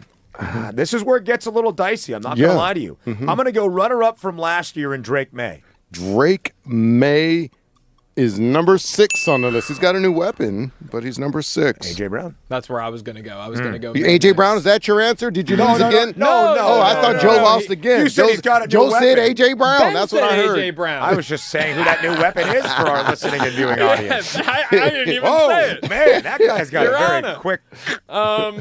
No, I said I was going to go Drake May. I will go in Chicago with a team I love and a team I've picked to win the division, Caleb Williams. Caleb Williams is 7th on the list. Will the Bears finally have a 4,000-yard passer? Yes, this year. Yes. You know Okay. Caleb Williams already is the franchise leader because of what he did last year. Incredible. But he will be that first 4,000-yard passer. All right. 4 more? We haven't even said the reigning MVP, and he still has a wonderful cast and crew, Matthew Stafford. Scroll down. 8th on the list. Oh my God, you're killing me right So now. we have 5, 9, and 10. Yes, we do.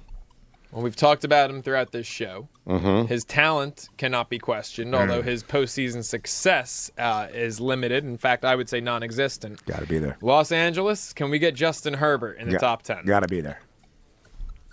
Number 5 on the list, all the way up to number 5. Now we're getting Now we got 9 and to 10. the nitty-gritty. Mhm. All right, if you think about quarterbacks, I don't know if he's going to be there. I'm looking at the NFC North. I'm thinking, could it be? Could it? All right, we're going to go number 9, Dak Prescott. Going to the Lone Star State with the Cowboys. He's on there, number 9. That means we have 1 left. It comes down to this. Yeah, and you took my guy. My guy was going to be Dak Prescott here. Uh-oh. So this is really, really tough because you look at the next, the list of guys that it could be, and it's Sam Darnold, and it's Jared Goff, and it's Jordan Love, and it's Trevor Lawrence. Sounds like you almost just convinced that's yourself. where I'm going to go is Trevor Lawrence, number 10. Is Trevor Lawrence number 10? Drum roll, please. Drum roll, please. Ah! And again, for the umph time this week, Ben Stevens is the champion of the final out. Yes. We have so many segments. What are they calling on your show? Who's number 10? Was it Darnold? No one you mentioned, actually. It is Brock Purdy. This is according to DraftKings. Don't get mad at me now. I know. Listen, that wasn't Raj putting together his top 10 No. quarterback In the words list. of Les Snead, F them odds. Brock Purdy was barely ahead of Jordan Love and Jaden Daniels, and then further back was Trevor Lawrence and Sam Darnold. So you had the names right, the 4 out of the 5 right, but the one you didn't mention was the one you should have picked. So those are the odds to win this Guy year's wins NFL 13 MVP. games a year ago with Jacksonville, with Liam Cohen in this offense. I thought And- statistically that was a really good look. I didn't even really think about Jaden Daniels. Yeah, he didn't cross my mind Which, at all. that He actually- should have been 5th on this list. What Well, the hell? Yeah, I know. Come on. No respect. get his mom no on the respect, case. DK. No respect. Listen, a very, That was very fun. tightly contested game. That was great. It was great going back and forth. We there. got the first 9. We got the first Can I 9. just delete your theme music, Joe? I think we your just victory yeah. music? hated Should to I just love it. And get by it the out way, system? I'm going to go delete myself after for this what it's performance. worth, we love it. Hey, an absolute blast as always working Always. with you. He's Joe Serralo. I am Ben Stevens. We have enjoyed filling in for D. Fish and Decker here on the new 97.1 The Fan, the voice of LA sports. But it's not going anywhere. On the other side of the break, 4 more hours of fun with Brock and Alex. We'll talk to you tomorrow, Los Angeles.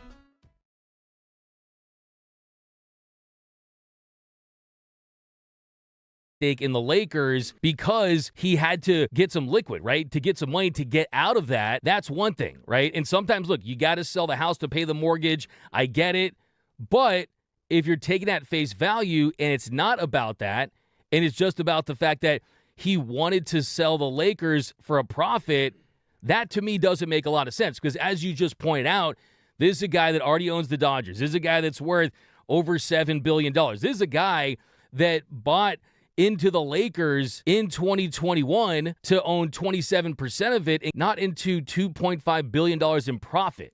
He doesn't need the money. He doesn't. He's got money. So then, really, are you of the side where it feels like this is something to cover himself from a legal standpoint? Look, I don't think it's unreasonable to worry as politics are played out now, and the muscular, and I know this is politics, but the muscular nature of how the federal government and the executive branch operates, and I'm not taking a side, I'm just talking facts. I don't think it's unfair to wonder if selling the team when clearly that wasn't his original plan isn't about this. It is about this investigation. Now, whether it's about coming up with the money, whether it's about I don't have the bandwidth for this, I think that's a very generous reading, or whether it's about, hey, do us a solid and sell this team to my son-in-law's brother, and maybe things go better since the president does control the Justice Department. That's how the system works, especially today. John Elmore. I am obsessed with this dude. Oh, my God. If you have not looked up John Elmore, 30-year-old G League vet who's still fighting for a spot. He's playing for the Lakers right now in the Summer League, and he looks like my IT guy's stepfather. Follically challenged, but really rocking the skull like it's no big deal. I love this cat.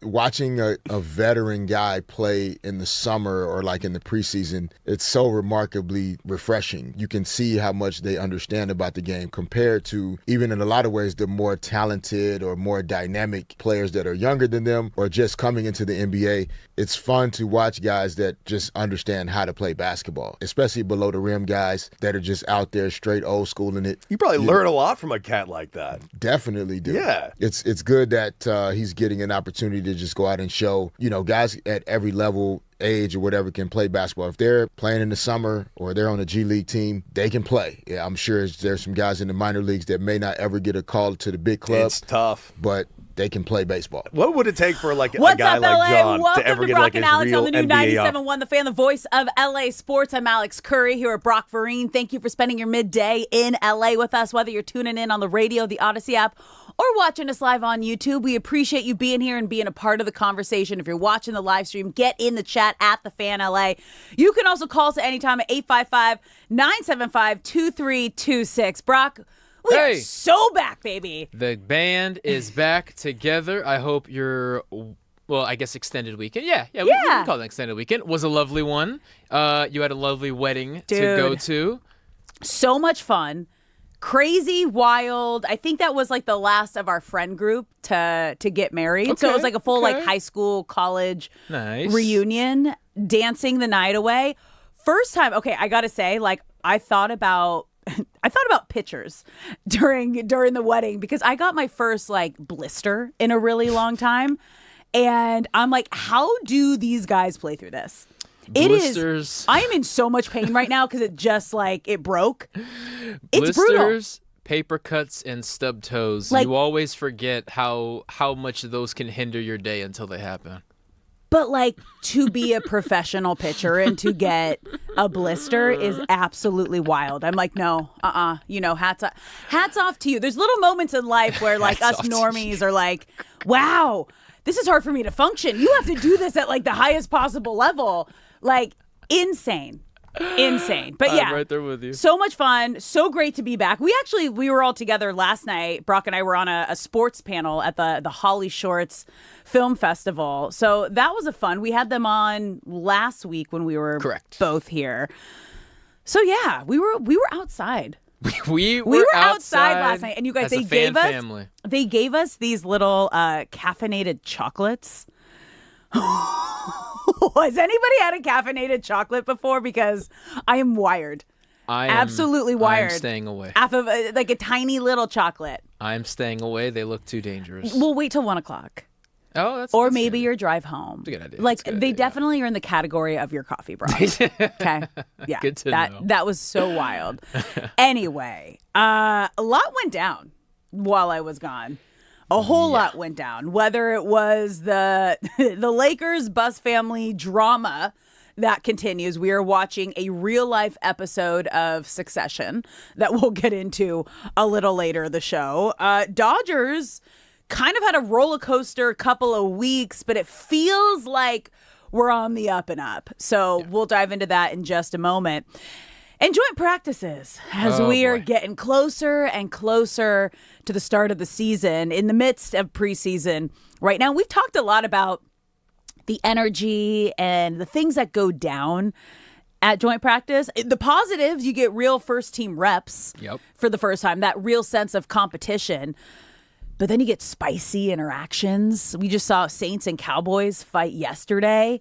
That was fun. The blowhorns in the background just kind of adding to everything. But the Chargers got what you don't want to happen, and that's injuries. Yes, starting center Tyler Biotish, one of the big signings in that completely revamped offensive line in front of Justin Herbert, went down and is reportedly out indefinitely with an ACL injury and potential more injuries to his left knee. I know that phrasing sounds very vague, but in a very strange reporting, that's how the Chargers are wording it. Every NFL facility has the top-of-the-line MRI, X-ray, all those machines, so that makes me think they are scared at the level of damage that is there, or they just want to get a second opinion before officially reporting. But what we do know is he is going to be out for a while. The footage from the play is out there if you want to see it. It is brutal, and immediately you can see it and know, I don't know if he's going to be playing this year. So fingers crossed there. It was tough to watch, and you hope he feels better. So the left guard competition is going to get thinner because rookie Jake Slaughter, who was a center at Florida and was competing at left guard because Biotish was at center, is now going to slide over to the center spot. But it's just the worst case scenario of any practice, let alone a joint practice, is to lose your starting center for the foreseeable future. I mean, what does that do to a team when you finally, like, this was kind of like the bright spot of the offseason. It's like, okay, Herbie's going to have some protection. They're fixing that O-line. This was the big name in Biotish that they brought in this offseason. There was hope. There was excitement. And then before you even get to the end of preseason, now he's out for the remainder of the year. What does that do to a team when that kind of news hits? It's killer because the revamped offensive line was the story of the offseason. You know, the Chargers didn't add a superstar wide receiver or a big-time running back flashy guy. This is Harbaugh, and this is Mike McDaniel saying, no, the problem last year was the trenches, and we're going to fix that. And we went out and got a phenomenal center to do that. I think what makes it hurt even more is it was his own teammates' fault. For those who aren't going to go watch the play, I will describe it to you. Please. Left guard, Coyote Oshika, he takes a defensive tackle in this joint practice. They're doing team drills, and he's winning the rep, and a lot of times what offensive linemen do when they're winning a rep is you want to finish the play with an exclamation point. It's not enough to just get your block. You want to throw the guy to the ground. The risk in doing that is by Oshika throwing the Niners defensive tackle to the ground, he throws him directly into the knee of Tyler Biadasz, and Biadasz is facing the other way. His left knee is vulnerable, and here comes 300 pounds of man rolling into his knee. And I can tell you right now, Oshika is getting an absolute earful in whether they watched the film yesterday or they're watching it today, and I'm sure he is being made an example of, because that is offensive line play 101. You can't do that in a practice, let alone throwing him into your own guy. So I've struggled to use the word fault because it's football and every time you step on the field there's a risk of injury, but it could have been avoided if Oshika made more of a responsible decision there to finish the play. But unfortunately, the list of injuries across the NFL throughout training camp is nuts. We just found out that New Orleans running back Alvin Kamara out with an MCL sprain at least a month, and that is just to add to the long list of Jets running back Breece Hall, of Bears safety Kobe Bryant, 49ers wide receiver Ricky Pearsall, among 5 other 49ers, Bears wide receiver Luther Burden III, Saints wide receiver Jordan Tyson, Commanders offensive tackle Laramie Tunsil. I mean, big-time names are going down, and unfortunately, Biadasz is added to that list. It's brutal. It's just brutal. And as you mentioned, Jake Slaughter is kind of getting thrust into this starting position, and he spoke yesterday first, really talking about the injury and the loss of Tyler Biadasz. Yeah, man, that hurt me. He's been nothing but like a wonderful mentor. He's been such a good leader in the room, helping me out, helping me see the big picture better, and we're just hoping and praying he's in a good spot and it's nothing too serious. Yeah, that's nothing too serious. When they say other damage to the knee and they don't go into detail, you know it's about to be real serious. But then Jake Slaughter went on to talk about now kind of stepping into that starter role.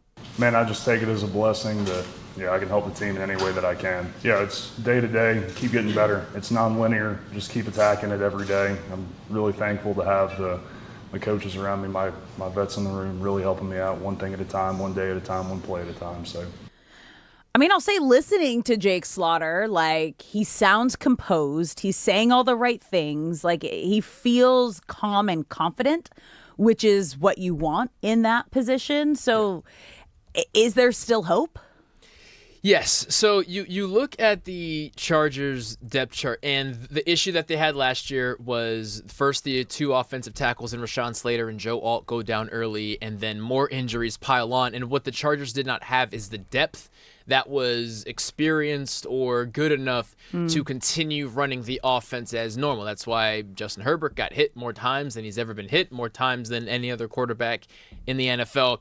But why all is not lost is because Rashawn Slater, although he still has not returned to the practice field and they haven't specified what his injury is, they are at least acknowledging that he's out, but they're not saying it's a serious thing. So we're hopefully Rashawn Slater will be out there week 1. We have Cole Strange, who they brought over from Miami. Joe Alt is completely healthy and out there ready to get back to the Pro Bowl caliber of play that he has. Jake Slaughter now sliding in at center. You have Trevor Penning, who they traded for last year with New Orleans and then extended him. He could play tackle or guard. They have Branson Taylor and Trey Pipkins, who are both experienced and are in that left guard competition that now Jake Slaughter is out of. So they have depth. All is not lost. And again, you bring over Mike McDaniel because of his creativity and his ability to put guys who need to outperform how good they are, and he can set things up to make it more favorable. Is the offensive line better with Tyler Biadasz? Yes. Is all lost for the offense of the Chargers? No. It's so on brand for like the conversations that we're having right now for Chargers versus Rams. Yeah. Chargers, it's like, here we go again. And then Rams, it's like, when are we going to get Aaron Donald back? It's just, you know what? I feel for the Chargers. Like, hopefully they can keep it together. And this isn't like the end of like what was supposed to be the exciting part to a season. But let's switch gears, you guys, and talk some Dodgers. You're listening to Brock and Alex on the new 97.1 The Fan, the voice of LA Sports, because It feels like the Dodgers have finally turned a corner. They beat the Rockies last night, holding on 7-6, their second straight game to then clinch the series. So they're 15-15 right now since the All-Star break, which feels about right because there's been a lot of, okay, what's going on, Dodgers, since the All-Star break. However, we had a lot of positives these last two games. And what you might say, it's like, okay, but they're playing the Rockies and they're in Colorado where the ball just absolutely flies. Well, it's like, good. That was perfect timing for LA. That is exactly what they needed to happen, okay? Sometimes you just need an easy, like, here you go. Mm-hmm. You guys can do it. We know you still have it in you. And they did. They put up 11 runs Monday, 7 yesterday off of 10 hits. Ohtani is just absolutely, now that I think he's switched his mindset to like, it's not going to be the Cy Young. Let's go back to the MVP again. Once he sets his mind on something, and he is in an MVP race right now with Pete Crow Armstrong, this man is going to be unstoppable. His 30th home run of the season last night, becoming just the 7th player in Dodger history with 3 straight 30 home run seasons. Freddie Freeman looked great. But I got to say, my heart wanted to cry last night for Kyle Tucker, who finally snapped an 0 for 26. And if you were watching his teammates' reaction, like top of the dugout, that tells you everything. They were cheering like he just hit a walk-off winning hit. Yeah. Yeah, it was great to see for him. He has had as rough of a stretch as any new Dodger has had, and every time throughout the year you think he hits rock bottom, he starts doing a little better, and then they come home, and then he gets lower even before what the previous rock bottom was. The breaking of the 26 hitless at-bat streak was great. I think for Kyle Tucker, of course, it happens on the road. I think for Kyle Tucker, him and his teammates are celebrating as they should. And once, I forget who it was who hit him back in, because he hit the double and then someone hit the RBI. When he scored, he comes back to the dugout. Dave Roberts is the first one there, patting him on the back. Everyone's happy, yada, yada. I think Kyle Tucker needs to continue to stack good games, and I also think he also has to understand, regardless of what he continues to do in Colorado, when he comes back home to Dodger Stadium, he's starting back at square one. So enter tonight with a ton of excitement. It was Teoscar Hernandez who hit him in, by the way. Yeah.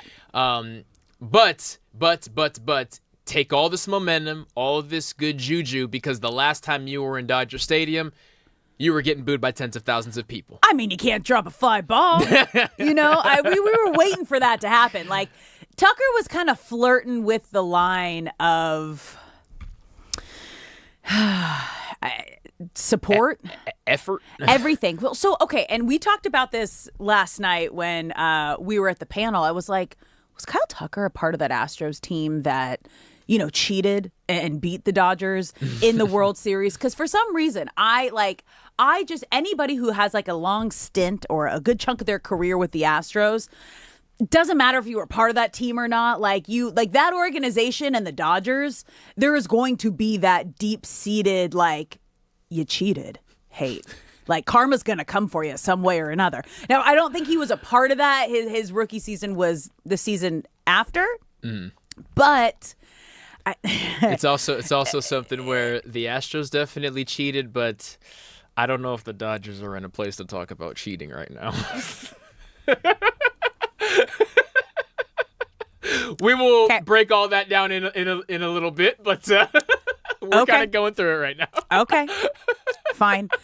However, okay, so let me just go back to because the other thing we're talking about was that that first game in Colorado Monday. Yes, the zoom-ins on his face as the broadcast is just. It felt like a really sad TV drama that they just kept slowly zooming in on Kyle Tucker's face and talking about his struggles, showing him in the dugout. Like, I saw a tear. I saw him wipe away a tear. Like, when you are that, it's hard because you want to say it's the yips, like when you drop routine fly balls like that, when you are just you not seeing absolutely anything when you're at the plate, it's hard to explain it other than sometimes you're just mentally gone. Yeah, whatever the word is for beyond the yips, that's where he's at now. Beyond. If goodbye. Because eventually you reach a point where it's just been too long and this is who you are now, right? Like if you are a prompt person and you're always early to things, you oversleep your alarm on Tuesday, okay, that's not who you are. You oversleep your alarm on Wednesday, okay, back to back, that's really strange. If you oversleep your alarm 5 more days in a row, no, this is just who you are now. You're just late, right? And I think it's been so long with Kyle Tucker. We know what he has done up to this point. They don't just hand out $60 million contracts to anyone. But does that matter when you're with a new organization? No one cares in LA. I don't care what you've done before. What have you done for us? We are giving you the most amount of money you've ever had based on past experiences, but I haven't seen you live up to a lick of that yet this season. Exactly. So while I try to be optimistic with Kyle Tucker. Are you being optimistic? I try to be optimistic I don't know if with Kyle Tucker. It is a thing where if he was struggling like this season, still wearing a Cubs jersey, wearing an Astros jersey, he's banked enough quality baseball to where people say, this is bad, but he'll be back. And where the anger and disappointment, rather, from Dodgers fans come from is all the greatness you've done was in another jersey. We can appreciate that you are a great baseball player, but until we see it in a Dodgers uniform consistently, more notably at home, I think the conversation around him it started from a blank slate. It didn't start from Golden Glove, All-Star, yada, yada, yada, until you do it in a Dodgers uniform. Yes, he broke his 26 at-bat hitless streak, but when he's back in Dodger Stadium, he may as well still be on that hitless streak because until we see it, people are going to continue to be hard on him, and I think they're right in being so. Okay, then as a teammate, right? Because I'm sure you've had teammates or seen someone go through a situation where they have the yips or just like they're mentally not able to pull themselves back into it.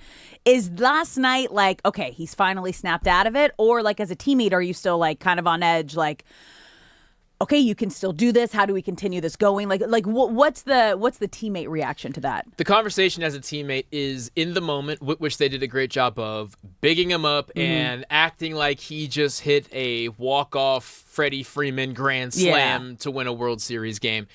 And then you wake up the next day and you pretend like yesterday didn't happen. You remind him that he's capable of doing what he did yesterday, but you also say, today is a new day, and you pretend like you are still on a 26 hitless streak because you have a lot to prove. Like I think when it comes to Kyle Tucker from a teammate perspective, you're also allowed to be disappointed, and you're also counting down the days of there are 35 games left, and I'm trying to be a good teammate. Left? Yeah, and I'm trying to be a good teammate and support Kyle Tucker. But like, if I'm Freddie Freeman, if I'm Mookie Betts, I'm Max Muncy, I also have a deadline of, hey, man, if you don't figure it out, I want Dave Roberts to put someone else in there who's got it figured out. Like, I think we're approaching the point where you be a good teammate and say the right things, but you are looking at Dave saying, hey, man, like we're here to win World Series, and this new guy ain't really working out, so if he can keep it up, okay.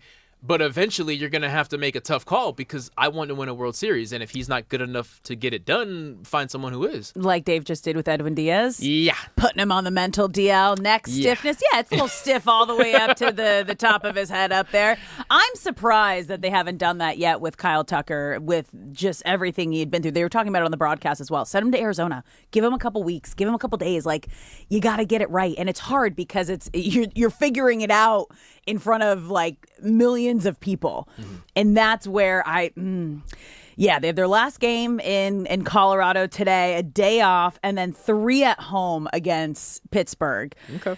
So if he doesn't continue this streak through this short little weekend homestand, I feel like you gotta put him on the mental IL. The deadline I hope is set is the Braves series, which is shortly after the Pirates series. It's in a week. At the end of that series, I would love to hear Dave Roberts saying, this is what the roster is going to be, and we're going to take the next 20-something games, getting as much work as we can with this roster. You would leave Kyle Tucker off of the playoff roster. Sorry. Not the roster, but starting lineup. Starting line. Okay, Yes. I was like, yes.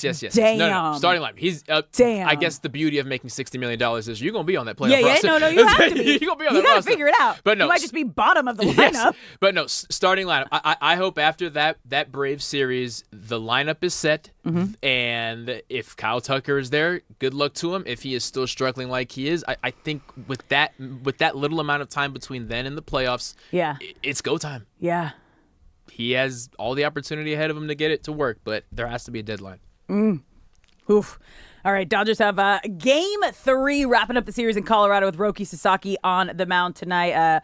5:40 first pitch. We'll continue to talk about the Dodgers a little later, but coming up next, we're watching a real-life episode of Succession, but who is going to come out on top of the Buss family? Don't go anywhere. You're listening to Brock and Alex on the new 97.1 The Fan.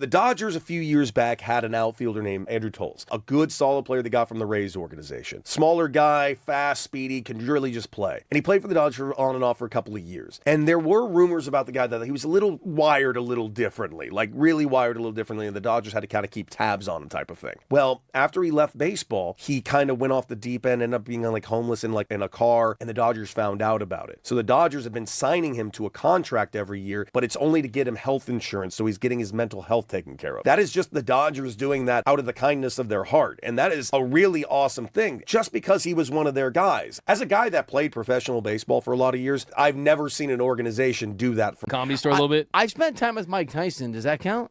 I'm a boxer. I'm a fighter. I don't do that. I'm Mike Tyson. He was kind, and he was. I mean, I think he's sharp. But it was like being with a tiger. Like, I was afraid. It was like being with a tiger. They tell you is back, docile. spinal. Oh my God. My back, spinal. I love Mike Tyson. Mr. Tyson, I have nothing to do with this on D-Mac and Ryder. I want you to know when you lay him out, I support you 1,000%. And I celebrate whatever violence you must bring. Bill, you're to friends my with partner. D-Mac. I'm going to hurt his back, spinal. Okay. Yeah, there's. Oh my God, Alex Gray thought I was mocking her snort earlier. Really? Yeah, I was like, no, I wasn't. I was mocking my snort. I like your snort. It's cute. Thanks, man. Can we move on to something else? But this is digressed. That comment smacked me the way that Mike Tyson will smack you if you're ever in a room with him. D-Mac. Okay. You keep. Should we do a say? What do you? They can see you on the stream when you do the let's stop. It's not a secret. Oh no, it's not a surprise. You're on camera. There's a thing right there, dude. At the Fan LA. That's crazy, man. This Laker talk is big secrets. Oh man, hey. Have you already been punched by Mike Tyson? What is wrong with your brain right now? I'm just so obsessed with the radio element of this. You know what I'm saying? Fly, bro. If that is the reason why he ultimately decided to sell his majority stake in the Lakers because he had to get some liquid, right? To get some money to get out of that, that's one thing, right? And sometimes, look, you got to sell the house to pay the mortgage. I get it. But if you're taking that face value and it's not about that, and it's just about the fact that he wanted to sell the Lakers for a profit, that to me doesn't make a lot of sense because as you just pointed out, This is a guy that already owns the Dodgers. This is a guy that's worth over $7 billion. This is a guy that bought into the Lakers in 2021 to own 27% of it, and not into $2.5 billion in profit. He doesn't need the money. He doesn't. He's got money. So then, really, are you of the side where it feels like this is something to cover himself from a legal standpoint? Look, I don't think it's unreasonable to worry as politics are played out now, and the muscular, and I know this is politics, but the muscular nature of how the federal government and the executive branch operates, and I'm not taking a side, I'm just talking facts. I don't think it's unfair to wonder if selling the team, when clearly that wasn't his original plan, isn't about this. It is about this investigation. Now, whether it's about coming up with the money, whether it's about I don't have the bandwidth for this, I think that's a very generous reading.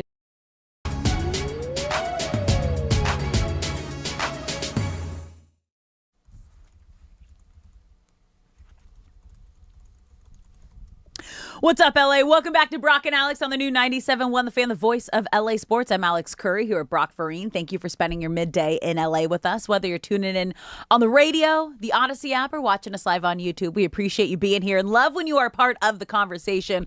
So if you're watching the live stream or want to over on YouTube, get in the chat at The Fan LA. You can also call us at any time at 855-975-2326. Now, it has been a very weird couple weeks in terms of LA sports teams ownership. And it all started with the Lakers. Was it last week? It was. Is that, gosh. Maybe a week to the day? Yeah. It was, it feels like it's been a month with everything that's gone down in the last week. But we are watching a real life episode of Succession with the Buss family right now. Billionaire babies fighting over control of daddy's empire. And Jeannie boxed out her siblings when she sold the Lakers to Mark Walter and cut them out of their Lakers duties under a year ago. And less than a year later, her siblings get a chance at revenge. And of course they're going to take it, you guys, because that's what this is about. The Buss family drama over the remaining ownership stake of the Lakers kind of went to a next level yesterday. And I'll kind of go through the reports here, because the reports that surfaced on Monday was that the other siblings wanted to sell the family's remaining 17.8% stake of the new ownership to Bob Iger and Josh Kushner, but Jeannie Buss pushed back. Her attorney said that the sale cannot happen without her approval and that she intends to void it. Then on Tuesday, the other 5 Buss siblings released a statement maintaining that they are united in their decision to sell and said that they intend to move forward thoroughly and respectfully and through the appropriate process while also expressing their support for Iger and Kushner. So the biggest issue is this is going to just be like lawyers in court fighting back and forth over legal verbiage, but it's all a you kicked us out, now we're going to kick you out situation. Yes, it is. Well, one, this will definitely be a documentary of sorts. For sure. And you pointing out that it literally is the plot of Succession is well, that also was hilarious. that was based off the Fox family. Exactly. So it is unfortunate that this will seemingly be handled publicly. If we are to read between the lines here, obviously Jeannie has not seen eye to eye with the rest of the siblings for a better part of a decade now, since going back to 2017 when she first fired her brother Johnny, and then Johnny teamed up with another brother to try and unseat her, and then Joey and Jesse, the two youngest. They tried to do a coup. Yeah, Joey and Jesse just got fired in November, and then that was kind of her severing all the ties with the final of the Busses. Now, Jeannie being, we'll call her the chosen one when Jerry died, and passing it on to her, we do know that really caught the other siblings off guard. She is not the oldest, and the other ones felt like, I've been working with the Lakers, like I have an actual desk and a role. She just kind of floats around. Literally that. But Daddy, I want a pony. Literally that. So it is, unfortunately, it is fascinating just seeing this insight into a world that none of us will ever be able to relate to. But to sum it all up, Why does Jeannie not want to sell? It's because as long as she maintains at least 15% of ownership of the Lakers, she can retain the governor seat. What is the governor seat? It is the person who represents the Lakers in all of the owners' meetings. So just because you own the most shares of your team, that doesn't mean you go out there to vote, because quite honestly, sometimes you're just rich and have other things going on. And hey, Jeannie, go over there and vote on the new CBA. Go over there and vote on the new rule changes. And she loved that role, and I'm sure it kept her connected to her father, and that is a role she deeply, deeply cares about. You can only have that role if you have at least 15% ownership. So when the Buss family initially sold to Mark Walter, that was part of the agreement. Jeannie gets to remain as governor. And reportedly, when Mark Walter sold the team, or attempted to sell the team, we'll see what ends up happening. Attempted to sell the team to Iger and Kushner, that was also part of the agreement. He said, hey, Jeannie gets to keep her governor seat. And reportedly, Kushner and Iger were like, yeah, we don't want to go to those meetings anyway, sure. So the siblings undercutting her and trying to peer pressure her in the public to remove herself from that seat, that is what she's latching on to. I'm assuming it's not a financial thing. If your last name is Buss, I'm assuming you're taken care of. But no, this is revenge. It's revenge, a public and for Jeannie, embarrassment, revenge. It's all about pride of that governor seat. Yeah. This is just a really sad situation for, I think, Laker fans. Obviously, we knew the Buss family was not the main part of this team and organization when they decided to sell to Mark Walter under a year ago. And we kind of all went through that. Okay, you know what? If you were going to sell to anybody, the owner like down the freeway who has turned the Dodgers into a dynasty, yeah. We can get behind that. So within a year to that happen, to now all the news and information that's coming out about Mark Walter and where all this endless money is coming from, it's kind of putting a bad taste in your mouth and making you understand what these owners have to do, these billionaire owners have to do in order to it's crazy to go in to own the Dodgers and then to buy the Lakers and then to put this super team together with the Dodgers, try to do that with the Lakers. I'm curious if LeBron had any idea that this was going down when he was making his decision, if there was like even a possibility that this was the direction that the Lakers were going in. Because it just feels like, and I don't like saying this about my team, but like a dumpster fire right now. There is no positive news coming out right now surrounding the Lakers, especially in a time where there needs to be positivity because you have a completely new roster and a new face of the franchise in Luka Doncic moving forward. And you're really trying to be, I think people would say, maybe that third seed and hopefully get lucky to get that playoff, take down the Spurs OKC, like if this team can come together and do it. But there is so much uncertainty right now, and it just keeps getting worse. It affects everything.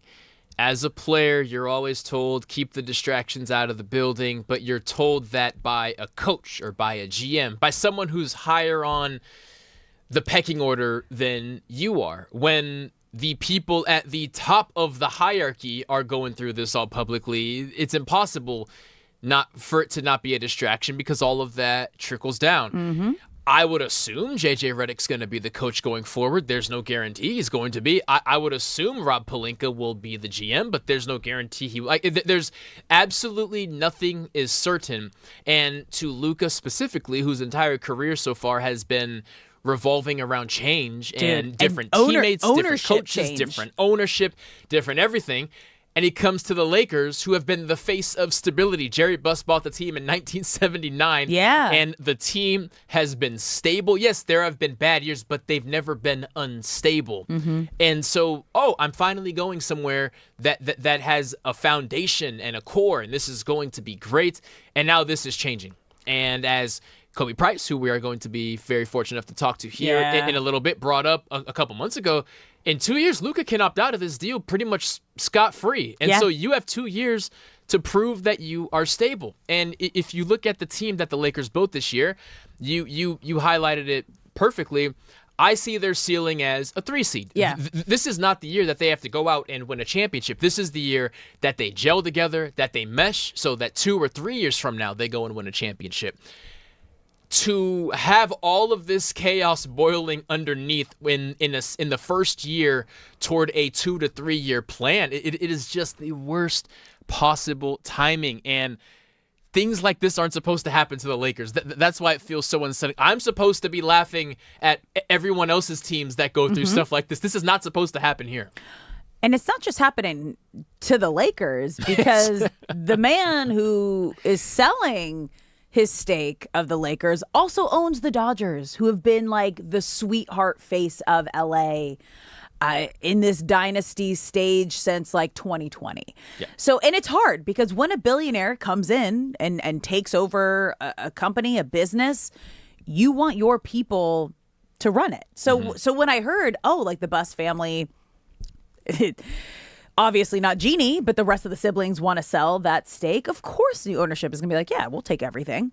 We'll own everything. Like we're coming in, we're putting a $12.5 billion evaluation on just Mark Walters' percentage. Yeah, just bring it on in. What's 800 more million? I think it came to like $2 billion. Is it 2 more something? bill? Yeah, I think it's around like $2 billion. Because if it's 17%, yeah, you're right. That sounds about right. So it's just, it's frustrating. It's sad. It's sad. It's sad. It's frustrating. It is hard as a fan not to root for your team, but just to wonder what all is going to change. Because initially it's okay, this guy's taking over, but the Buss family will always be attached.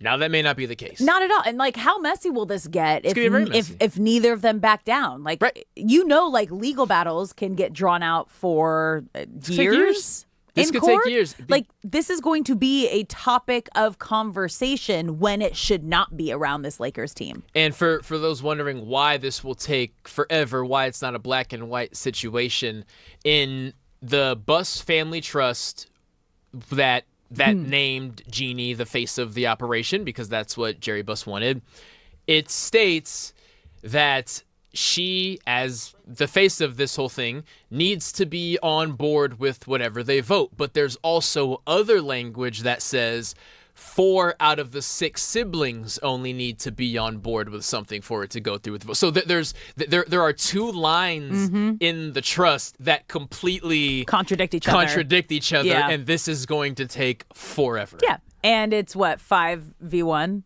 It's 5v1. 5v1 right now. Jeannie's backed in the corner. And Jeannie screwed them all over. So there was like years of built up animosity of like, and you were the chosen one from Dad? Girl. Yeah, this is nowhere near done. Your facial expression when this news broke earlier this week, I think, was all of us LA fans just like, really? Like, really? It was already bad enough. Now you're dragging the Buss family through this. It's about to get much worse. Yeah, we care a lot about this. This is going to be an ongoing thing, you guys. But we're going to take a quick break here. When we come back, do you care, LA? We're diving into that next.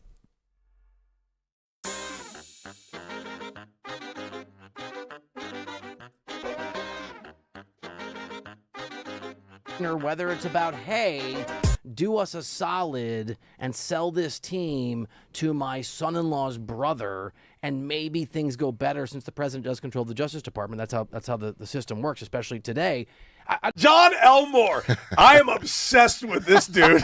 Oh, my God. If you have not looked up John Elmore, 30-year-old G League vet who's still fighting for a spot. He's playing for the Lakers right now in the Summer League, and he looks like my IT guy's stepfather. Follically challenged, but really rocking the skullet like it's no big deal. I love this cat. Watching a veteran guy play in the summer or like in the preseason, it's so remarkably refreshing. You can see how much they understand about the game compared to, even in a lot of ways, the more talented or more dynamic players that are younger than them or just coming into the NBA. It's fun to watch guys that just understand how to play basketball, especially below the rim guys that are just out there straight old school in it. You probably learn a lot from a cat like that. Definitely do. Yeah. It's good that he's getting an opportunity to just go out and show, guys at every level, age or whatever can play basketball. If they're playing in the summer or they're on a G League team, they can play. Yeah, I'm sure there's some guys in the minor leagues that may not ever get a call to the big club. It's tough. But they can play baseball. What would it take for like a guy like John to ever get like his real NBA opportunity? Obviously, most likely won't happen with the Lakers and this team, but like who's to say like a Utah Jazz or a team that's like in the bottom tier of the league all of a sudden like, let's just bring this guy up for a month. For a guy like John Elmore, it's tough, man. 30-year-old guard, point guard. Like you're just not even fast enough. It's going to be a damn good coach though. Well, hopefully if he wants to coach. If he wants to coach. If he wants, of course. I want him to live all his dreams. I can't stress that enough. I see a lot of myself in John. We were up 24 points at the half, I think, or in the second quarter. That was game 5, right? In LA? So much trash. No, that was game 4.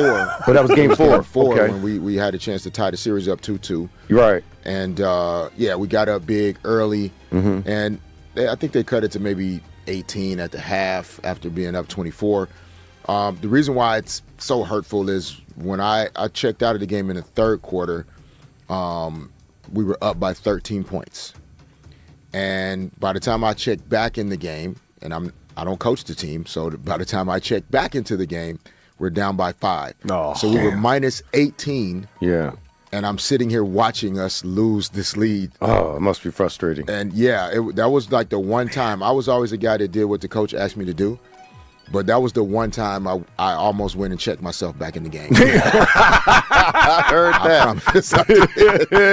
I wish you did, man. I wish you did. Is this the best city for head coaches right now? Because really think about it. We got Sean McVay, who is like this inspirational type of leader. JJ Redick, who is more of kind of a fiery type of leader. Dave Roberts, who is more of the Mr. Rogers type of leader. Jim Harbaugh, who is a little bit more on the fiery side. Ty Lue, who is just like the meticulous, calculated side. It's like we have such an interesting dynamic of head coaches here in Los Angeles, and what's amazing is they're all good and or great, and they are all very different. There's more than one way to skin a cat. The common denominator is the city and the expectations that come with playing and coaching here. That's what kind of brings all of those guys into like the same bucket. Different sports, different types of teams, different sets of expectations from year to year. We're not expecting the Clippers to necessarily win a championship. We're not expecting the Chargers to necessarily win the Super Bowl. There's still like an expectation that comes with playing in this city, coaching in this city. Philly, New York, Chicago get a lot of credit thrown their way for being blue collar, hard-working towns. And so then their fans kind of show up to the games with that expectation. If you play hard and you compete and fans really feel like you're giving everything you have in those cities and towns, like that's all they're asking basically. Fans in LA don't always get that credit. Fans in LA or fans of LA teams also want those same things. They want to know that you're emptying your tank to try to figure out how to win and that the team is just as important as you are. Like you think about the history of our sports teams, Kings, Lakers, Rams, et cetera, like all the things that have been accomplished historically. Yeah, fans have an expectation. And so when you think about those coaches, coaching here is different because that's the expectation. And it may not be as loud and sound as dangerous as it does in Philly or New York, et cetera, but the expectations from the fans are definitely. What do you take away from that? It was really, more for him to kind of just continue to do the things that I've kind of shared with you guys. And so he looked great and he's still continuing to go through his process.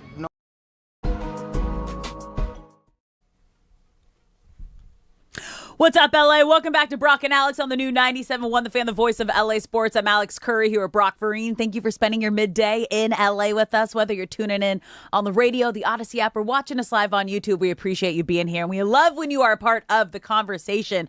So if you're watching the live stream, get in the chat at The Fan LA. You can also call us at any time at 855-97-LA-FAN. Now, the last segment, we were really diving into the fact that the Lakers have become we are watching a real life episode of Succession with the Buss family right now. Billionaire babies fighting over the control of Daddy's empire and what they're going to do next. And we want to hear from you, LA. Again, you can call us at 855-975-2326. So right now, let's go to Matt from Torrance. Matt, how are we feeling about the whole Lakers situation? It's not just the Lakers situation. It's the whole Dodgers situation too with Walter. I think this year for the Dodgers, they got to get it done because there's no telling what happens after this year. If it is true that Walter was involved in some sort of insurance fraud, listen, I'm not cool with that. But he also really dropped the ball on this. But to relate it back to the Lakers, I really can't feel too bad for Jeannie Buss because, I don't blame the move she did in firing her brothers. I think that was the right move. But in the same token, that's going to alienate her brothers, which it's come back, to haunt her. The thing that I really can't believe when it comes to Jeannie is that she sold to Walter and she thought that she'd have control. Didn't we see Mark Cuban go through this whole thing before? And it ended up in the Mavericks. Yeah, and it just, to me, out of everything that Jeannie did, that had to be the most naive thing if her intent was to still run the Lakers. And that's it, guys. Matt, we appreciate the call. We appreciate you're feeling the same way I think a lot of Laker fans are in LA right now. And yes, she might have been naive, but it was also $10 billion. And it was the biggest sale in sports franchise history at the time. And it was like they built that brand from the ground up, and to be able to sell for a record-breaking $10 billion, that's when you do it. Yeah, Matt, thanks for calling and thanks for listening. Great insight. And yeah, he points out something great, that is both sides are justified. If you are Jeannie Buss, and yes, your brother is the VP of basketball operations, but we just had a 17-win season followed up by a 26-win season in 25, 2016, 2016, 2017. I have to fire you. Like she's right to do that, but her brothers are also right to say, well, Dad just happened to name you. You haven't actually, I have more basketball experience than you do. I'm sorry, I'm not the favorite child. And you really can't blame the 5 siblings right now saying, none of us work for the Lakers because you fired us all. We just want to cash out and ride off into the sunset. But Jeannie's right in saying, I showed Dad I cared more about this team than you guys. I was here every day, even though I didn't have a job. Why are you trying to strip this thing from me when we all have enough money anyway? Like it's what makes it such a fair fight, not in numbers, but in emotion and in logic, is both sides are completely justified in thinking the way that they do. Justified again as billionaire babies trying to take control over Daddy's empire. Let's go to David in Los Angeles. David, how are we feeling about the whole Lakers situation right now? Feel like a dumpster fire. Yeah, it's sad. Welcome back, Alex. Thank you. The first thing. But, Thank you, the last caller was absolutely right. The Dodgers definitely do need to win this year because we definitely don't know what's going to happen with the Dodgers now that we see the turmoil that's going on with the Lakers. With that being said, I called in multiple times saying how I feel uncomfortable with the situation with the Lakers. The Buss siblings that are fighting Jeannie could go to hell. Let them know. So we're hashtag Team Jeannie. Yep, I am. Jeannie definitely should own her part, and the other siblings could go enjoy their money wherever the hell they want to. Yeah. But, with this all happening, I'm actually really scared that we are not going to have superstars coming up in the following years because if I was Luka, you got to look and say, dude, I don't really need to be in this situation. I'm out of here. And that's going to be a downfall. We're going to go back to the few years where we had no superstars. Don't put that out there, David. I hope it doesn't happen. I hope so. I really hope this new ownership, which I have no trust in, I really hope they prove me and all of the fans that have been thinking negative wrong. I honestly do. But my scare is that we're going to have a Lakers team that is not going to be a Lakers team. It's going to be like, what the hell are we watching? It doesn't feel right. Yeah, David, all your feelings are very valid. With the Dodgers needing to get it done this year with the impending lockout and the Mark Walters situation, he's definitely not going to be owning the Dodgers with all this coming out after the season, whenever that goes down. But yeah, Mark Walter could go to hell with the Bus family too. Except Genie. David woke up saying, "I got some stuff to get off." He's Team Genie, and I'm here for that. Yeah, you know what? I was so excited when it was Mark Walter and we had all these new signings. I was like a little baby jumping up and down. I was so excited about sweet the David team. baby. Right now, I just don't have any trust in this team. I have zero interest in this team, and it's just painful. It is very painful. It is painful. David, thank you for calling in. We are here for you to vent anytime you want. LA, come and vent to us. 855-975-2326. We care a lot. We're going to continue to dive into the Lakers, the Buss family, the Mark Walter ownership really quick situation. On David, I will throw this out there, and we will be able to break it down later on in the show. Mm-hmm. David is absolutely right, and the Dodgers need to get it done this year because we don't know what the Dodgers are going to look like going forward. But as we sit here right now, if I had to decide today, the Dodgers crystal ball will win the World Series this year with Mark Walter already having sold the team. Whoa, you're pulling out the crystal ball, and you're saying it's happening before the World Series. Probably before the playoffs. I think this is a much bigger crisis than he is trying to let on. He's cashing out. Everyone who has ever wanted to own the Dodgers now knows I can call Mark Walter and convince him in 72 hours. His phone is ringing off the hook.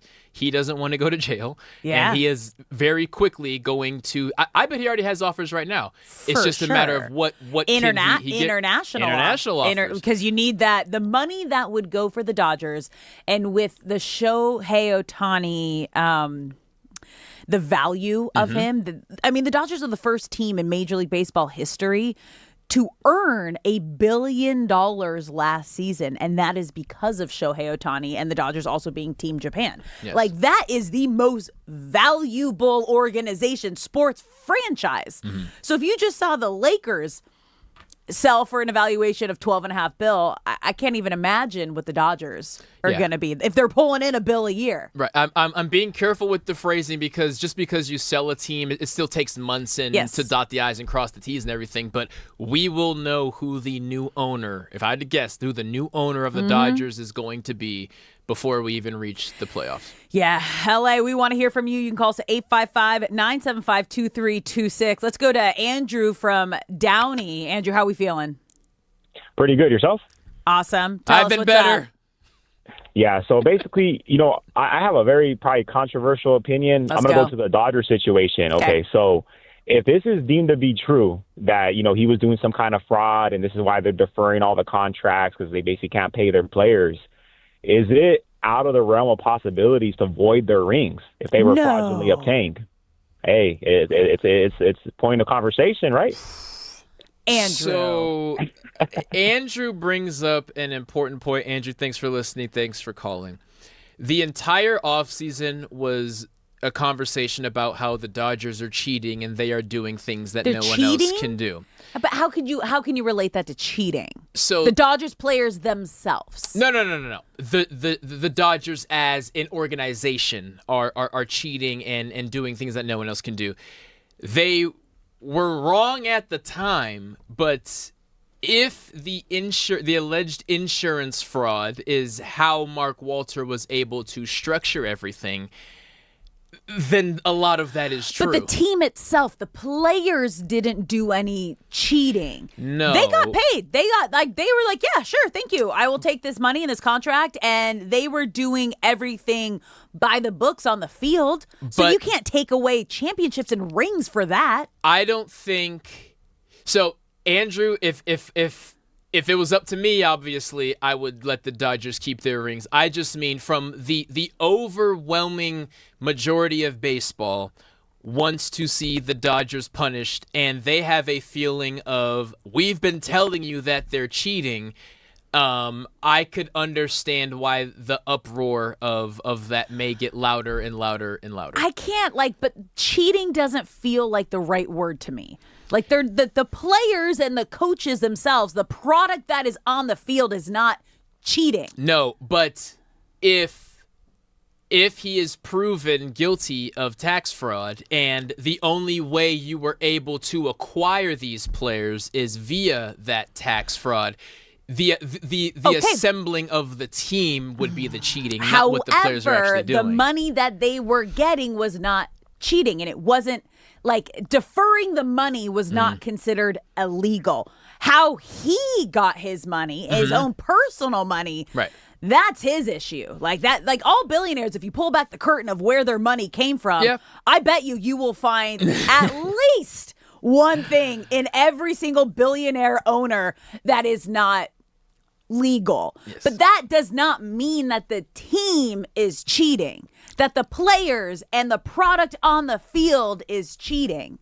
Worst case scenario, they would not take the rings from the Dodgers players, but what they could do is like they do in college sports when they find out a team is cheating. All the players get to keep their stuff, but your title has an asterisk next to it or is ripped from the record books. But the team wasn't cheating. But like the organization was. It's still not cheating. The money and where it came from might not have been, again, like if wherever Mark Walter was getting his money, but the way it was paid was by the books. Deferring the money wasn't illegal. How he obtained his own money to do everything, that's on him.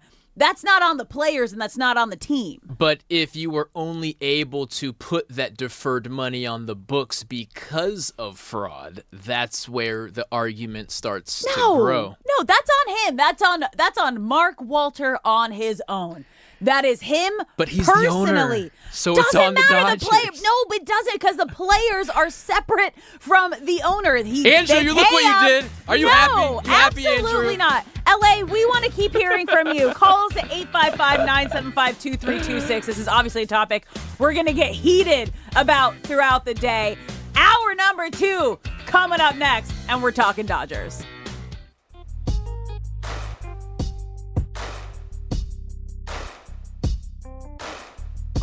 No new news on that front.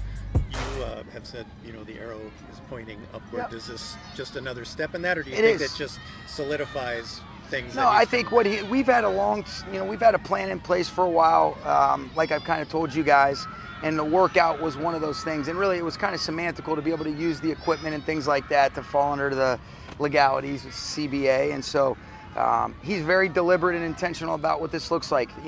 I'm careful to say, like, things are going in the right direction. He's feeling good, but we're not to where we are able to say whether or not he is or isn't ready to do it. But he's doing great, and he looked outstanding, as I think all of us would. A guy like Cameron Carr can shoot the basketball. That's a part of his makeup. I want to say the best part of his game, because he's a really good athlete as well.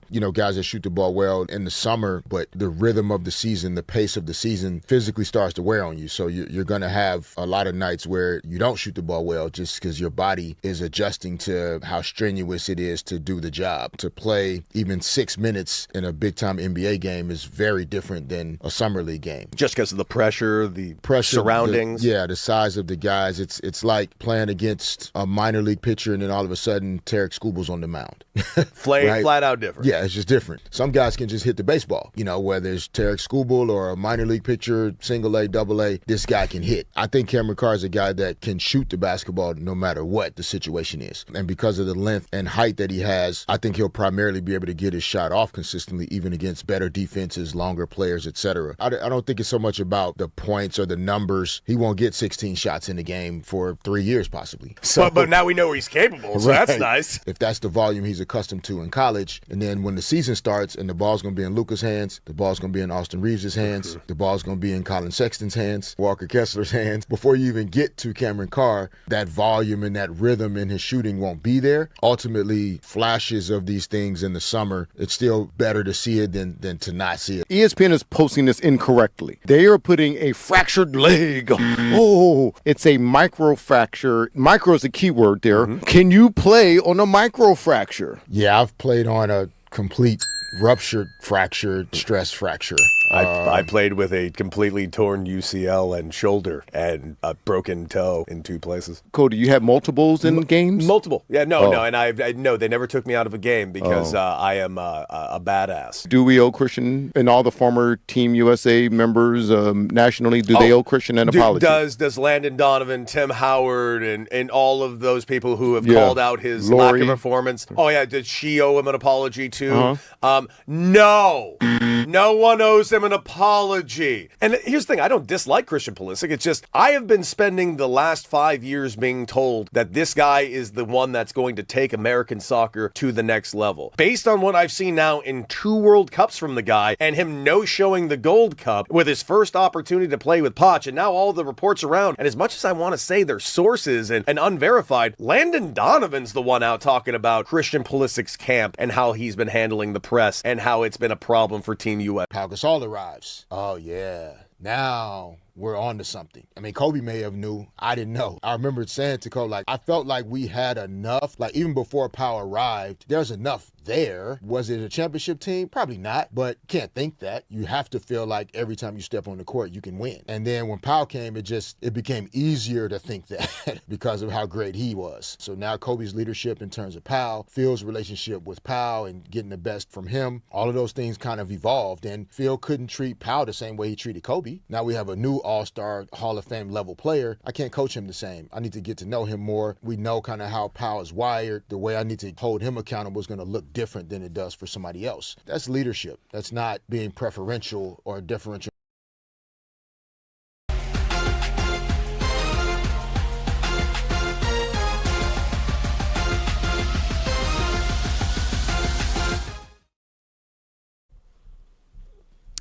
What's up, LA? Welcome back to Brock and Alex on the new 97.1 The Fan, the voice of LA Sports. I'm Alex Curry here with Brock Vereen. Thank you for spending your midday in LA with us, whether you're tuning in on the radio, the Odyssey app, or watching us live on YouTube. We appreciate you being a part of the conversation. So if you're watching the live stream, get in the chat at The Fan LA. You can also call us. We've had a lot of heated callers so far in the first hour of our show. You can call us at 855-97-LA-FAN, 855-975-2326. We got, things got heated talking about Mark Walter selling his shares of the Lakers, the Buss family sibling war, trying to sell their stake, and the situation that's going down with Mark Walter and how it's going to affect the Dodgers. And Brock is under the belief that the Dodgers could have a new owner come the World Series. It got so heated in here, I had to turn up the AC while you were out. Okay, do you turn it up or do you turn down the AC? Because you turn it... I like the semantics right? there. Turning because it up lowers the temperature. Like turn up the AC, or it's you turn it down because you make it colder, but you're turning it up to make it cold. It can go either way. So here we go. Okay, I think I got this. If you use the word thermostat, turning up the thermostat means making it warmer, turning down makes it cooler. But specifically AC, turning it up makes it cooler, turning down the AC makes it warmer. But also, no, because you put it down to lower numbers. Like I'm turning it down, but you're turning up the AC. But you're turning up the AC. I want more AC. Even though the number's smaller. Even though I'm turning it down. Yeah. That's it. But we turned up the AC because it's getting heated, you guys. And I'm here for all of it. LA, we want to hear from you. A lot of you guys think the whole Lakers situation is a dumpster fire and it might bleed over to the Dodgers by the end of the season. You can call us at 855-97-LA-FAN. And I'm like, I don't know if I'm ready to just come at you again, Brock, with the whole cheating situation, because I hear cheating. I think the Astros hitting the trash can, stealing and knowing what pitch is coming next, so the guy at the plate has an advantage. Mm-hmm. That is cheating in baseball to me, not the owner, a billionaire owner, having a sketchy way of getting his money, because every billionaire owner does that. Every single one. That's not cheating. That's on him. The Dodgers and the play on the field is on them. I would say I go back to a common phrase in sports is it's only cheating if you get caught. I don't know if what the Dodgers are doing is unique, but I know alleged of doing is unique. But I know that But it's not the Dodgers. It's Mark Walter and his business affairs. Yeah. Like when that you he are the owns owner, outside of the Dodgers. You are assembling. When we talk about Mark Walter, we are talking about the Dodgers. We're not talking about Freddie Freeman home runs. We're not talking about Mookie Betts stolen bases or Shohei Ohtani theatrics. What I'm saying is, Andrew's point was the more so to will they take away the rings from an organizational standpoint? They are not. Can't. They are not going to take away the players' rings, but if Mark Walter is proven guilty of everything and he has to go to jail and all this stuff, I'm speaking of a scenario where it's end of the world for Mark Walter and he's in handcuffs, right? You would have, I think you'd be well within your right to take the Dodgers banner. Absolutely not. I think you would. Absolutely not, because the play on the field is what won them those championships.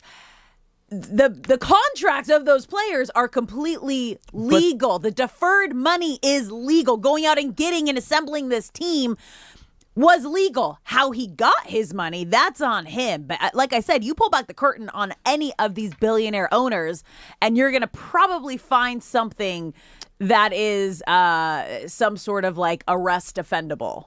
I would say you can't take away a player's ability to field a ground ball or pitch. Like what he's getting paid does not affect that. But if they can prove that Shohei Ohtani's contract, that Mookie Betts' extension, that trading and then extending Freddie Freeman, we don't know yet how long Mark Walter has been doing this. And if they can go back and prove all of the money, or most really, if even some of the money that allowed the Dodgers to sign these contracts, if these players are under contracts with fraudulent money, that's a disadvantage.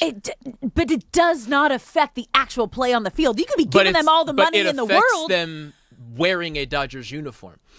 Okay. But again, like the contracts aren't illegal. The deferred money is not illegal. How Mark Walter got his money, that's on him. That is not the Dodgers players and the play on the field cheating. The play on the field is not affected. I agree with you there. But, let's go back to Shohei Ohtani's free agency. It came down to, I believe it was the Dodgers, the Blue Jays, and the Yankees, I want to say.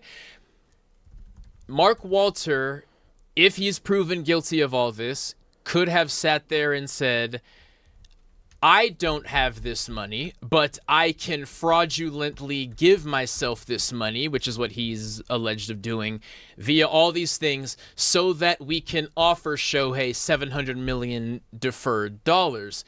Whereas the argument would be, if you can't offer him that contract without using fraudulent money, would he have signed elsewhere for someone who could give him more money than the Dodgers? So it's not the play itself.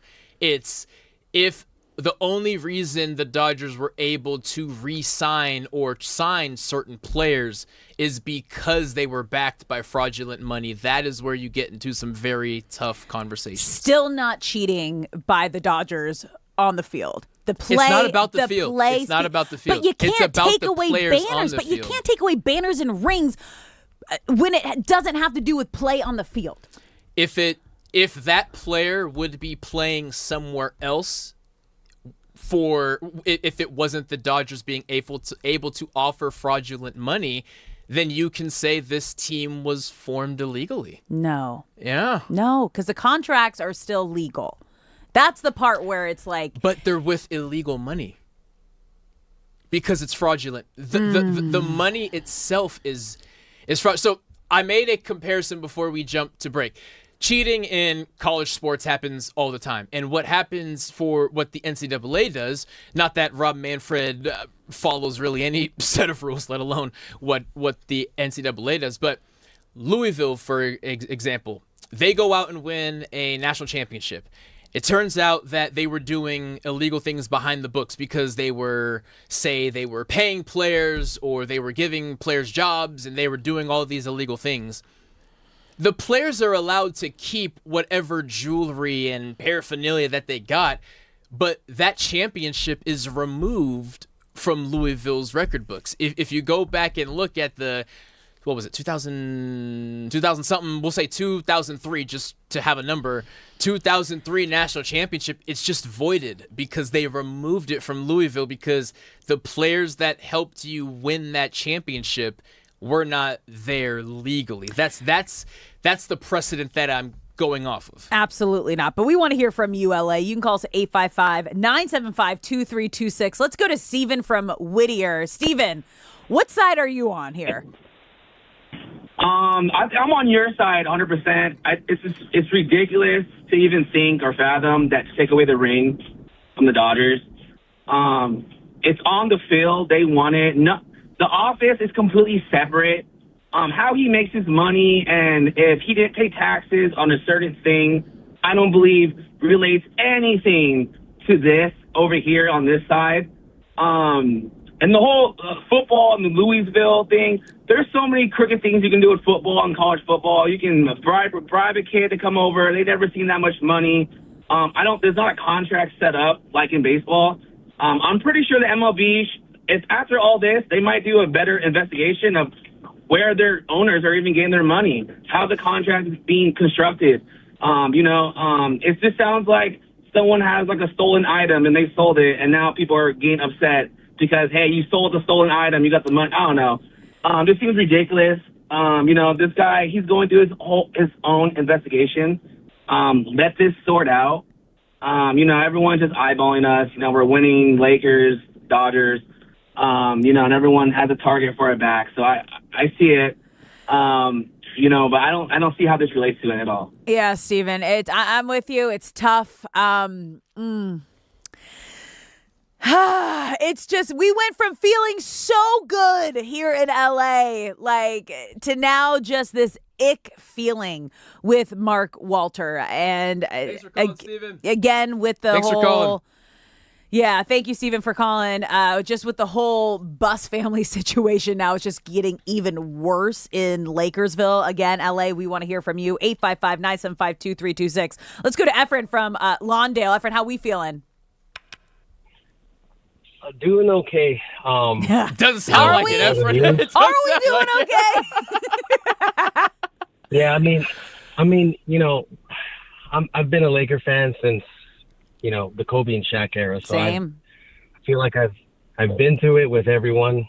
This is just another unfortunate thing that happened, but I'm going to try to bring a positive take to this whole thing. I like that. Okay. And I'll just say first off, I am Team Genie, 100%. Yep. I strongly believe that Jerry would have wanted the family to be united and the team to be in the family's name, of course. So, unfortunately, that's not the case, right? There's a lot of division. There's always been that division, but now it's sort of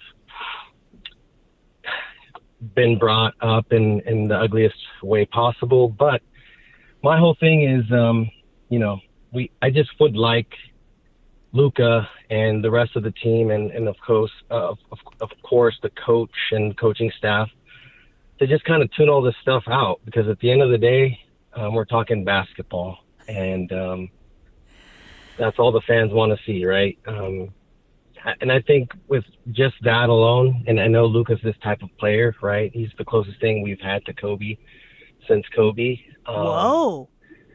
That's a all hot take right there. That's all we can hope for. No, I strongly believe that, and I went to a couple games last season, and you can tell the difference between the games when Luka's playing and when he's not. And so, yeah, I just think for the fans, right, the team just needs to lock in and do what they need to do regardless of all the noise in the background. And, so this thing will figure itself out, whether it's something that the fans want or not. But at the end of the day, the team needs to go out there and do what they need to do. And Luka is just going to be spearheading that whole thing. So, Efren, I need you to promise me something. At some point today, you are going to take a walk and get yourself an ice cream. I need you to have a good day because this is weighing on you, and we can hear it and we can feel it. You deserve to have a nice Wednesday. You need to treat yourself this afternoon, Efren. All right? Promise me that. Yes. Yes. Okay, yes. we'll take Thank yes. You, it wasn't a confident yes, but it was a yes. We'll take it. We appreciate you. LA, we are taking your calls all day here. Just the unfolding situation, obviously, with the Lakers. And then the conversation now bleeding over into the Dodgers because Mark Walter, there is so much more that is getting released, whether it's him selling his shares in the Lakers, his Premier League team. And obviously that brings the conversation to, the Dodgers are going to be the most valuable thing that he owns. That has to be next. It's such a frustrating situation. Let's go to Talitha in Los Angeles. How are we feeling? Feeling like it shouldn't happen. I think that if the Dodgers are to be sold, that they really need to follow the money. There's too much dark money that's entering everywhere right now. You turn around and you look at the Lakers. Okay, when I read who was the potential buyer, I kept thinking that last name sounds familiar. Kushner. And I was like, wait a minute. Oh, okay, that has anything to do with Donald Trump? Come on, his son-in-law is being investigated now. Their father got arrested for fraud. So you got dark money entering into what the league supposedly got rid of with dirty drugs, with steroids. Now you want to bring in dark money. No. I think that we need to stay focused on the fact that we have men and women that have a talent that supersedes any type of criminal activity that the owner or potential owner has committed. Let's not blame them. Let's not hold them responsible for a rich man trying to stay rich. Let's not do that. Okay, that's the problem right now. When you're chasing money, you're gonna uncover a whole lot of demons when you do that. And so the guy Walter, I feel sorry for him. I hate what's going on with the Lakers. It sucks, but at the same time, the players should not be held responsible. Just like I stated before, if you're gonna take away their banner, remember, they all signed contracts where they gave up being paid until they got paid. So that means that they played for free. Talitha, I'm with you. We appreciate you calling in. Thank you for listening. Thank you for calling. Yeah, again, Brock and I do not see eye to eye on this. I believe the players should be separate and the play on the field should be separate from whatever the owner is going through, whether it's dirty money. I mean, they all have dirty money. Okay, I'm going to tell you, you pull back the curtain on any one of these billionaire owners, you are going to find something that's going to make your jaw drop. Okay, there's no way that every single one of these billionaires has 100% clean money. I want to highlight something Talitha brought up because there is just this overwhelming feeling of dread right now when it comes to sports ownership. Valuations have got to a point where nobody actually has the cash in hand, right? Yeah. Early on, and I'm talking like 60s or 70s, if you wanted to start a team, you needed to have the bulk amount of that in your bank account to buy said team. Like nobody just has $12.5 billion sitting in a bank. It's assets, it's leverage, and a ton of things. And it's not only the Dodgers and the Lakers that are going through this. Matt Ishbia, the owner of the Phoenix Suns, borrowed a ton of money from a bank in order to buy the Suns, leveraging the stock in his very successful company. His company is tanking right now, and he just had to borrow $2 billion more in order to pay off loans on time. And eventually, he can't keep borrowing money forever. It's like now Matt Ishbia and the Suns are in a situation where who knows what's going to happen there. The Yankees just accepted, I don't even know how many billions of dollars of cash in infusion. So It eventually gets to a point where the numbers are so big, you have to bring in billionaire after billionaire, private equity after private equity, bank after bank. We're at a point where it's going to be impossible to feel good about where the money has come from. And it's been like that for a while, but because so many changes are happening with sports ownership across the board, now it's so in our face, it's impossible to ignore it. And to Leith is right. It's just a really crummy feeling, and I wish we could go back to when ignorance was bliss regarding sports ownership. Like it's all been bad. Like there's no way that a billionaire is making that kind of money without cutting some corners. That's just what it is. Like I said, you pull back the curtain on any one of these billionaire owners, you're gonna find something you don't like. Okay. So it's just really unfortunate that Mark Walter happened to own both the Lakers and the Dodgers, and they will both be affected. Dodgers is not happening right at this moment, but that has been the conversation of not if, but when. Ooh, what happens first, Aaron Donald signing or Walter selling the Dodgers? Ooh, Aaron Donald. Okay. Yeah. Okay. Because I have that happening 31st. Do you have it happening? I think I'm the 29th, I think. But I mean, we're like a week ago was the Lakers. This week is his Sharon's at Chelsea. Yeah, he's trying to sell that now. He's already asked questions about the Dodgers and Lakers TV deals that have gone down. Yep. So it could be the same week. What I'm hearing is Aaron Donald come back and distract us. Los Angeles needs Give us something to celebrate. happy. Whatever day you were planning on coming back, just announce it now so that we can smile about something. We haven't talked about the Clippers and their stuff. What is going on in Los Angeles? Like, Another billionaire. That's the richest billionaire. Okay? Aaron, we need you now more than ever. Also sketchy situations. This one's just too juicy that you're like, all right, Ballmer, and the Clippers Don't again. worry, but we'll get you eventually. Even when bad news comes out, you're a second fiddle. Okay? No one really cares. Because everyone wants to talk about the Lakers. Wild. You guys, we're going to continue this Lakers conversation because we have friend of the show, Lakers reporter from the California Post, Kobe Price, joining us next. Don't go anywhere. You're listening to Brock and Alex on the new 97.1 The Fan.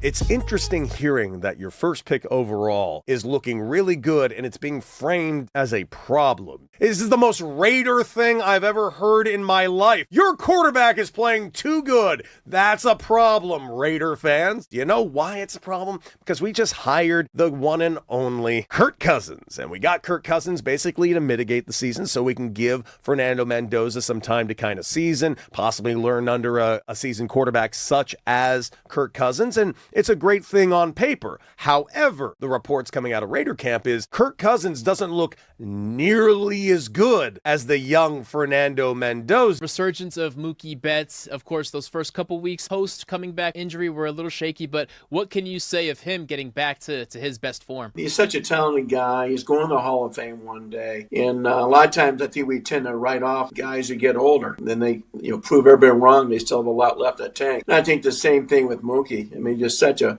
great athlete and a lot of pride. So, no, he's back to being the Mookie Betts of old. In good shape going forward. There's really no signs of letdown that he won't keep performing well throughout this whole contract. Dude's going through it right now.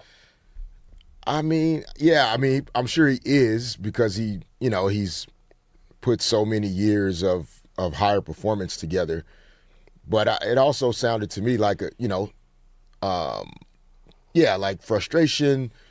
He knows he needs to be better, wants to be better for his team and teammates, but that, he's seen everything and he's been through everything. Like, you don't get to where these guys are without having navigated some of these moments and stretches. What I can tell you, though, is, the third time through is, you are on fumes. I don't care how hard you work out in the offseason, how much time you put in, what kind of recovery you're trying to do.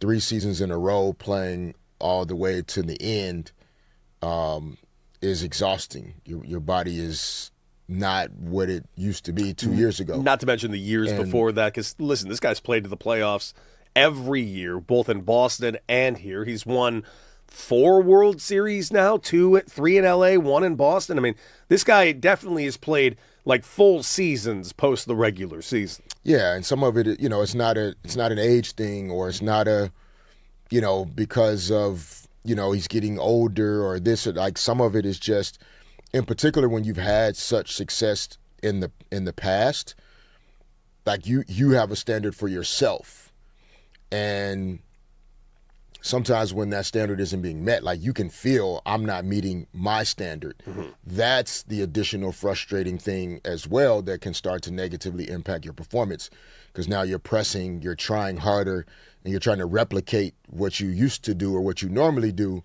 when the situation requires you to just be the present version of what you need to be. And so maybe your power isn't there, maybe your speed isn't there, maybe whatever, for whatever the reasons.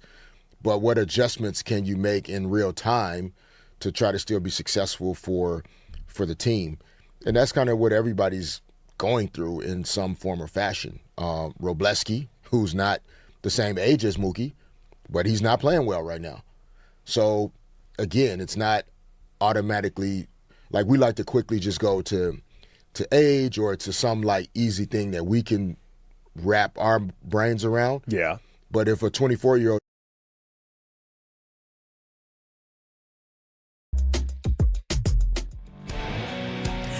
What's up, LA? Welcome back to Brock and Alex on the new 97.1 The Fan, the voice of LA Sports. I'm Alex Curry here with Brock Vereen. Thank you for spending your midday in LA with us, whether you're tuning in on the radio, the Odyssey app, or watching us live on YouTube. We appreciate you being here. We love how much you've been a part of the conversation today. Obviously, the big topic of conversation, the Lakers, the sale from Mark Walter to Iger and Kushner, and now the Buss family. Just a battle of the siblings to sell that remaining about 17+% of Lakers ownership. It's just been an absolute just crazy situation all around. We love hearing from you. We continue to want to hear from you throughout the day. But right now, we're going to bring in friend of the show, Lakers reporter for the California Post, Kobe Price, joining us right now. And Kobe, I don't think we've had you on since all of this has gone down. There has been a lot of drama in Laker Town since we last spoke, even just in the last week. And it feels like it just keeps getting worse. What is the state of the environment around the Lakers organization, the front office, and Luka and the players right now? Well, yeah, it has been a minute. I don't think I've been on since, obviously the big news last week was the fact they were getting sold in the first place. And somehow that feels like old news or not even the biggest story of the month for the Lakers. The state of the team right now, for some people, it's normal. Like, I hate to say it like that, but they kind of normalize. Like, there's always something going on with the Lakers. This team was just sold last year. So for some people, it's normalized. For others, there is a state of uncertainty about, who ultimately we know who's going to be running this operation. It's going to be Bob Iger and Josh Kushner. Just what's it going to look like? What's it going to look like? Who's going to be running the basketball department beyond this? At least for right now, there seems to be some level of security and certainty of, status quo, if you will. But there is just in the back of people's minds of what are the Lakers going to look like in August 2027, basically a year from now, once the dust settles. So it's a weird balance of uncertainty with keep it pushing, I guess, if you want to call it that, just because people still have jobs to do. There are still people, we all know people up top have weirdness going on. I got to go do my 9 to 5 and I'll be back home later that night and have dinner. Like, that's also how it is for some people too. Kobe, it was you who initially brought up the point some months back about how Luka in 2 years can kind of move on from the Lakers scot-free if he so chose to. For you, as someone who follows the Lakers closely, how likely would that be for Luka to look around at a situation that is full of chaos when his entire career has been full of chaos and say, you know what, this whole Lakers situation is just too much for me? Yeah, and I remember when I mentioned that I accidentally caused some anxiety on the show, which I apologize for, but it was also relevant to bring up. It was relevant to bring up. Lakers fans around LA, not just the show. People were freaking out, Kobe. Yeah, but it's a very real thing. It's a very real thing. Look, Luka's still, he's still 100% in on the Lakers.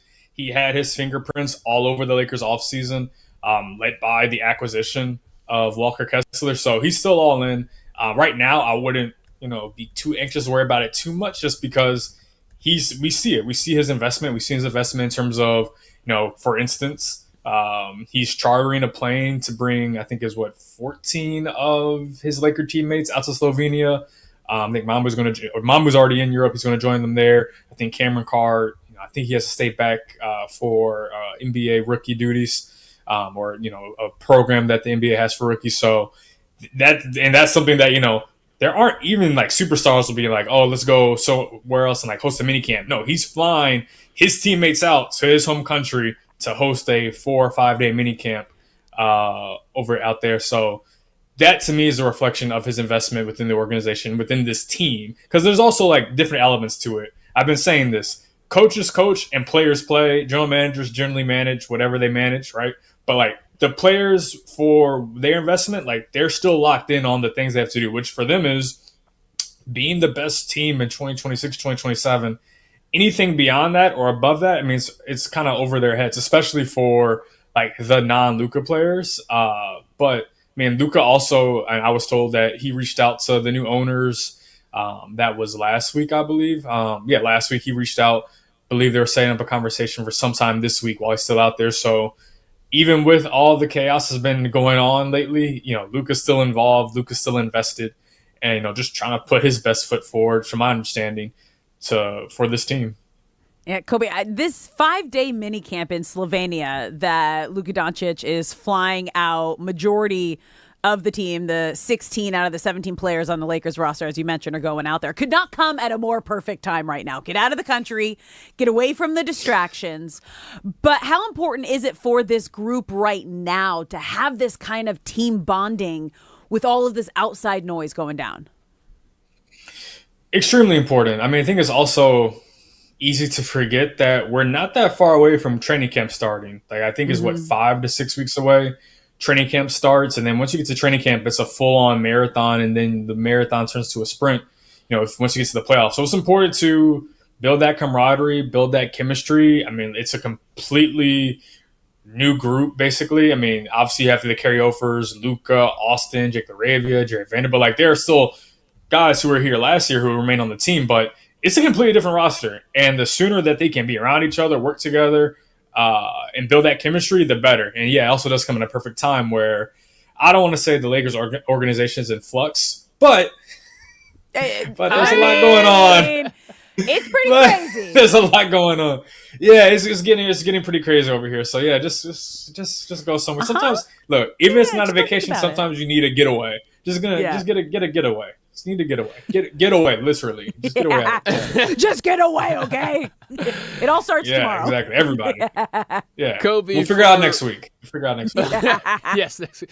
Kobe, for what feels like the 6th time, I have a Jonathan Kuminga question, because somehow everything keeps happening and he still has not signed. Is there any latest on him? Do the Lakers need to set a deadline for when he needs to make his decision? And breaking all the journalism rules here, adding a third part to this, does the Kawhi Clippers-Raptors scenario affect Kuminga at all? Wow, that's it's so beautiful to be asked a basketball question after all the nonsense that's been happening over the last week and a half. For the Jonathan Kuminga part. I know, all right. Thank you. So 3 questions. I'll try to answer them in order. The Jonathan Kuminga, there hasn't been much of an update lately. I don't think, and I'll kind of answer 1 and 3 together. I think it's less about, you asked about the Clippers Raptors part of it, less about that, more about the Cleveland part of it, just because Cleveland did make that trade involving Dennis Schroeder. That frees up some financial flexibility for them. Now, where they use that financial flexibility, it seems to be it'll either be on Jonathan Kuminga as an option for them. There's a mutual interest between Jonathan Kuminga and the Cavs, or Peyton Watson, who is a restricted free agent who just, with Denver Nuggets, seems like those are 2 different directions the Cavs could go in. They still probably need to free up a little bit more space. Look out for Max Strus to be an option, a trade option for the Cavs, a guy that they could send out to create the space to get either Kuminga or Peyton Watson. But on the Lakers front, no tangible updates. The offers they've made, haven't really heard updates about them increasing their offers. in terms of deadline, I mean, look, it would be nice to like he was on the if he's going to join the team to be on this team before this team retreat. Like it's like when you hang out with your friends and like you show up late, you miss all the jokes. Like they have all the inside jokes and whatnot. It's like I know, right? That really sucks. It's like, come on, like what are you guys talking about? Like, dog, you should have showed up like an hour ago. Like we had a whole thing going on. So it would be like in terms of deadline, like it'd be helpful to have him now, but like there's nothing tangibly like really by training camp, like because at that point you just need you would like to have your full team available. So and I think it's important to remember that he didn't sign his deal to return to the Warriors until very late September. So by my math, we still got to have another month and a half roughly before there feels like there should be some resolution, not just for him, Peyton Watson, Jalen Duren, James Harden to an extent. He'll be returning to the Cavs on what deal? Like the weird part is there's still a lot going on in the NBA in terms of like player movement, a lot more than you would really expect in mid-August, late August. Now, Kobe, I'm sorry, but we're going to come back to the Lakers ownership here because you mentioned I understand. I understand. I knew it just to get it off. I know. Yeah. We have to. Bob Iger and Josh Kushner, you mentioned, they reached out to Luka and had some form of a conversation. But have they talked to a Rob Pelinka, JJ Redick? What are you hearing about kind of what is their plan in that sense with the Lakers moving forward? Yeah, I'm not so sure about Rob Pelinka. I imagine maybe by this point there have been conversations just after a week after the agreement. I do know that Bob Iger told me in the interview that we did last week, basically exactly a week ago today, that he had spoken with JJ Redick, and Bob Iger and JJ Redick had have a long-standing relationship going back to when JJ played for the Clippers. JJ playing for the Clippers. Bob Iger was a longtime Clippers season ticket holder. They formed a relationship then. And they've, kind of kept in touch. They've had a good relationship since then. So I think, for people who are wondering about the future of the Lakers, I think it does help for the new owner to have a relationship with a coach who has a long-term contract with the team moving forward. And that even goes to Rob Pelinka, even if he doesn't have a prior relationship with Bob Iger in the same way or the same kind of relationship he did with Mark Walter. He also has a longer-term contract after receiving an extension last spring that, helps his job security. And the other thing is, in terms of Bob Iger and Josh Kushner, they're new. Like, unlike Mark Walter, he was around, he was a minority owner, and he has obviously the obvious history with the Dodgers, right? These guys, Bob Iger basically told me, like, they're smart enough to know what they know and what they don't know. So in terms of big changes, I wish I could say the same thing. In terms of, like, big changes, I would caution expectations about that just because obviously they're not officially owners yet, but they're also still the element of doing due diligence on what's actually happening with the organization right now, kind of like what we saw with Mark Walter before he made his big changes throughout the organization. Kobe, in conversations we've had today with callers, and really I guess we're at the week mark now for the past week regarding callers, that there seems to be an overwhelming sentiment amongst Angelenos of disappointment, sadness, or at the very least unease. In that conversation you had with Bob Iger, was there acknowledgement of that, or some sentiment of we know we have work to do, but that'll come when it comes? What can Iger and Kushner do to win over LA? Because right now it's a bit much of an uphill battle. I mean, the simple answer is win, because winning solves everything. But the more detailed answer is, look, I mean, there should be disappointment about the Mark Walter era, which only lasted 10 to 14 months, depending on how you want to classify the era. There should be disappointment. He was supposed to be the person, his leadership was supposed to be what ushered the Lakers into this new era, modernizing the front office, modernizing the organization, building up the analytics team, the medical team, all these things. Dodgerizing. I was going to say Dodgerizing. I know people say like Dodgerification. I like Dodgerizing. Dodgerizing the Lakers, right? Fun. Dodgerizing the Lakers. And that just didn't come to fruition or fully to fruition in the way that was expected. So what Bob Iger and Josh Kushner can really do is build upon the foundation that's already been set, but continue to push things forward. Build out the front office where there are more cohesive voices throughout the basketball operations. Build out the analytics team, build out the scouting department. Really, all the ways in which you can, build up our organization outside of player payroll, invest in those ways, similarly in which Mark Walter is playing to. That's one step. And then from there, like empowering the right people, because ultimately, all what they're supposed to be doing is putting everyone in the best position to succeed, and that success should look like in the form of NBA Finals appearances and ultimately NBA championships. That's ultimately what it comes down to. I mean, that's it. That is the Laker mentality, is championship or bust. Now, I want there to be a positive feeling around the new ownership and Bob Iger and Josh Kushner. We just don't have anything to go off of yet. And I think the one thing that was maybe giving Laker fans a little bit of ease was that Jeannie Buss was still going to be a part of this Lakers ownership and the governor, even with that small 17+%. So what is your biggest takeaway from the Buss family drama that dropped this week wanting to sell their share? It's just messy. It's just messy. It's messy. That's my big takeaway. It's funny because it's kind of predictable too, because when the news comes out, I think it was Monday, that it's like, oh, the Buss family is going to sell. Like, that just felt too easy. It just, over the last, what's it been, 13 years since the late great Dr. Jerry Buss passed. Mm-hmm. When has it ever been this easy with the Buss family in terms of Laker decisions? Really hasn't been. We have I have a court order on my other laptop right here, basically detailing things because of how complicated things got in the mid 2010s. So yeah, that is what, this is not that surprising ultimately. But in terms of the, where this goes, it feels like we're headed toward either they have to resolve, the siblings have to resolve things on their own, or potential litigation, because you have two sides, Jeannie Buss and her 5 siblings, and they obviously do not see eye to eye. And it doesn't, who knows how long this could take, but it does feel like it doesn't feel like it's going to get cleaner. It feels like it's going to get messier before it gets cleaner.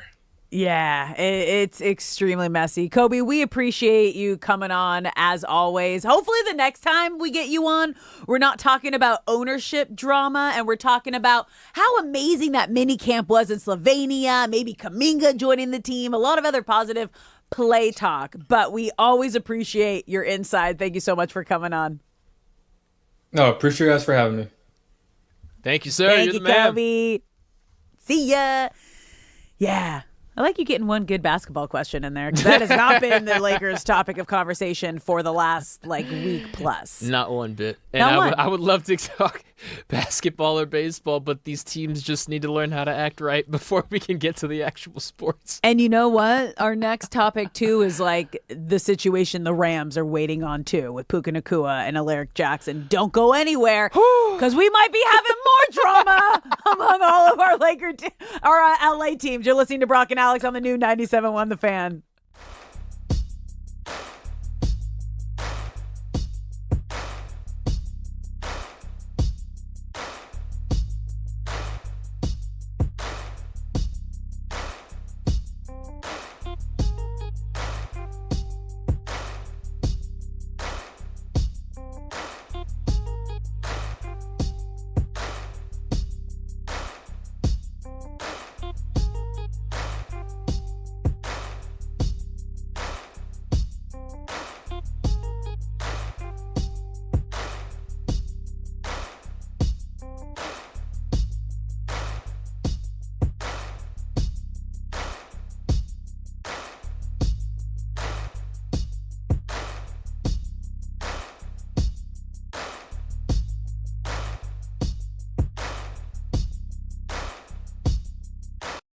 That's not an age thing. No. Right? That's just part of sports and part of life. And you just have to figure out how to navigate these things. And to me, Mookie has world-class experience in navigating adversity and will ultimately do things that are going to help this. Did Nick Van Exel ever have an issue with you coming in? It's like, oh, this guy's coming for my gig. Because at the end of the day, when you draft a guy, kind of coming for your gig a little bit, at least a little bit. No, for sure. I'm sure he felt that way. The best story I have, which still pisses me off to this day, is the summer before we started training camp. UCLA men's gym over on the UCLA campus is that was the hub, and still is in a lot of ways, for summer basketball. Oh, yeah. Great So, spot over there, pick up Paulie. games, 5-on-5s, all the best guys in the league end up there at some point throughout the summer. And on this day, I go over there to play and compete. And Nick Van Exel's on one team, I'm on another team. But Magic Johnson is there on the sideline, just kind of there. I think he was on one of the teams. I think his team lost, which was almost impossible because Magic was always going to, if the game was tied 6-6 and we're going to 7, Magic was going to make sure his team got to 7. So I won't say more. But so Nick Van Exel and I are matched up against each other, and he was cooking. But Magic is literally on the sideline enjoying the fact that Nick Van Exel was frying me. Oh, no. In front of your guy. And I'm like, yo, I cannot believe this is happening. Like, Magic is literally my greatest of all time, and he's over here laughing at me getting fried. And so it wasn't so much Nick. He was great. He never gave me the energy that, like, I know you coming from my spot. Yeah. And I always give him a lot of love for that because I definitely was coming for his spot. Like, it just as a competitor. Absolutely. But he never made me feel that way. But yeah, that's the story that, like, yeah, bro. You ever talk to Magic about that? I'm like, dude, you have no idea. No, I've never. Well, he might hear about it now. No, because it's like, if you get 5 minutes to talk to Magic, you're not going to bring up the time that he was laughing at you. You're going to be talking about a whole bunch of other stuff. Absolutely. How can you not? Modric, the amount of games they've played, and they're all still competing at the highest level. It's incredible. As far as I could tell, that was really cool. That reminds me of Brad Pitt from Snatch. You ever seen that where like he just can't understand a thing he's saying? Yeah, it's a good. I haven't seen it in a while, but yeah, I see it. Left foot. Magic Wayne Rooney. Ronaldo sucks. No. Sue. Don't do it. It's not a Ronaldo moment. What are you doing? This is like the Dodgers having a championship parade and a bunch of people showing up in Giants. You go away. Go to the loser bar. Hey, Ronaldo, I'm back. All right, it's Messi's birthday. We're celebrating Messi. I think it's funny when it is funny because I never pushed your buttons before, but it's an interesting, like, have you do it to me. Yeah, I mean, I feel that like was sarcasm. I see the sarcasm. That's a second language to me for sure. But look, there is no doubt about it. Messi is the GOAT. Ronaldo, not the GOAT, but still. This surgery might have saved Blake Snell's career. You have to understand, when you talk about losing feeling in your fingers, that is a bigger problem than you actually think. Remember the manufactured controversy of the sticky stuff that we were dealing with? That was a very manufactured thing. Now, were players using spider tack and things like that? Yes. Have they always used spider tack and things like that? Yes. Why do they use that? Because it limits the amount of pressure you need to put on the baseball, which actually helps your health. Tommy John surgeries are not because you're throwing your elbow out. Tommy John surgeries is because there's a connective chain from your UCL directly to your fingertips, and there is a direct correlation on the pressure you put on the baseball down into your elbow, which is completely unprotected the way you throw a baseball. So you take away the sticky stuff, you have to add more pressure on the baseball to get the same amount of movement. There you go. Tommy John surgery spike up. Now, put yourself in a position that you're a professional major league pitcher and you can't even feel your fingertips on the baseball. Crazy. You don't actually know the pressure that you're putting on the ball completely. That's going to lead to a devastating elbow injury that could easily derail the career of Blake Snell. Luckily, he's got paid all his money, but I can't stress this enough. Blake Snell wants to be on the mound. So this surgery cured like 9 ailments all in one. The finger situation, and it cured a shoulder situation. By the way, when you hear shoulder with a pitcher, that usually means their career is over. I can't wait to see what he can do coming back. I'm expecting a good outing. Blake Snell's expecting to dominate, and that's why I love Hey, Luka, so one of the slogans from the coaches is iron sharpen iron. How has these matchups been with you guys versus the secondary? You know, we hear about you and Trent matching up and Jalen as well. I think it's been really fun. I know just the other day before we had our off day, I'm like, we had a deep ball and Matthew stepped on one and let one rip. It felt like it was on a tightrope. Being able to track that ball and then also have, think I got it and being able to run into the end zone, and there comes 22 flying out of right field and being able.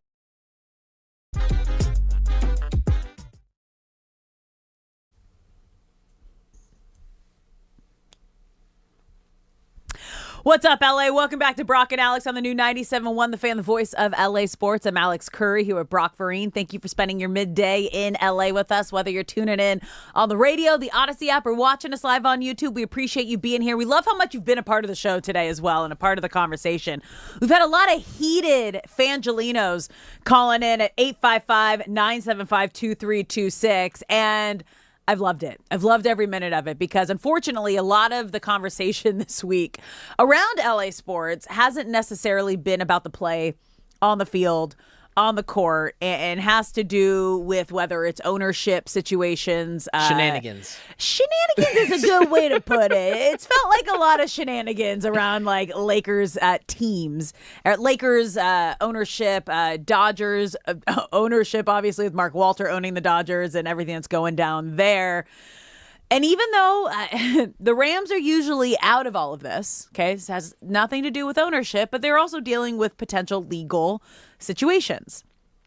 And as we're getting closer to that week 1 game in Australia, they still have a few big questions about Puka Nacua and Alaric Jackson. And will they be available for that game in Australia against the 49ers? Because last week, Schefter was reporting that both situations were under review by the NFL, and we were on the air when all of these different suspensions were getting handed out, and I was like, oh, we're just, any moment now, it's going to be Puka or Alaric, and nothing had happened yet, but it's just looming there. Yes. And you're just kind of waiting for something to drop. Yeah, about 5 days ago, Schefter laid out a blast of, I want to say it was 5 or 6 guys who we knew were looking at potential suspensions, most notably James Pierce. Mm-hmm. And, he created a thread out of it, and then at the end of it kind of realized, oh, okay, Alaric Jackson and Puka Nacua are not on this list. So, Alaric Jackson, left tackle, has had 1 conduct detrimental to the team and then 2 legal situations, I guess we'll call them, over the past couple of years. A suspension is rumored to be not if, but how long. Yeah. He will be suspended because his legal case is over. The case wasn't dropped, but he was basically allowed to do non-jail time activities. I'm kind of grasping at phrases here, but I think you get the picture I'm painting. Mm-hmm. He was not going to have to serve jail time, but he did some outside things in lieu of that. The case is technically not closed, but they're no longer pursuing charges. So with him, it's so is that probation? Like you're doing community service? Kind of, yeah. Okay. I guess that's the way to put it. The way I've always seen it, the more words that have to be used to explain your situation, the thinner the ice you are on. Yeah. So Alaric Jackson reportedly will be suspended. It's just a matter of how long. When he is out, you can expect rookie Keegan Trost, who they drafted out of Mizzou. He can play tackle, he can play guard, or David Quessenberry, the longtime vet. He's a journeyman. He's played a bunch of games, and I would expect Quessenberry week 1 to be out there just to not put too much on rookie Keegan Trost's plate. Puka Nacua's situation is interesting because his case hasn't even started. Now, while the NFL, all they have to do is prove that you embarrass the league, that you put the league in a negative light. That being said, they do typically wait for the case to be settled, because that will affect how long they suspend you. If you embarrass the league and you don't get put in handcuffs, they can't suspend you for 6 games. But if you embarrass the league and get arrested, oh, shoot, that is serious. So they like to wait to see what the legal precedent is, because that will directly affect how long they can suspend you. Nacua's situation hasn't started yet, and actually his team pushed the witness date back to September 7th. That is only 3 days before the San Francisco game. So with Puka, from what it seems like right here, unless something drastic happens, we're going to hear if he is suspended like right before game time or even after the season starts, which would be very strange and not normal. But that so far is the update on those two. So would it be better, I guess, for the Puka situation, the league just to take a stand and be like, because I have to imagine they're doing some sort of their own investigation, and they have their own legal team looking into everything. Obviously, you're waiting to see what goes down in court. But if they do it before and maybe it's lesser than what the court happens, or they do it and it's too much and it gets, I guess, dismissed in Puka's situation, what do you see as, and again, it's hard to say, best case scenario for someone who did some pretty disgusting situation? I don't even know how to fully describe what Puka immature, unacceptable. Immature is a great way to start. Yeah. Situations with the anti-Semitic comments, gestures, biting a woman, whatever the situation was of how it went down. That apparently is their own private information. Not anymore, though, because it's going to court and it's legal. But would it be better for the NFL to make a decision before or after the court date? It would be in the best interest of the Rams to know how long or if Puka is suspended before they start game prepping for that first game against the 49ers. Now, it is important to mention the NFL is not looking to punish the Rams. They're looking to punish Puka, meaning what the NFL doesn't want to do is 24 hours before they kick off in Australia say, actually, Puka suspended 2 games. Like they don't want that negative attention, because that does make the league look bad. It also is unfair to McVay and the players who do know how to act right off of the field. So they don't want that to happen. I would say expect a suspension before the season starts, because a mid-season or early season suspension for something that happened months prior is very rare and typically involves some kind of jail time. Where they have to have precedent is how you embarrassed us. Like right now, from a legal standpoint, everything is alleged. However, Puka and Alaric both entered some kind of program. Puka went to rehab and Alaric went to some kind of program, and the NFL can say, because you entered that program, that is enough for us to justify the suspension. Is so that both the of quote them can community be service thing that I was talking about? Yes. Is getting help? Yeah. So they both were seeking outside help to better themselves. And that in quotes. that is enough of a precedent for the NFL to say that is why you are suspended. And then now, if after there's a lengthy case, they realize they need to they should have suspended him longer, can't do that. So that's why the NFL wants to wait as long as they can, because they want as many facts as they can possibly get. However, they don't want to set up the Rams and McVay in an unfair situation. But you have to imagine Sean McVay is going about this looking ahead to the first handful of games. They're planning for them not to be Without there, either because of them. Correct. that's what you have to do. It is just a messy situation, you guys, legally around all of our sports teams. And we're diving back into Mark Walter's situation, because how's it going to affect the Dodgers? That's next.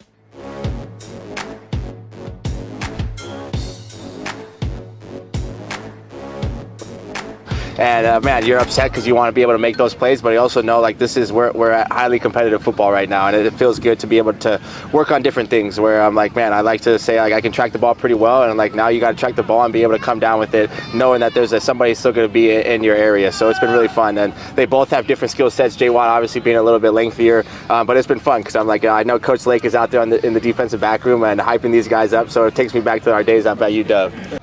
Ty, I think, has stepped up in a lot of ways. I think the opportunity for him to go out there and get reps, and I think him and Steady being able to go out there and have days where Matthew's not out there gives them the true opportunity for them to compete and kind of learn and go through some of those mistakes kind of on their own. Obviously, Matthew's a great help out there and communicates, I think, with the best of them, but it's also an opportunity for them to learn, and that's how football games go. Obviously, you're going to have coach in the headset, and we're going to be able to communicate some of the things that we're seeing, but to go out there and to have a bad pass and then to be able to get under center and say, hey, I got to make this next play. So I think it's been really fun to see him go out there and do that. I think his arm and the confidence that he's throwing the ball with has definitely grown a ton since where we were at in OTAs. I think feeling more comfortable in the pocket, understanding, and obviously seeing more guys run routes where it's you kind of first get out there. He's never really seen me or Tay or X-Man or Mumph, but I think just the connection between the team, everybody hanging out in the meal room. I know in our wide receiver room, obviously Tay being the oldest guy, but I'm like me and Xavier Smith are the two next oldest guys in our room who've been here since our rookie class. So it's been fun to just have that communication, watching some of our high school tape and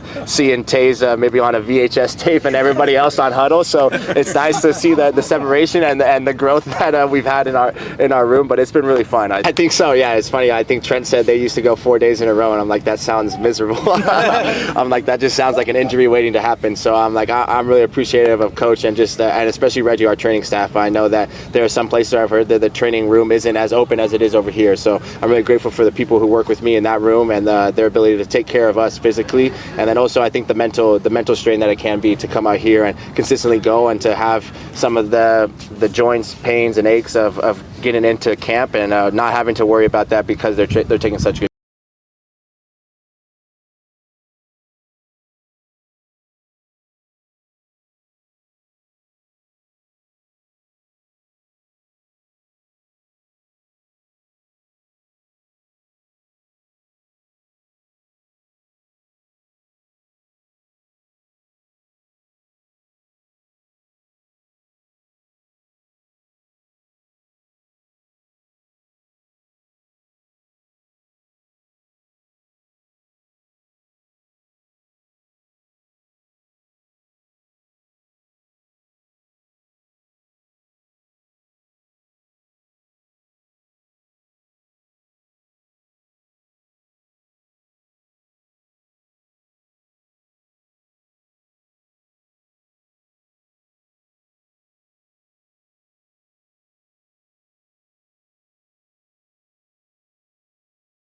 Tell Fish I'll always remember him running down the tunnel towards our locker room to chase down Allen Iverson to say, good series, after the Lakers beat us in that 5th game in Philly. So he said, be well, thanks for understanding. He'll talk to us next week. But Fish, you've heard that story on this air, bringing the Lakers and Philly thing all together. Mm-hmm. Yeah, that I just got emotional again thinking That's about awesome.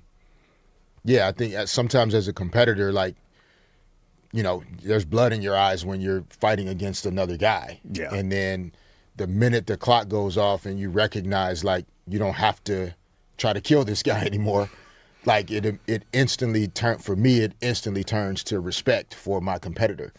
And, playing against Allen for 5 games and how hard.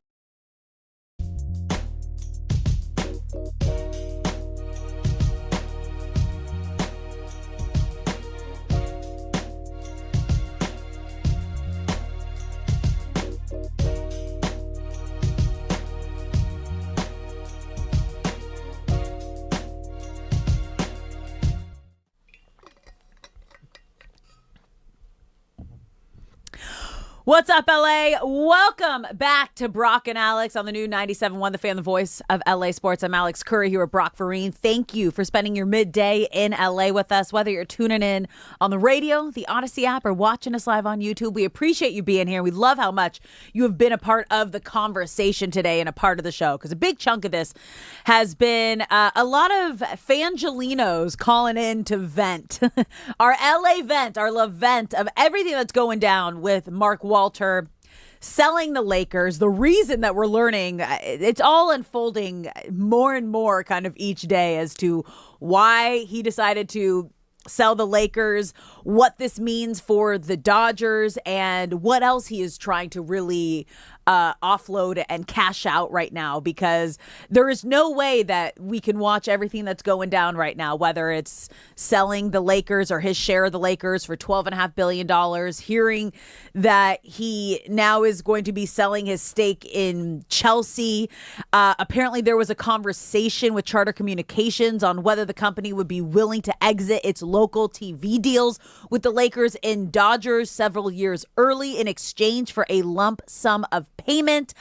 When you hear all of those things, there is absolutely no way you cannot have that first thought in your mind of, oh, Dodgers are next.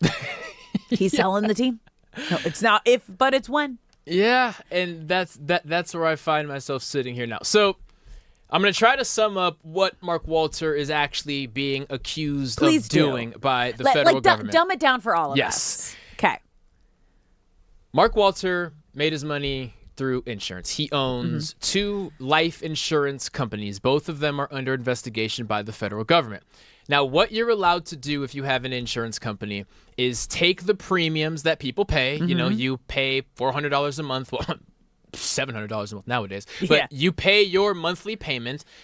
You're not sick and visiting the doctor every month, but you pay your monthly payment so that when you are sick, you can extract some of that money and give it to the doctor who's giving you care. Right? It always seems super sketchy. Yeah, it never felt right. It always seems super sketchy. Keep going. So what you're allowed to do as an insurance company is take all of the premiums that people give you, the cash, and invest them in other places. Now, the only way you're allowed to do that is if you keep strict and accurate books saying how much money you are lending out and where, how much money you are investing and where you are investing it. Because if a company makes $1 billion a month off of people's premiums and invest $990 million of it, and then a bunch of people get sick, you have to have enough money on hand as an insurance company to actually pay the people. So there is a limit to it. What Mark Walter is being investigated for is he either didn't report how much money he was investing, or he did not report an accurate number. So that is where the issue comes up, because the federal government, they looked at his books and something was off by $20 billion. So $20 billion is either unreported or missing. To put it in the simplest terms possible, Mark Walter is being alleged of taking money from his insurance premiums, his insurance company, and lending it out to his fun things, his real estate, investing in real estate, buying sports teams, and not reporting that to the government. That is what he is being accused of. Now he is being told by the federal government, you have until the end of the year to pay back these loans. The reported number is that he has 90 days to pay back $7.6 billion of the debt, and $20 billion is still under scrutiny. But the Lakers sale is only 1/3 of what he owes. He is now trying to offload his 12.8% stake in Chelsea. As you mentioned, he approached Charter Communications and asked for a lump sum of money in exchange of getting out of that contract. And even if he did all of those things, there is still money that needs to be had, which leads us as Dodgers fans sitting here thinking the inevitable end to this story is that he ends up having to sell his stake in the Dodgers. I believe he has just under 30%, but he is the controlling owner of the Dodgers, which makes it a big deal and leaves the Dodgers, if he does sell, up in the air because someone needs to acquire that and therefore become the controlling owner. The LA Dodgers have over $1 billion. It's $1.006 billion, I believe, exact, in deferred payments. Yeah. That completely affects the sale itself, because while anyone would love to own the Dodgers, if I'm buying something and I'm automatically going to be $1 billion in debt, that's going to affect how much I'm going to pay for it. But all in all, this is to say, Mark Walter, I believe, is going to have to sell the Dodgers. Yeah. Would you say you thought it was going to happen before the World Series? I think it's going to happen very soon. Yes. I mean, if we look at the timeline of what it's been, it was Sunday of last week. So about a week and a half ago is when the phone call happened from Bob Iger and Josh Kushner to Mark Walter. Hey, will you sell us the Lakers? 72 hours later, it was announced that he said yes. Wednesday, I think we were talking about it. So a week ago on the show, we were talking about it. And within that week, we are learning that, again, he is looking to sell his shares in Chelsea, trying to get out of the TV deals that were the most insane lucrative deals. The Sportsnet LA agreement is worth roughly $8.35 billion over 25 years. That's around $334 million annually. That is insane for a local TV deal. And just to add on to the first thing you said, if you are in such a mad scramble and panic that you can sell the Los Angeles Lakers that you just bought less than a year ago in 72 hours, flip. how am I supposed to sit here as a fan and believe you're not going to sell the Dodgers over 41 days? The playoffs start in 41 For days. sure. He will not, if he is guilty of all these things and if he cannot look like I do not expect him to be the controlling owner of the Dodgers 41 days from now, which is when the playoffs start. I don't think like this is madness. He is in a panic, and he has to get liquid to appease the government. Yeah, LA, we want to hear from you. Call us at 855-975-2326. How are we feeling about the whole situation here with the Lakers, with Mark Walter and the Dodgers? Shay, how's the chat been feeling about all of this today?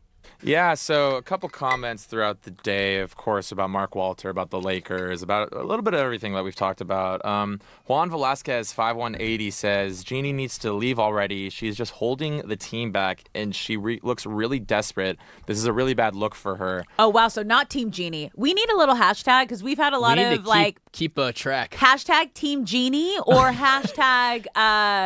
What, the Bus 5? But that is good. That is good. Team Alex. Genie or the Bus 5? The Bus 5. I don't know. It's like, which side are you on here? Are you on the Sibs? Yeah. The 5 Sibs?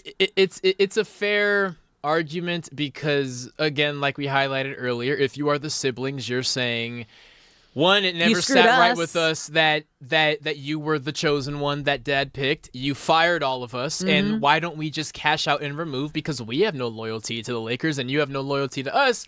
Whereas if you're Jeannie, you're sitting there saying, yeah, I got all the money, but this is kind of the only thing I've ever done. I want to keep my role. So I don't think it's any loyalty from the siblings. I think it was this is going to be a long play. Okay, she screwed us over. The moment we get the opportunity to do it back, this is our revenge. And the fact that it happened within 10 plus months, the rest of the siblings were like, oh, what a little gift that landed on our plate right now. And that's all it is. It is full revenge getting back at Jeannie for knocking him out of the Lakers. That's what it is. Some ugly Succession. Sibling stuff. Did you watch It's Succession? All 4 seasons. Yeah, this is it. This is billionaire babies taking control of Daddy's empire and figuring out who gets what and fighting over it. There was also a documentary about the Murdoch family, which is what Succession is based off of. There's an actual documentary about it where they talk about the kids actually watching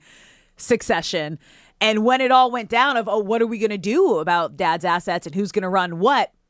Watching the episode actually sparked the family to go and start having these conversations with lawyers. And that's when all the crazy stuff at Fox and the sales over there happened. So this is real life stuff that we watch in a TV show that is now a part of our reality again. It's just so messy, and it's a shame that it has to happen publicly. I'm assuming it's happening publicly because any and all private conversations have led nowhere, and because they want to embarrass you her. Fired me publicly. Yeah. You cut us out of the Mark Walter deal because part of the Mark Walter deal was the 2 youngest brothers, Joey and Jesse, got cut out. And if you're gonna do that to us, we're gonna take an opportunity to do that to give a statement for Shams Charania to release, implying that the entire Bus family was on board with this, knowing that you weren't, is as petty. Oh, yeah. As petty as it gets. And you kind of forget, you guys are all 60 years old. Grow, figure it out. Billionaire babies, okay? Billionaire babies. Shay, you gave us one part of the chat. How's everyone else feeling? Yeah, Ted Meow 5 says, is Brock a Padres fan? He's way too giddy about the Dodgers situation. Of course. And then someone else said, the Dodgers cheating segment was the dumbest segment I've ever heard. Oh. I changed the station and had to log into my YouTube just to let you guys know. I got dumber just listening to it. Well, thank you for logging in and subscribing to the show. You wanted to tell us we had some haters? Is that what you wanted to do right there? So here's the thing.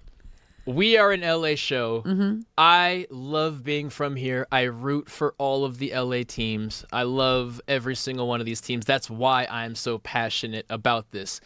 When it comes to LA athletes, LA coaches, or LA teams doing something foul, I immediately try to go to the perspective of, okay, what if the Red Sox did this? How would I feel? Mhm. What if the Yankees did this? What if what if a team that I don't root for did this? How would I feel? And the argument for Mark Walter, this goes back to Andrew, friend of the show, who called in saying, is there a way that the Dodgers have to give back their rings? No World Series has ever been stripped from a team before. When the Astros got caught cheating, banging on trash cans, Rob Manfred elected not to strip their title. When the Red Sox got caught, they were doing something with iPads or iWatches or something like that, and they beat the Dodgers in the World Series. They did not strip their World Series, even if you go as far back as the Black Sox. What was that, 1917, 1919? Shout out to Bill Ryder. I'm sure he's sitting here right now, sitting somewhere shouting what year that happened. They didn't even strip the World Series from them. Rob Manfred doesn't want to do that, and he doesn't want to make what is now the face of the MLB the first team to have a World Series strip. My response was to Andrew saying, no one is ever taking anything from the players, but in the scenario that a World Series gets stripped, it would be because the players that the Dodgers acquired, if they can prove it was with fraudulent money, there is a case there that is cheating, because the players are out there hitting home runs, fielding ground balls, and they don't know that the money isn't real. They don't know that it is illegal. And we also don't know how long back Mark Walter has been essentially building his own Ponzi scheme. None of that Ponzi scheme? Well, if you're loaning money to yourself and then not reporting it and then using the money you loaned to invest it and then reap the benefits from the Dodgers because you acquired players from illegal money and then use that money to pay yourself. I'm just trying to dumb it down as simple as possible. If you win a bunch of games and World Series with players who were illegally acquired because you paid them with fake money. It's not illegally acquired. If the money Dirty that money. you are dirty downplays it. It's like if illegal again, money is not a legal contract, though. It is an illegal play on the field. That's okay. That's not what I'm saying. Standing tall in the concrete, the players will not be affected. There is no world where Freddie Freeman or Mookie Betts or Shohei Ohtani have to give back their rings or remove home runs that they've hit. That has nothing to do with it. I am strictly talking about if Mark Walter goes to jail for fraud, and that fraudulent money is so fraudulent that he has to go to jail for it, that is a scenario where if the Dodgers had to rescind their World Series, not as players, but as an organization. I mean, yeah, if something is so illegal that a guy has to go to jail for it because that money is fraudulent and these players were acquired with that money, there is a case there. Because if the Yankees did that, I would be pissed as a Dodgers fan. If what was it the Padres shade that they were accusing me of being a fan of? If the Padres did that, I would be pissed off. And this all is standing on top of the fact that this entire offseason was a bunch of fans who don't wear Dodger blue saying, the Dodgers are cheating, the Dodgers are cheating. And we sat up here proudly and say, no, they're just giving deferred money. Anybody can do that. Yeah, they can. But not everybody can acquire players with fraudulent money. That part of it is the cheating part. It's not. Cheating is the wrong word. Cheating is not like the Dodgers, the players, the front office, the coaching staff. What happens on the field is not cheating. The contracts that they signed are not cheating. The deferred money is not cheating. All of that is legal, and the play on the field is not affected by wherever that money came from. You pull back the curtain on any one of these billionaire owners, you will see that most likely at one point during their rise to billionaire, they did some sort of illegal things with their money. All of them have, okay? It's not coming in an ethical way if you've ever looked into billionaires. Now, yes, different situation now when you're getting accused of tax fraud, but that's on Mark Walter. That's not the Dodgers cheating. The players on the field and the coaches on the field, that's not them cheating. It has nothing to do with the players. It has nothing to do with the coaches. When Shohei signed his $700 million contract, he had no reason to believe anything was weird or funky or illegal. Say Shohei Ohtani had an offer for $10 million less. Say the Toronto Blue Jays offered him $690 million, just for the sake of argument, and the Dodgers offered him $700. If the Dodgers acquired him if the Dodgers were able to offer him $700 million because of the fraudulent scheme that Mark Walter was running, then you can argue Shohei would have went to the Blue Jays. Shohei would have went back to the Angels. Shohei would have went somewhere else. And again, we don't know how long he has been doing what he's accused of, and he's still not in handcuffs, so maybe all this goes away one day. But right now we're looking at a situation where it seems like he did it. If you acquire players with fraudulent money, then no matter what they do on that field, it is under the pretense of the money. Again, I want to reiterate this. It has nothing to do with the players and what they did. None of their accolades or their rings would ever be touched. And again, baseball has never stripped a World Series from a team ever. I am answering Andrew's question regarding what would have to happen for things to be stripped away. And if that is an argument that baseball wants to make, I think that is enough for them to say, as an organization, the Dodgers are going to have an asterisk next to this World Series. Absolutely not. We're on opposite sides here. Yeah, we want to hear from you, LA. You can call us at 855-975-2326. Are you on Team Brock?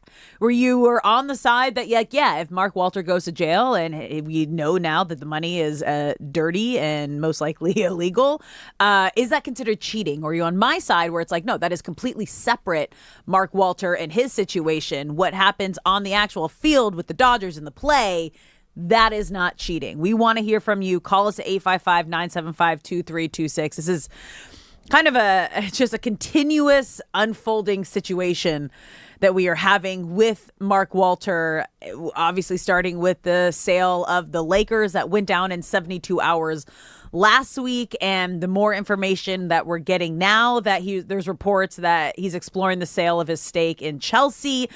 Apparently, he approached Charter Communications on whether the company would be willing to exit its local TV deals with the Lakers and Dodgers several years early in exchange for a lump sum of payment. And will he be selling the Dodgers this year? We're both on the side of yes, it's not if, but when. And it's messy, you guys. Boy. It is messy. Deep Come breath. on, LA. Get your act together. Continuous deep breath. None of this is, you guys, none of this is positive today. We're going to take a quick break because when we come back, Chargers and 49ers camp, the joint practice yesterday was intense. And some fortunate situations that came out of that. We're diving into that when we come back.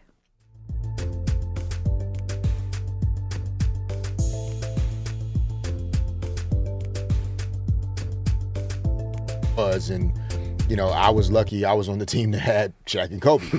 So, but this is not just what it meant to you. This is a gentleman, what was this, 20 damn years ago? How many years? 25 years ago? And that's this what he is remembers. A person that was in that building as well and saw you run down there, and Allen Iverson told him as well what you did. So it's not just between you and Allen Iverson, it's between other people that were in the building or watched that too. So big ups to you, Fish. That's awesome. Thank you. Talk about this in a minute. We will. We got to get to some real superstars. Yes, we do. And when a superstar does call into a show, you answer the superstar as quickly as humanly possible. Ladies and gentlemen, he's a music legend and icon, and quite frankly, I couldn't be more excited to introduce you to the one and only Chuck D. Welcome to Derek and Decker, sir. Hey, what's up, Derek and Cody, man? I'm not I'm not what you call a superstar. I'm just like a person who's a service person. I help service my industry, and long time being envious of how sports runs its things, dealing back in entertainment and music, which is a lot of times bananas. So I'd be trying to do my best to like organize it to the point that people say, "Hey, man, we could keep going back for years." But well, anyway, hey, what's up, guys? Chilling, man. Dude, well, congratulations to you. you. You guys know the deal. You guys know what you're looking at and listening to. Once upon a time, we had people like Don Cornelius and Soul Train, and then radio stations played the music, and now sports is taking over everywhere. I mean, you had music stations back in the day that did their job so well, but then that fell off, and then, people are engaged in sports because sports is truth to a certain extent. It's organized. You can't come from nowhere and all of a sudden be something. So those are things I always work on, especially my genre, hip-hop and rap now. We don't want people to leave after they turn 25. Man, those are great points. Chuck D, Derek Fisher here, man. Big-time fan and just so much respect for not just your journey as an artist, but just as a human being, bro. Yeah. Like you represent so much more than just music. So we appreciate you tapping in with us this morning. Talk to me about in sports. There's so much conversation about eras, and we were just having a conversation about Shohei Ohtani and Babe Ruth, and in basketball there's always these comparison with eras. Where are you in terms of music now? How you feel about it compared to obviously in like your years when you were just super in the trenches with your music? All the others are the caretakers, the curators, everybody in the administration, management, proper care and concern, outside of the artistry, they've all ran ship, They let, unsavory elements inside the music business. And I'm saying that it started kind of like from that way, but then it organized and fixed itself because they knew in order to have return, it's not about who just comes in, but it's who returns to it. And that's always been the sports motto. It's not how you get in the building, it's how they keep coming back to the building. And no matter what you do, and you got to prove to a fan base that LA Sports. I'm Alex Curry here with Brock Vereen. Thank you for spending your midday in LA with us, whether you're tuning in on the radio, the Odyssey app, or watching us live on YouTube. We appreciate how much you've been a part of the show today. So if you're watching the live stream, get in the chat at the Fan LA. You can also call us at 855-975-2326. And we love how much you've been calling today because we've gotten heated in terms of, I guess, it's been a legal conversation, messy money, ownership with the Lakers and how this is going to affect the Dodgers, because you better believe LA, like as much as we want to say like, oh no, Dodgers are going to be fine. With what we're watching go down with Mark Walter right now, the Dodgers are definitely going to be involved. It's not if, it's when. So let's go right now. Jake in Riverside, how are you feeling about the whole situation? And we love how much you've been calling today because we've got... We need you to turn your radio off so we can hear you. Okay, go. Yep. Yeah. There you go. What's up, Jake? We got you, Jake. How are you feeling about the whole the Dodgers Mark Walter situation? So just like you said, Alex, when the money was acquired, if it was acquired illegally, then Walter's whatever he did, it hindered their ability to acquire those players. So if he hadn't acquired that money illegally, then they wouldn't have had the means to get those players. So just like you said, the Padres could have got the players. There's no way the Dodgers would have been able to acquire those players had they not had those funds. And if they were acquired illegally, then that's enough right there. It's an entirely different. It creates an entirely different storm. Without that money, those players could have easily went to another team. The outcome of the World Series would have been entirely different. He's on your side, Brock. He is. That was Brock's take. Jake, I'm right there with you, and it's difficult because that doesn't mean you're not a Dodger fan, but sometimes you just have to take a step back and say, okay, this is messed up.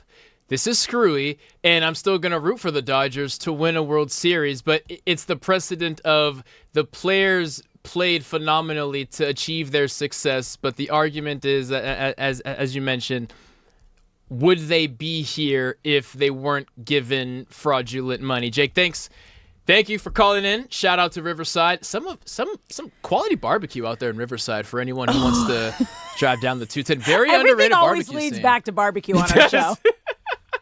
Which I'm down for. Yeah, LA, we want to continue to hear from you today how you feel about the Mark Walter situation. It's a continuous unfolding situation that started with the announcement of selling the Lakers last week to Bob Iger and Kushner. And as it continues to unfold, the rumors that he's might reportedly selling his share in Chelsea, the Premier League team. And Chelsea Football Club. It's bleeding over into a Dodgers situation because there was communication with the TV networks on if they'd be willing to get out of the TV deal between the Lakers and Dodgers sooner for a cash deal. So with the Dodgers, it's not if, it's when Mark Walter is going to be selling his shares. I think Shay said it was 30%? Just under 30. It's like 27.9, 28.7. Okay, so it's not as big as the Lakers, but it's enough because he was the cash cow behind everything, making all of these deals happen. He's listed as the controlling owner. The controlling owner. Yes. Yeah. It's just so annoying. Like, I want to be thinking about what the Dodgers starting rotation is going to be come playoff time. I want we haven't even gotten to that today. I want to be thinking about, is Quentin Grimes going to work better with Cameron Carr or is Austin? But no, I had to spend 30 minutes last night looking up insurance law. You think I want to do that? You think I want to be researching insurance law? You explained it to me. I was always curious. I was like, there's a lot of money that goes to insurance companies. What are they doing with all of our money? I haven't really cashed in on it. It's why that much? insane. Why has it gone up so much? It's so because you're a greedy disheartening. billionaire who owns it and wants to invest on behalf of our health. But it's just like this is supposed to be one of the golden years of Los Angeles sports. Yeah. And before October hits, and October is always really the golden month because college football's here, basketball's here, MLB's wrapping up, and the Dodgers are typically still playing. You know, like, instead of celebrating knocking on the door of the golden time, the golden months of late fall sports, I'm over here looking up insurance law, man. Thank you for this is not what I signed up for. Thank you for your service because you dumbed it down for me to understand. It's so annoying. It's bad. And that's not it because it's not done yet. We're in the Lakers conversation of it all. And then obviously the Chelsea reportedly selling his shares in that. We're just waiting for the Dodgers ball to drop. Because it's going to happen, you guys. I hate to break it to you, but all signs point to he is liquidating all of his assets. And the Dodgers are a very valuable $1 billion, especially if the Lakers just went for whatever that percentage was of a 12.5 bill. The Dodgers are the first team to make $1 billion last year. Here's why I am so passionate about this. Okay. Not that you need extra passion for something like this. Please. You're watching your two favorite teams get ripped apart at the seams. Uh-huh. It's because of, again, all of this is a hypothetical because all we're going off of is what's being reported and yada yada. Shohei Ohtani has that key man clause. Freddie Freeman is on the back end of his career. Mookie Betts is still contributing but declining and has significantly fewer years than he has remaining. Yeah. Tarik Skubal is going to be a free agent this offseason. Like, these are all things that are being affected. And there is a real world where the very foundation of the Dodgers is stripped away. Like, Mark Walter goes to jail and the Dodgers go up in flames and a bunch of punishments get handed out. If I'm Shohei Ohtani, who has said he's not going to opt into his key man clause, however, who knows how bad the situation's going to be, Shohei can just up and say, I'm going to leave. The moment he joined the Dodgers, was involved in legal conversations around millions of dollars. Yes. Gambling. 46 million, I think it was. With his former interpreter Ipe, which is still, people feel a certain way about it. But why I'm so passionate about this is because it's not just the Dodgers being sold. It's there's a potential if we keep knocking down these dominoes where everyone just says, screw this, I'm out. If Dave Roberts is not the manager, if Andrew Friedman is not the GM, or if Mark Walter is not the owner, Shohei gets to opt out of his contract. All the money that is deferred still goes to him. He still gets that money. That money is not holding him to the Dodgers. So yes, in the middle of a season, of course he's going to say, I'm not going anywhere. And maybe right now he isn't. But my point is, we don't know how bad this is going to get, and it can get to a point where Shohei says, screw this, I'm done. Where Freddie Freeman says, yeah, I know we were negotiating my contract. I'm just going to go back to Atlanta or somewhere else. Where Mookie Betts says, I'm a Hall of Famer. I've done everything. I don't want to spend my final 2 years slumming it out here with you guys getting arrested. Like, these are extreme scenarios, but right now there is nothing that is outside the realm of possibilities. We have no idea how bad this is going to get. I'm curious how much, if anything, this has been a conversation within the clubhouse. If Dave Roberts has addressed the players of like, hey, we know there's some messy stuff going on with our owner right now. We just need to stay focused.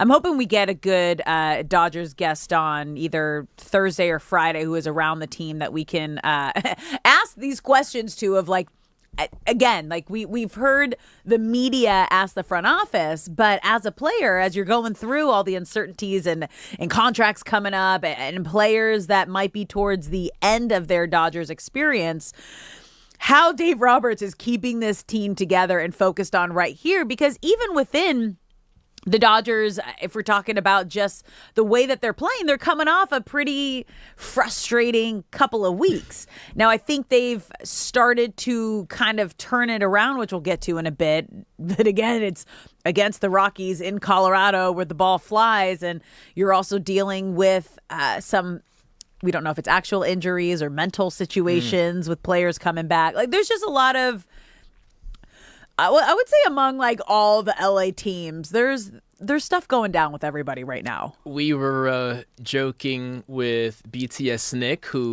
who went to USC and played baseball there during the break. I said, make sure everything is on the up and up with the Trojans. I can't have any Trojans news, any Bruins news, any Kings news. Like everyone else and who represents Los Angeles, please be on the up and up. If there is one more story, I am going to lose it. I am at the brink. Can everyone start behaving properly, please? Brock, I'm sorry, but with NIL, it's not looking good for you. Yeah. Producer Shay's coming in with the truth here. Truth bombs. Not looking good for you. Truth bombs. I don't know. It's just so much. It is so much. Let's switch gears to what we were actually going to get to, and that's the Chargers and the 49ers having a joint practice yesterday. And off the top of the show, we kind of talked about what happened to the Chargers yesterday is just what you pray doesn't happen to you during training camp, preseason, or joint practice. And that's injuries. And they lost probably their biggest pickup during the offseason besides Mike McDaniel, and that was veteran center in Tyler Biadasz. And hearing that he went down, and Adam Schefter sharing his tweet, is out indefinitely after suffering damage to his ACL and additional injuries to his left knee during Tuesday's joint practice against the 49ers. He will meet with more doctors to get more clarity, but to hear damage to his ACL and additional injuries to his left knee out indefinitely, when you hear that for a star player, what do you think? I think that is very unique phrasing to report as an injury, and I am expecting them to... Okay, so every NFL facility has state-of-the-art X-rays, MRIs, all that stuff at both their stadium and their practice facility. It's why when a player goes down on a game on Sunday, 20 minutes later is, oh, he has a broken leg. How do they know that? Because there's an X-ray machine right there. So for them to have top-of-the-line doctors and top-of-the-line machines and everything that a doctor needs to look at Biadasz's knee, and to still need more opinions or more review, that's the worst news you could hear. Yeah. It's very bad. Anyone who has seen the footage, which is out there on Twitter, It's really bad, and it's a bummer because it was his teammate, Kyoto Yoshika, who throws a 49er defensive tackle into the leg of Biotish, and that is we could go on and on about how poor of a decision that was and how I'm sure he's spent the last 24 hours getting ripped by his teammates and his coaches for doing that because it wasn't necessary. However, it's not the end of the world for the Chargers. They have Jake Slaughter, who was working in as a left guard, but he was a center in college, so he's a rookie. It's a lot to ask out of a rookie to be a center, but it's not the end of the world. The offensive line for the Chargers is deep. 2 other injuries for the Chargers yesterday. Wide receiver Quentin Johnston went up for a contested catch, landed awkwardly, and was seen with trainers after leaving practice, and linebacker Kyle Kennard. They didn't say what was injured on him, but at some point he left practice, which is unfortunate because he's been trying to work through that linebacker rotation for some years now and had a great first preseason game. So it was unfortunate that he went down. But Biotish is the biggest concern, of course. Obviously, with all the injuries, it's funny to even hear like Jim Harbaugh calling it a winning practice for both teams. Again, he's always looking for the positive side of things. I started Ted Lasso again this weekend, the new season. And you guys, if you didn't know this, Ted Lasso is based off of Jim Harbaugh, like the full character, everything. And it's just... Hearing that's his takeaway, obviously, with like Herbert and Chargers offense. He's trying to find all the other. You got to move forward, basically. Yeah. Regardless of guys you lose. But I just two quick highlights regarding the practice. Well, overall, far and away, even neutral third-party reporters overwhelmingly believe that the Chargers won the scrimmage sections when they were live, when they were tackling, when they were full go.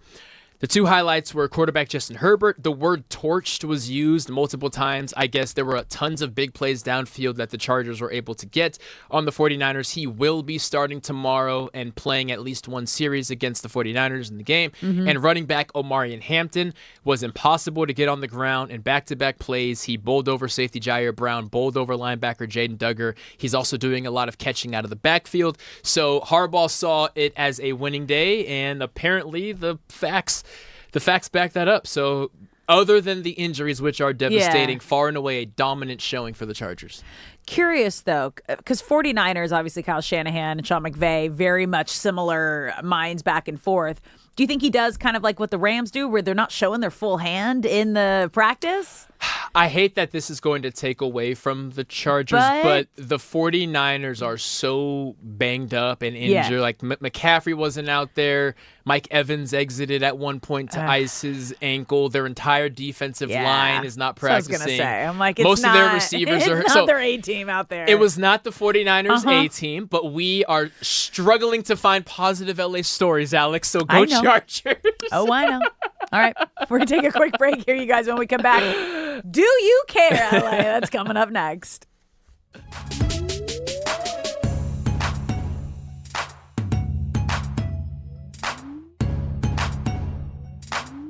What you do is worked on hard, and they can't do it. And that's one thing in sports. We could talk about Derek Fisher as a player and a coach, but one thing we know as a fan, we can't do that. In our minds, we could do it, but we can't do what's on that court, diamond, gridiron, or anything. You just fix in your mind that you think you can. So it's easy for you to just call somebody a bum when you have no idea of what level that level is. In music, people kind of feel that, I could do that. You can't play an instrument. You might not have a good voice, and you're only going to write the same thing over and over again. But they let them all in. So that's where it's gotten to a point. So you can't compare the eras, because those eras before had everybody at every position taking care of the total game. No, they want to get better. No, they want to learn from me, but I also want to learn from them. What is their style? What are they seeing? How are they rushing? And how can I help improve it? And how can we work with each other? If there's something that you want to improve, great. But if it's taking something from me, I'm here for it, and I'm happy to share that. But let's not take away from what got you here. Let's not diminish anything that accentuates your qualities, and just running that fine line. These guys are very talented, and we have a room full of guys who can make plays, and want to be able to put them in position to do so. And let's say, compared to most camps, about 10 days in, is it where you want it to be?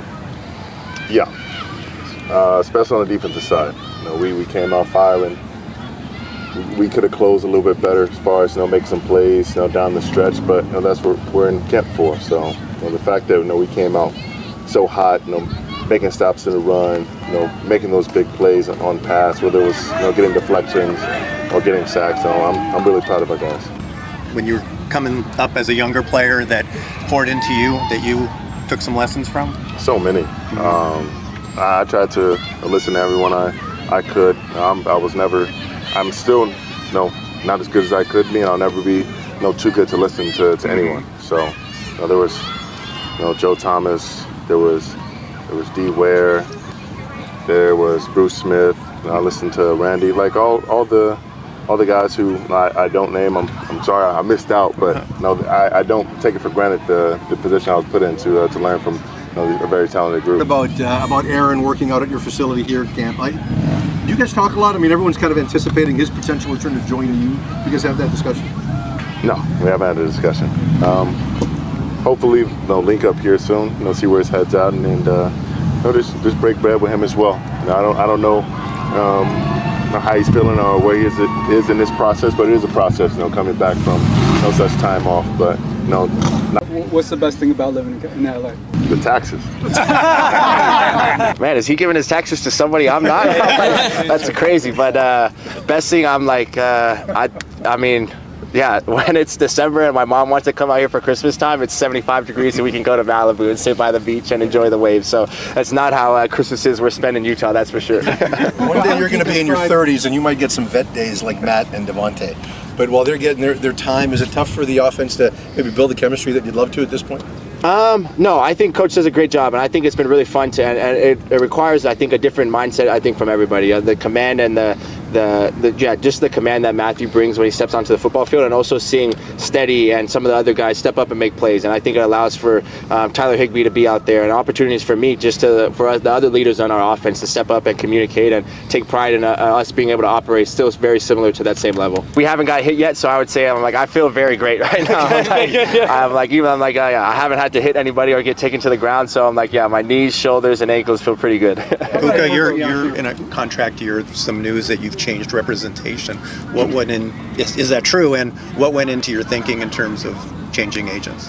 Yeah, I did change agencies, and I think it was something for me just kind of looking at the off season and just kind of where I feel like I've been at in this past year or so, and just trying to reset and being able to refocus and reprioritize some of the things that I feel like are best for me. And I'm just grateful to feel like I have a team supporting me in all facets. Two truths and a lie. Yeah. I have giveaways.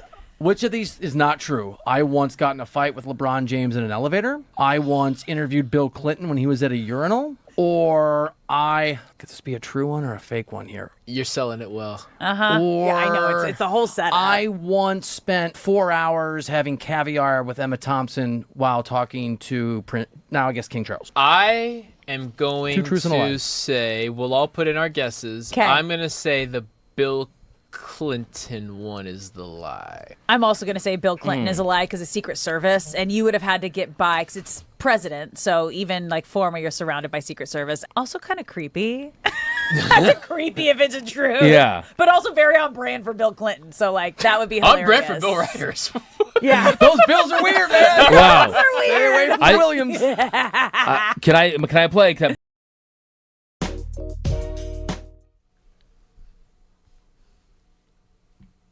What's up, LA? Welcome back to Brock and Alex on the new 97.1 The Fan, the voice of LA sports. I'm Alex Curry, who at Brock Vereen. Thank you for spending your midday in LA with us, whether you're tuning in on the radio, the Odyssey app, or watching us live on YouTube. We appreciate you being here and being part of the conversation in the show today, because it's been throughout the entire show. Fangelinos have been calling in and sharing how much they do care about the whole Mark Walter, the Lakers sale situation, how it affects the Dodgers. We will continue to go down that path throughout the week. But right now, it is time to bring in producer Shay. The sports world is talking, but what's actually worth talking about in LA? Producer Shay brings the stories. Now Brock and Alex give the city your verdict. Do you care, LA? Do you care, LA? Alex, welcome back. I know you missed this segment. I know you missed the show, Are you too. mic'd up? Am I mic'd up? Yeah, you have something on your there's a little neck. mic right here. We're live on TikTok if you guys want to see the behind the scenes. Nice little shout out, Alex. Get on in there. And for the radio people, I have a little mic on me because if you don't only want to hear us, you can see us on TikTok, YouTube, Twitter, Twitch, and Instagram on the Fan LA. Yeah, Do keep you going. care, You LA? okay? We got it. You're double live. Let's Do you go. care, LA? The segment where I ask Alex and Brock different stories from around the sports world, and they tell me if they care from a sports perspective, guys. Do you care, LA? The first one, Brewers win 22-0. The Brewers absolutely destroyed the Marlins 22-0 Tuesday night. Milwaukee tied the modern era MLB record for the largest shutout win and matched a franchise record with 22 runs. The crazy part, the Brewers have hit the fewest home runs in baseball this season, but they hit 4 in just this game, guys. Do you care, LA? If they didn't just shellac the Los Angeles Dodgers, I wouldn't care, but I care because the Brewers are going to be a problem going forward. Come on, Mariners, stand up for yourself. It was wild. We were on our drive home from the panel that we spoke on last night. My husband was like, 22-0 Brewers. I was like, excuse me, what? say it again. I am looking. Oh, my God. Mitchell had 4 hits, Hamilton 3 hits, Lara 3 hits. Jeez. I don't care because it's the Brewers, and like, I don't want them to continue to be this red hot. I guess I would care because it affects the Dodgers if they continue on this streak. But you know what? They're kind of getting hot too soon. I'm hoping that like I like that spin. They're just like, you need to get hot like mid-September into October. They're hitting their peak. They're peaking too soon. They're peaking a little too soon, and I'm okay with that. So thank you, Mariners, for making them peak too soon then. Yeah. Okay. Yeah. I can get on board with so that I'll spin. care in that sense. Shay. On to the next one, guys. Do you care, LA? The segment where I tell Brock and Alex different stories from around the sports world, and they tell me if they care with an LA perspective. We were just talking about the Brewers winning 22-0 last night. On to the next one. 47-year-old makes his college football team return. What am I trying to say right now? You heard it. A 47-year-old is literally trying to make his return and has made his return to the college football field. A pastor from San Jose City College has made the football team after nearly 30 years of not being in college. He had an injury that ended his first college career, and Justin Buzzard got the idea after his son showed him a video of a 60-year-old playing football. He reached out to the coach at San Jose City College, got a shot, made the team as a D-end. He's also a husband and dad of 3. Do you care, LA? Is that safe? Like, I'm concerned for his safety. Like, at 47 years old as a defensive end, what are you doing? Going and playing against college kids. That's weird. Did you watch the Air Bud movies as a kid? Yeah. I remember watching them, and because I was heavily in sports at the time, I couldn't enjoy the movies because the only thing I could think of, even through my 8-year-old brain, was imagine losing your starting spot to a golden retriever. Imagine being the defensive end who loses his spot to a 47-year-old man. Do we have a photo of what this guy looks like? Like, is he looks ripped? exactly like Dennis Quaid. I'm not even kidding. Oh, you're being serious. He literally looks like Dennis Quaid. Someone send me a pic. I need to see this. We will show this you is the weird photo. though. Like, and how is this okay? Just because like the City short college answer and rules? disrespectful answer is because it's a city college, and I think it's just kind of we're all just a joke. We're all just out here having fun. It's a joke. We're just hanging with the fellas, throwing the football around. This is crazy. So I don't care because I don't like the trend that is happening here. I believe it was South Carolina State had a 40-year-old join their team a couple years ago, and now I would say once a year you hear someone who is crazy past the age of putting on pads and running into people. A 47-year-old pastor. You see him? Yeah. Does he look like Dennis Quaid? He does. He looks like Dennis This is Quaid. weird. This is You thought I was lying. I did. I definitely thought you were lying. Everyone look up Justin Buzzard if you are driving when you get home. Make sure you do it. It's a 47-year-old This Dennis shouldn't Quaid. be allowed. He has 3 kids, I believe. Yeah. The dad has 3 grown kids. children, by the way. Like, this should not be allowed. He has kids that I'm only going off of the photo. Mhm. They look like they could be attending this city college someday soon. Yeah. Grown man. This is just weird. I'm all for living out your dream, and I'm all for nah. It's never being too late. Nah, this is too late. Unless You're pushing physical 50. activity is involved. Like, you're over, like, 10 years older than you.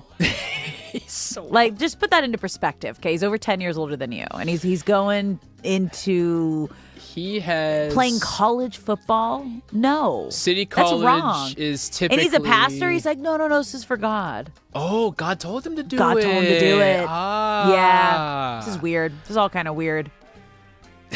Nah. We don't care, Shay, because we can't support I it. can't. It's weird. Are you thank guys you. familiar with 38U football? What's that? The best Instagram It's the follow. greatest. What? Yeah. It's the greatest thing in the world. So Yeah. I'll let Brock So, explain. for anyone listening, driving, at home, the soonest that you can get safely to your phone, just go to Instagram and type in 38U football. There's dozens of accounts now, but 38U is basically an adult league for football. It is a bunch of guys. It's the league that our guy Justin Buzzard should be signing up for. It is a bunch of grown men Oh my God. who Oh, it's are great, out there Alex. putting their lives on the line for the most meaningless football games you could ever imagine. Man. They are meeting up at parks with no one watching, Oh. wearing mismatched uniforms, just absolutely ripping each other, knocking each other's heads off. Oh my God. Why? The glory 38U days, football. Brock. The glory days. Reliving the glory days. Oh my gosh. Please go watch. Oh, that's 40U. I didn't know it went up to 40. Yeah. Alex found a 40U league. 40U. You guys, and this one has 1.7 million views on it. Oh It my. is addicting content. I What? will not lie to you. It is Oh. insane. This is like, you can't let it go, man. Yeah. You're living in the past, man. Like, what? So yeah, No. if you're driving, definitely when you guys pull over, check out 38 or 40U No. football. Or 40U But if football. you're Wow. not driving, definitely check that out right now. It's a good Oh. follow and watch. On to the next one, guys. Do you care, Okay. LA? The segment where I tell Brock and Alex different stories from around the sports world. We were just talking about football and 47-year-olds and the Brewers winning 22-0. Now we're going to golf. So Live Golf is fighting to survive. Its future is suddenly in serious doubt as the league lost its Saudi PIF funding in April, has canceled multiple events, and is facing lawsuits over unpaid bills. Players met Tuesday with a potential new investor who could help Live stay alive beyond this season, but some players came away encouraged while others were still unsure. Do you care? It's I a mean, wrap. it's done. It's over. There's no It's way you're over. getting, if the Saudi money, do we know why the Saudi money left? I don't know. Like, wasn't but getting return on I investment? believe Yeah, there it was no- just there a was- no yeah. return. I mean, it took me. I was gonna say definitively. I still don't know where you watch Live Golf. Actually, It was on Fox, I think. was it? Yeah, I think it was. Because I know they got a TV deal with them. I was at a so- diner once and it was on the CW, and I thought that's weird. But then 'Kay. by the time I got home and put it on, it was no longer on the CW, even though the day just started. There's a lot going on. It was a multi-year deal with Fox Sports, Fox Yeah. FS1, FS2, and the Fox Sports app. Yeah. Why the heck was it on the CW? So is that just done? It's over. Why? So, Oh, their previous partner was the CW. okay, I knew I wasn't Yeah, making yeah, that. yeah, I knew it was on there at one point. I find it interesting because a lot of the golfers who left the PGA and went to Live are now going to try and find a way back to PGA. Did they get The that PGA's monies? Did they get all their contract monies? I would think so. I mean, they How though? still If they came out if they kinda haven't been winners. able to like pay the bills. Oh, sorry. They a lot of them got a ton of upfront money, but Ah. they're not going to get all of their contract. To your point, that's a good point. Yeah. And a lot of them, one by one, are slowly trying to make their way back to the PGA. Yikes. And the PGA is making them beg on their hands and knees. Just ask Brooks Koepka how that's going. No. Yeah, it's pretty bad. Yeah. Do you see them getting back into the PGA? Maybe in like a couple years. After humiliation rituals, after embarrassing, Brooks Koepka has to travel to every tournament and then find out if he's going to play. That's what I mean by humiliation ritual. Yeah, it's bad. Yeah, we don't care about Live Golf. You're listening to Brock and Alex on the new 97.1 The Fan, the voice of LA Sports. The Power Hour, hour number 4, coming up next.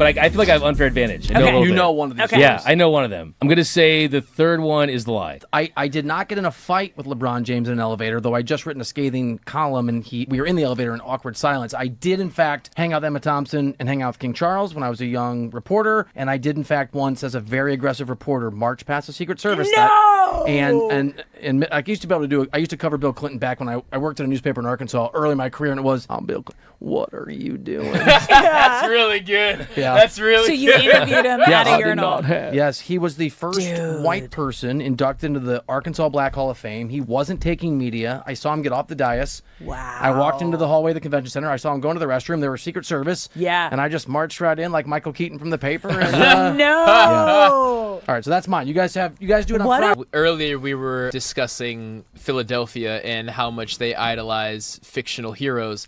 So what is more insane, Bill Clinton being in the Arkansas Black Hall of Fame or Sylvester Stallone being in the Boxing Hall of Fame? Adrian. I got to go with the Bill Clinton one, but I don't know. Bill Clinton was very popular president. I know you guys. Wait, I know you that's guys want so to know, so I'll weird. just give. Yes, there was a partition. Can we just? There was. I got the quote though. I got the quote. I have to. You did. What did he give me tell the- you? And then I followed him to the sink, and he's like, are we good? Yeah. Can you leave me alone, please? Is that enough for your newspaper? Yeah. Yes, Mr. President. Thank you. Also, that Secret Service got fired, right? He had stopped being president 3 months earlier. I'm going to give you a movie line from nowhere, and I want you to tell me if you can tell me what movie it's from. Why would your buddy? Why would your dad? Jeez. Because you're good at this stuff. It's a somewhat deep cut. I'll do. You want? Well, here we go. There are TV. There are. Why would your buddy? Why would your dad? It reminds me of me and you sometimes. Is that Brokeback Mountain? Close. I can't quit you. That's what reminds you. Of the I two of can't us. quit you. We're gonna have to have an off-air conversation. Okay, what? Horrible bosses. There 2. we go. This is like horrible colleagues 1. It turns out. Which Cy Young ace do you trust more on the Dodgers, ladies and gentlemen? Do you trust Tarik Skubal or Blake Snell? And I'll give you my answer right now. Of course I trust Blake Snell more. It's a man that's pitched in multiple World Series now, not only for the Dodgers, but for the Tampa Bay Rays. He's won 2 Cy Youngs the same way Tarik Skubal has. Tarik Skubal hasn't had the opportunity to pitch deep into an October. This is going to be potentially his first real opportunity. Doesn't mean I don't trust Tarik Skubal. Absolutely do. He's had about a B+ start and a B- start for the Los Angeles Dodgers. But first game out of the microneedling surgery for Blake Snell, it was an A+. A+ start, A+ stuff. I can't stress enough how encouraging isn't even the word. Encouraging is that he threw 85 pitches. Incredible is that he dominated. I'm here with cornerback Jalen Watson of the Los Angeles Rams. Jalen, you are a newcomer to LA, but certainly not to the league. 2-time Super Bowl winner, spent 4 seasons with the Chiefs. How do you approach entering a new locker room and a revamped DB room? Every year is just different. Starting over from the building blocks, starting to build ground up, brick by brick. Chop wood, carry water, practice hard, compete hard. Everything is going to fall in place. Take care of itself. There was a certain play from Monday's practice that inspired you to put out a tweet basically saying nobody can place the ball like Matt Stafford. Can you talk us through that play? I thought from what I've seen and what I was feeling, I had pretty good coverage on Devontae. I turned my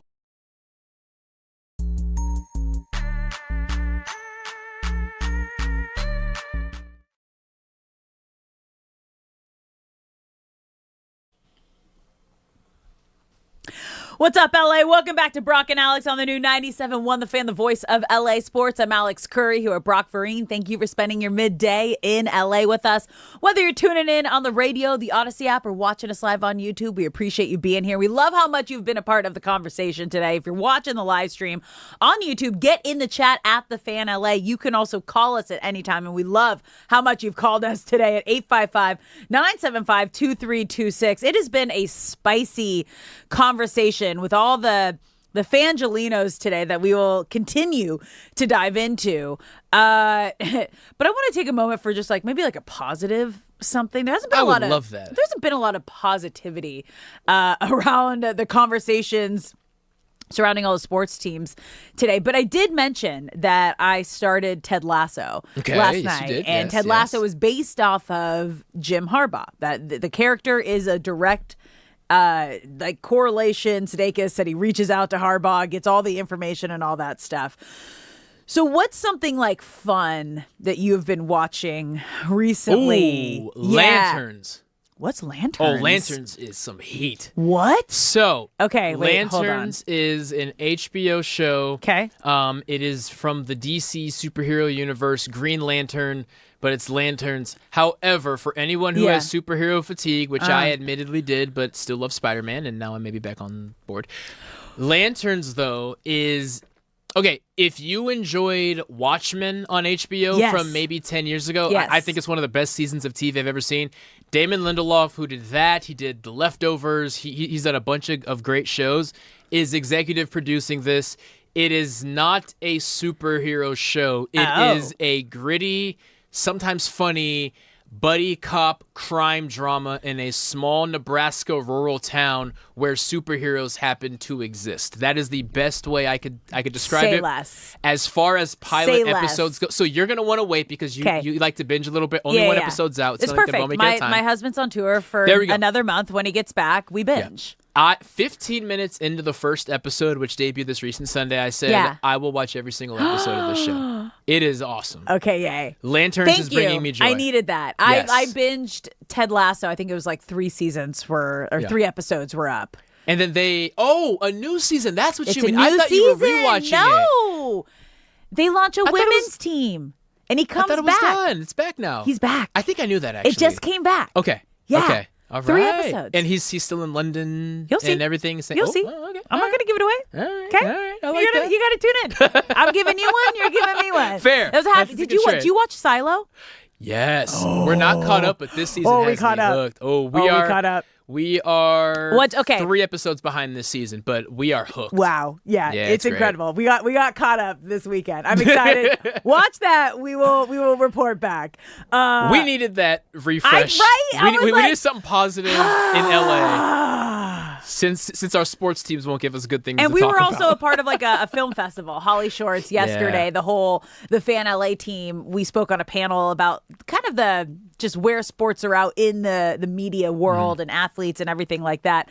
And you guys right now, as Brock just mentioned, it hasn't really been positive conversations around our LA sports teams. There are moments of it, obviously, with the Rams.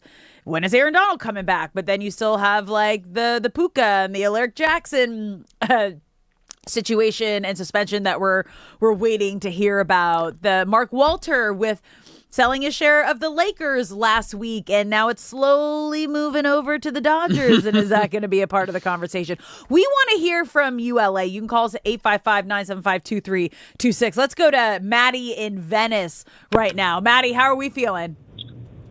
Good. It's so great to hear your voice. Glad you're back. Oh, Alex thank and you. Brock, you're the man. Appreciate you guys can see my new show on Fox. It's called The 54-Year-Old Starting Tight End. Let's go, Maddie. Suit him up, Maddie. So anyway, you guys, just real quick, you guys are so incredible. I love the essay that was on there the last 2 days. He was so cool. My uncle is Jim Murray, sports writer, Pulitzer Prize-winning sports writer for the LA Times. Rad. And we lost him many years ago. And I was tripping, thinking like, what are the O'Malley? Like, are the O'Malleys rolling in their graves right now? Jerry Buss, like this original family. I'm 3 generations. My grandma and grandpa graduated Santa Monica High School in 1937. Like, this is real stuff that's affecting our community. And when you get this big money involved, it takes away from the heart and the culture and the importance of what brings the city together. So I'm really bummed there. That's for sure. Now, I do have to let you know, I've been in that Kushner house in Malibu. I'm the builder. And Terry Gessner is the famous architect. Yeah. And I just don't see a Laker jersey hanging in that pad. I see like a surfboard, some fishing poles. It is so beautiful out there. And, I got to tell you, too, just really quick, you guys, and thanks for having me on. And I'm a huge fan, and I've turned you guys on to so many other people, including my dad, who lives up in Big Bear, who has you guys on YouTube. Oh, I love that. Vin Scully, Chick Hearn, Bob Miller, these guys would be on fire right now with what's happening. And I miss that dialogue, and I miss this city for being as genuine as it kind of used to be. And the fallout of the Dodgers, it might break my heart. Yeah, I know. I think that's going to be the hardest pill for a lot of LA sports fans to swallow, because last week when the news broke, it was like, no. The Dodgers were like deferring front office. Like, no, this isn't a Dodgers story. Yeah. This is a Lakers story. Or like, but the same owner, so it's definitely a Dodgers story, and it's definitely a Dodgers situation. It's not like if it's going to be affected right now, it's when are we gonna hear the news of what's gonna go down? Yeah. Also, did I hear that correctly? Did our guy Matty just say he built the wave house? I heard him say Did I'm he a just builder. No, I said I'm a builder, and I've been in that house. I was gonna say you built the wave house. I'm sitting here thinking, hold on, No. Imagine I said that. Certainly very close. Okay, Maddie, thank sick you house. so much for calling. One more thing, Brock. Yo, please. Brock, this one's for you, bro. Because you said, what's going to happen next? Like, is it going to be the Chargers or the Bruins or FC? And you know what it feels like to me? It feels like a major earthquake. No! Maddie, don't put that out. Maddie said we're all going down. Don't put that out. LA's just crumbling. It's Maddie, just shaking from the ground thank you for up. calling genuine LA royalty, the grandson of Jim Murray. We love you, man. Thank you for putting this show on to your friends and family. It means a ton. Call in absolutely any time. For our Gen Z or maybe some millennial listeners out there, Jim Murray was a longtime sports writer for the LA Times, and I do feel what Maddie is saying. When you grow up in LA and you become fans of these teams, you fall in love with the legacy. Yeah. The O'Malley family, who Dodgers, 44 to 98? Someone check the math on that, please. But I love how Maddie paints that picture of just this overwhelming disappointment of things like this don't happen to LA teams. So why are all of these things happening at the same time in the same summer? Because the same owner owns both of the teams. That's why. And that's the risk you take when you're like, oh, you can just own all the teams in town and nobody has questions, because the Dodgers were doing so great. We're in the midst of a dynasty and we're like, let's go Mark Walter. He's got this down. He's already been like partial owner in the Lakers. Now you're just going to be controlling owner. Yeah. The proof of concept. Let's get the Lakers back to that dynasty with Shaq and Kobe, just like he's doing with the Dodgers right now. Like, great. Everyone, no one asked questions. They just said, yep, sounds good. Let's go, Mark Walter. And then now he's under legal investigation. The curtain's getting pulled back, and it's about to get real messy. The unfortunate thing is that the Lakers won't be the only one. The Dodgers won't be the only one. No. As we've talked about, sports valuations have reached a point that it is impossible for one person, for even 5 people to buy a team, and the numbers are so high, even those 5 people can't buy the team with money that they have. And unless you're Bob Iger and Josh Kushner. Apparently they just got billions sitting around right now. That's the thing, because they gathered $20 billion to buy FIFA. Tried. Like it strips away. It strips away from why you love the team, because you want the team to represent the city. You don't want your team to just feel like another entity in the vast portfolio of some rich guy. But that's essentially where sports are headed, and maybe this was the inevitable ending all along. I just wish we weren't here right now. We're here. We're here and we're sitting in it. In LA, we want to hear from you because we are here for you. You can call us at 855-975-2326. Let's go to Mark in Victorville. Mark, how are you feeling about the whole situation? I'm fine. Relax, you guys. He's not going to have to sell the Dodgers. I don't know. Well, here's how I figure. Okay. Lay it on. First of all, he's a billionaire. Yes. All right. So billionaires don't have to do things they don't want to do, really, right? So he sold the Lakers, got $2.5 billion net on that. Okay. Paid $2.1 billion for the Dodgers. That $2.5 is going to go back to the insurance companies that he borrowed the money from and didn't report it. Oh my gosh, he didn't report it. And then the money that he has from the Chelsea FC sale is going to be he's going to have to pay the fine, and that's what the fine's going to be. Yeah, but he's also asking the TV deals if they would be willing to get out and give him some cash. Like, all signs are pointing towards he is liquidating all of his assets right now, and it's not a good feeling. And if he could sell the Lakers for $12.5 billion, why wouldn't he go to his more lucrative team and cash out when he needs the cash so he doesn't go to jail? Are you still there? From what I see, he didn't report something. Yeah, I don't think it's a victimless crime basically. So it's basically going to be a huge fine. It's going to be a Hype record fine. This is going to, like, Mark is Mark Walter's hype man right now. Are we talking to Mark Walter? Mark, is this you? Mark, is this you? I love what he's done. I love what he's done with the Dodgers, but it's our society. Yeah. The people who have that kind of money he already knows what's going to happen.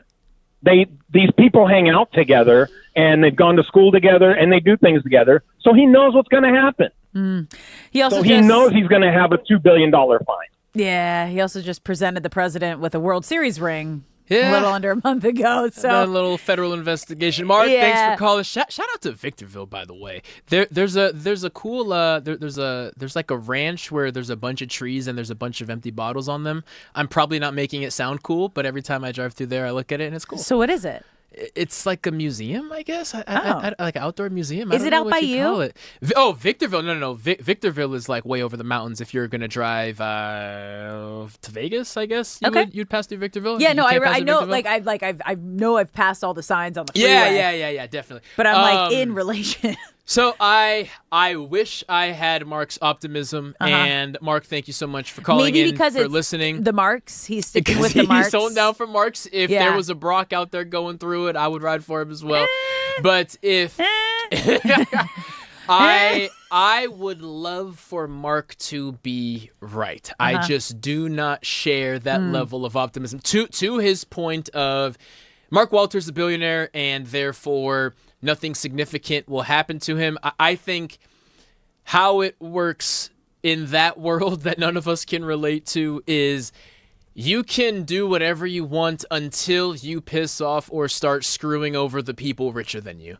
There aren't a lot of people richer than Mark Walter, but once you get caught up in the world of insurance fraud and it becomes a federal crime and you have to be made an example out of, I think eventually there are just too many other rich people that say, whoa, you can screw over those guys, but once you start messing with my money because my money is attached to you and their money is attached to you, you have to pay for this. So Does Mark Walter's crimes affect all of us directly? No. Does it affect us as fans? Absolutely. But Mark, thank you for calling. Yeah, no, I'm not optimistic about the whole Mark Walter situation. LA, we are here from you. We want to hear from you. You can call us 855-975-2326.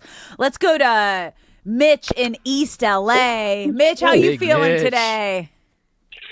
How you guys doing? Good. I hope you had a good time you had, Brock. Always good to talk to you too, Shay. Thank you, sir. This sounds so Shay, like dealing with the 1930s with the Untouchables and the Mafia. I mean, come on. And don't tell me someone's going to jail. I want to hear that line, that classic line from George Costanza, enjoy your life sentence, that is. I mean, come on, Walters. You own the Dodgers, Lakers? I don't know why the Bucks wanted to sell it. I don't care what the price was. If you own Malibu Beach, Beverly Hills, you hold on to it. It's sitting pretty. Pass it on to family. Not to be shrewd.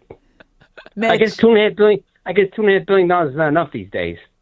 Anyway, Mitch. love your show. Thank we you, love Mitch. you, Mitch. Thanks for calling. Thank you. We love you listening and calling in every week. It is very shady stuff. To put it in simple words, very shady stuff. Very shady stuff. Shout out to the Untouchables. I think I only watched it once. It's been a long time, but Mitch always pops up, casually drops some iconic line from a movie or a song I haven't thought about in a long time, and then just carries on. That is a cultured man right there, Mitch.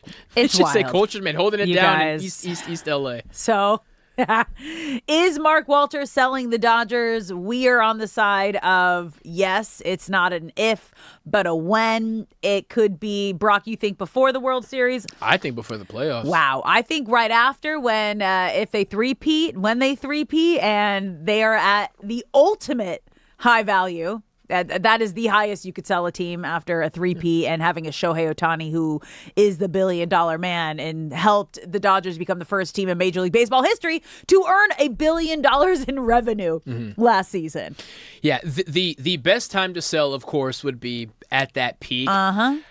While we're only going off of things that Bloomberg and other financial blogs and articles and entities or enterprises rather are reporting, I just don't know if he's gonna have enough time to do, like, from every story that I have read. Not gonna have enough time.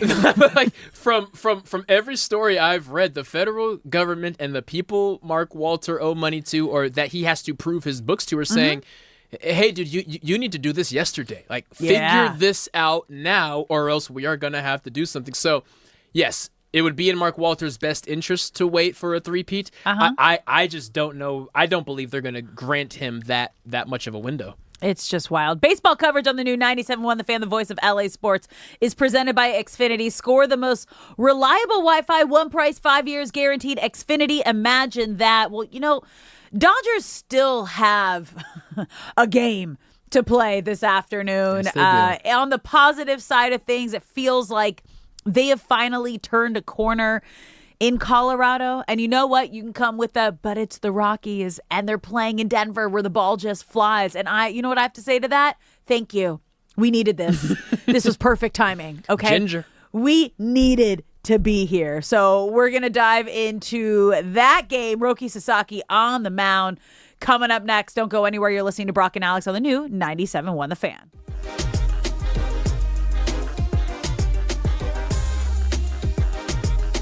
And Devontae doesn't even stick his hands out. The ball just falls in his belly. And I was like, he's special. But it's not only that play, it's just constantly he's just making throws that put people in awe. It's not a slight to all my Chiefs fans. I love Patrick. He's the GOAT. So don't take it too personally. You got to face a two-time MVP in Patrick Mahomes in practice for 4 seasons. Saw a lot of elite talent, quarterback talent in the AFC. What is it about Matt Stafford that makes him so special? His knowledge for the game. I think he always knows where to go with the ball, and just his arm strength and ball placement. Just separate him a little bit and make him one of the top quarterbacks in the league. You're a Georgia native, but you do have some SoCal ties. Played JUCO at Ventura College.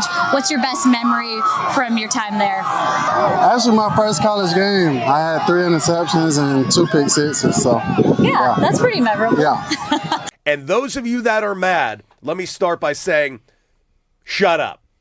Just shut up. If you're mad, how about this? If you're mad about the Tarik Skubal trade, let's start with something really simple. Who are you mad at? That is the first question you need to ask. Because if you're mad at the Dodgers, slap yourself in the face. I'm going to give you a minute. Because the Dodgers did nothing wrong. The Dodgers did nothing wrong. In fact, the Dodgers, I'll actually go a step further. They're the only ones that did anything right in this entire situation. Because the Dodgers get their hand on Tarik Skubal for giving up 3 prospects. Now, are they bad prospects? No, in fact, they're good prospects, but they sure as hell are not the prospects that are end-all, be-all that should have gotten this done. I couldn't believe the lack of haul that just came in for this price. So just so we're all clear, 3 prospects go over to the Detroit Tigers from the Los Angeles Dodgers, and they are the following. Zaire Hope, who is the Dodgers' number 5 prospect, followed by River Ryan, the Dodgers' number 10 prospect, and Brady Smith, a pitcher who is also their number 17 prospect. The Dodgers still have 7 prospects in Major League Baseball's top 100 list. They didn't even have to give away any of their top 4 prospects to get their hands on Tarik Skubal. And to the point where, if this was all it took, explain to me why anyone's mad at the Dodgers. Because if you're a fan of another team right now, you should be pissed at your team that you didn't. If you're a Milwaukee Brewers fan, you should be screaming at Matt Arnold, their GM. You should be furious that they did nothing. If you're a Rays fan, the Rays just gave up arguably like the same exact haul that the Dodgers just did to get Freddie Peralta, who's got like a 6 ERA this season out of the New York Mets.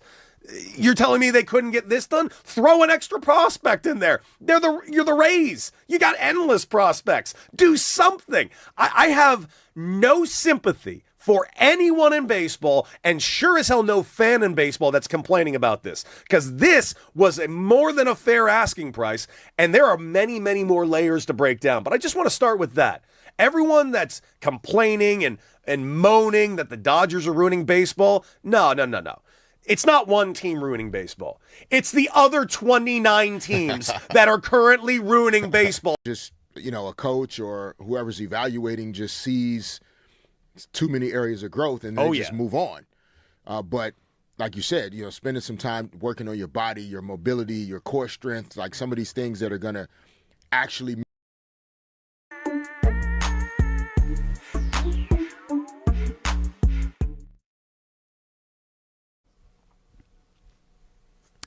What's up, LA? Welcome back to Brock and Alex on the new 97.1 The Fan, the voice of LA sports. I'm Alex Curry here with Brock Farine. Thank you for spending your midday in LA with us, whether you're tuning in on the radio, the Odyssey app, or watching us live on YouTube. We appreciate you being here and love how much you've been a part of the show today. Almost our entire show has been open to callers, the Fangelinos, everybody weighing in on the whole Mark Walter situation, obviously, which started last week with the news that he was selling the Lakers less than a year after buying them and flipping them basically for $2.5 billion. He bought them for $10 billion, selling them for $12.5 billion. And then the news that came out this week is the Buss family, the sibling drama, now trying to the 5v1 of the Buss siblings against Jeannie, trying to sell their remaining share. But the conversation now is kind of shifting towards the Dodgers. And last week when the Dodgers front office was asked about it, they're like, no, this is a Lakers story. This is not a Dodgers story. And it's like, excuse me. He owns both, so it's About definitely a Dodgers story. And LA, we want to hear from you and how you're feeling about everything. You can call us at 855-975-2326. Let's go to Jordan from Encino right now. Jordan, how are we feeling about this whole situation? I'm upset. Yeah. Obviously. We're like a liberal town, we're a liberal city, man. We have a lot of different races, a lot of different, backgrounds and ethnicities here. You know what I mean? And, there's been a lot unsaid, man. Just like no communication with the fan base from the Dodger brass, from the Laker brass. Well, I don't even know who the Laker brass. They're definitely not saying anything. I mean, it's really interesting the lack of respect for the fan base of Los Angeles when we're the most supportive fan base in all of baseball and in basketball. I mean, every Laker game is almost a sellout, right? I mean, what are they? What kind of business is that, man? Look, I thank you, Mark Walter. Thank you for the 3 championships, for the 5 World Series appearances. It's been amazing. I've never been happier being a Dodger fan until the political affiliations and the ring kissing in Washington and trying to get out of this shadiness. Look, dude, all billionaires are pretty much shady, right? But why now?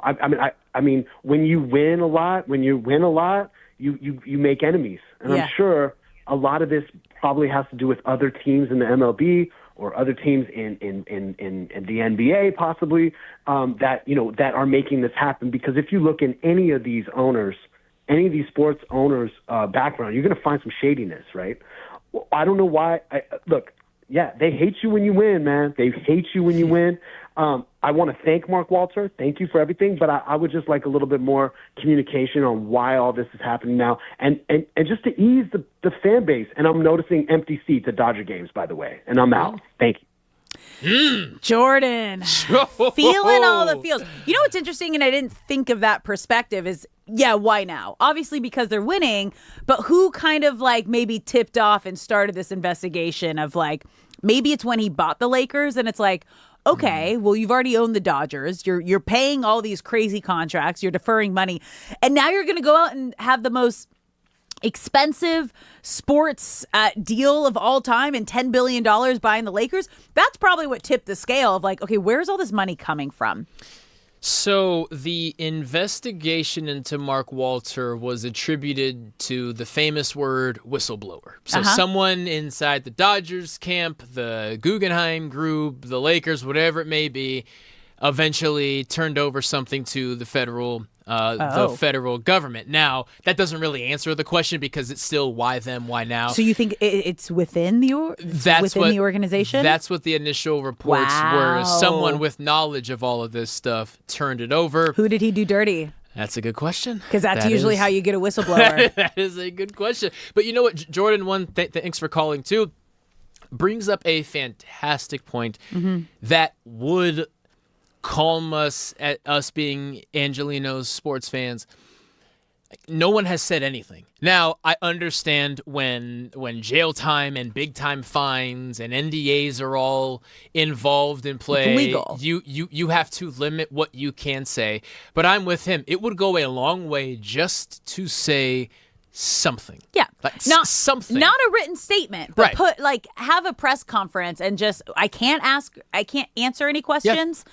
But I just want to kind of put everybody at ease. And in either way, like, why haven't we heard from Kushner and Iger yet? Why hasn't there been some sort of presser there of like, someone talk to the fans. Someone say something. Someone talk to us, okay? Because we love our teams and we're not feeling all the love right now back from anybody. Even if Mark Walter or Mark Walter's lawyer, like you said, stood in front of a bunch of microphones in front of a very, very carefully selected group of press who had to pre-submit their questions and he was allowed to rehearse them.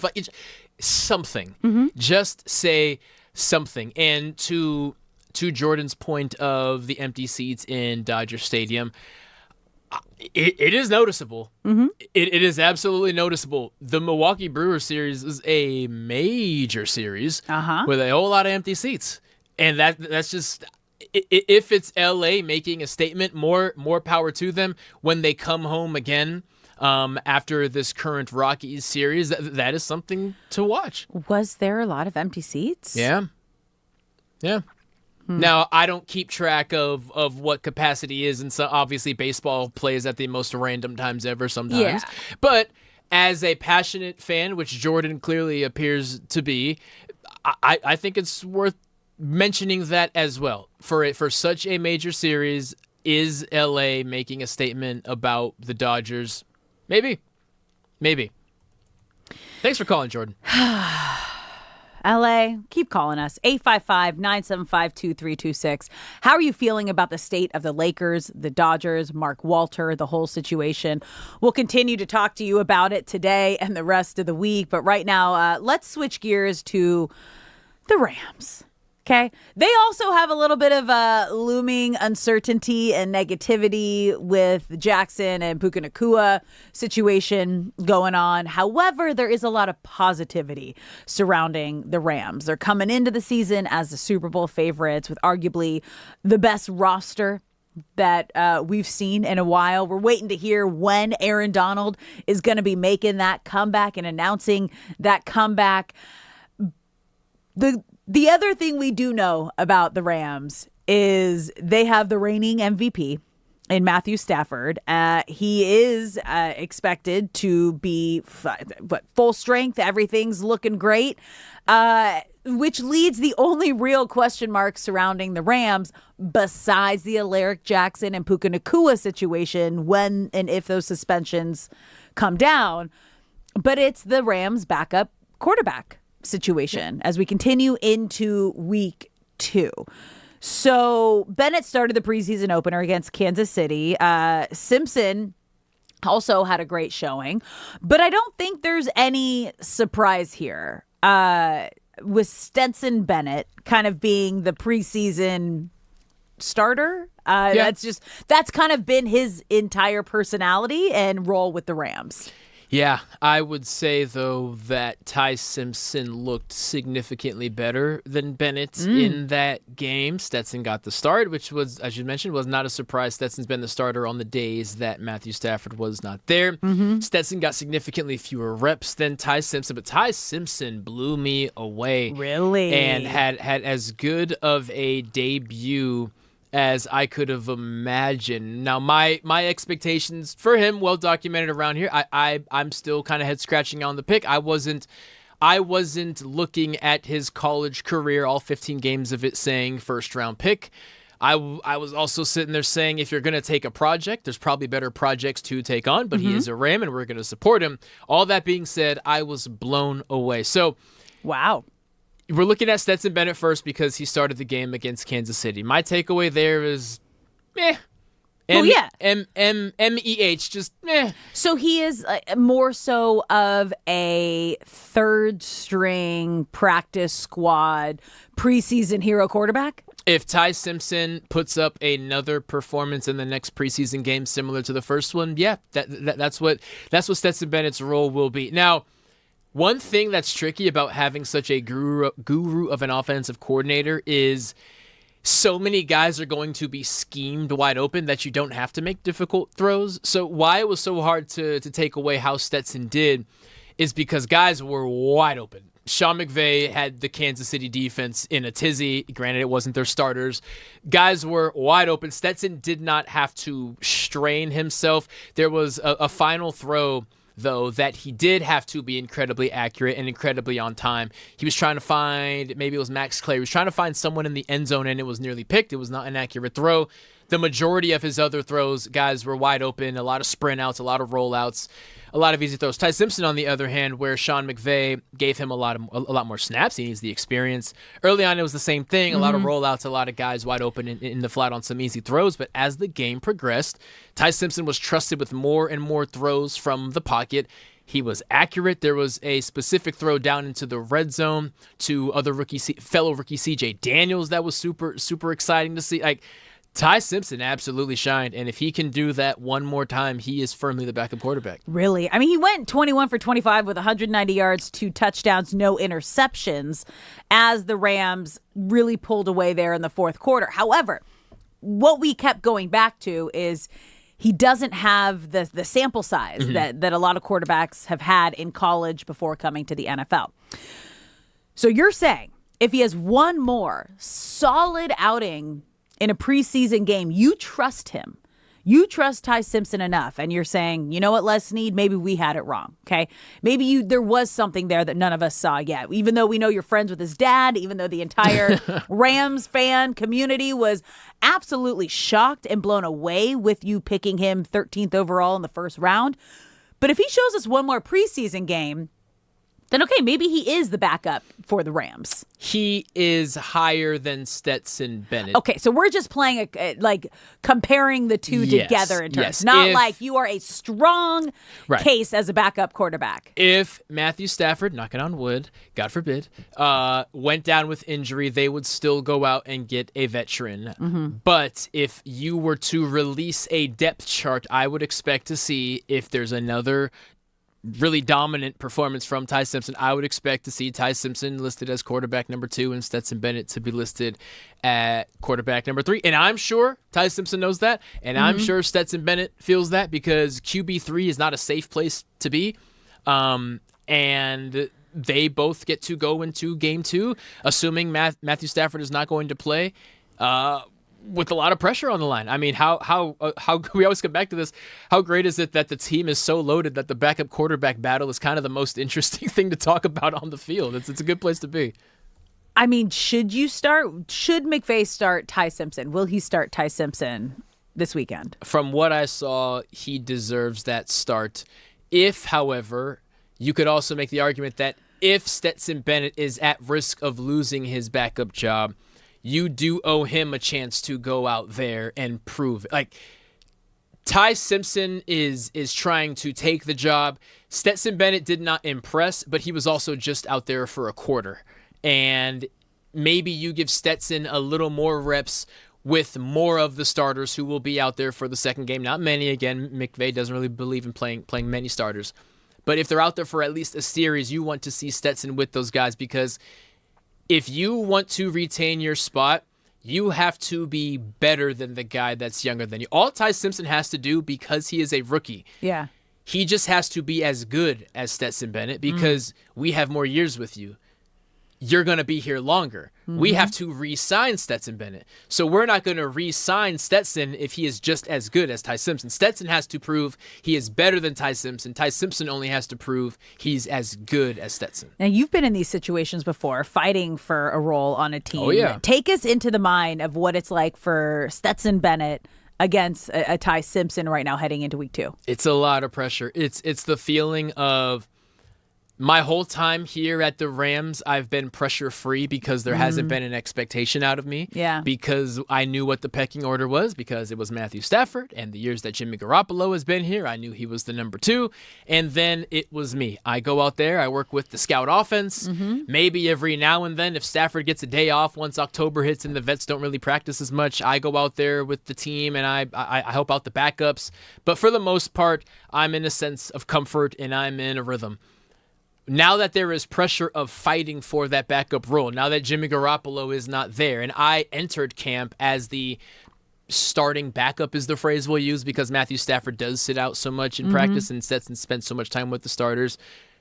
I think you could argue for the first time there is a sense of pressure. There's always pressure on yourself, but now there is external pressure of, there is someone here who is threatening to take my role. And as I mentioned, if you are the third string quarterback, there's not a ton of security that comes with that. But that should light a fire on you. That should bring the best out of you. But wasn't he third string anyway? So he's not really losing much.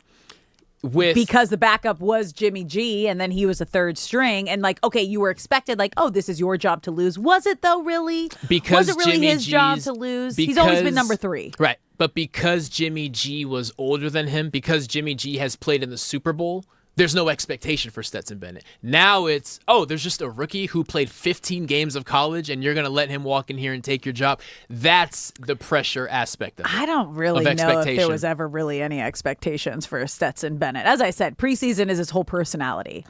And that's what it was. And even if he was the guy that they had to lean on, you even just said that. They would go out and they'd get a vet. So he's never been that guy. And he's not going to be that guy with the Rams. If you are on an expiring contract and these are going to be your last reps for the remainder of the year for someone to sign you next year, there is a sense of pressure if you want to keep playing football. Okay, so all the pressure is on Stetson Bennett. Nothing on Ty Simpson. Ty Simpson is... Well, no, I mean, there's pressure from fans, and why did we spend a first-round pick on this guy? But he's playing with house money after that first start. If he goes out this week and does what he did last weekend, he is living pretty. That's it. All right, guys, we're going to take a quick break here. When we come back, Dodgers. Let's talk some positive baseball here, please. Okay.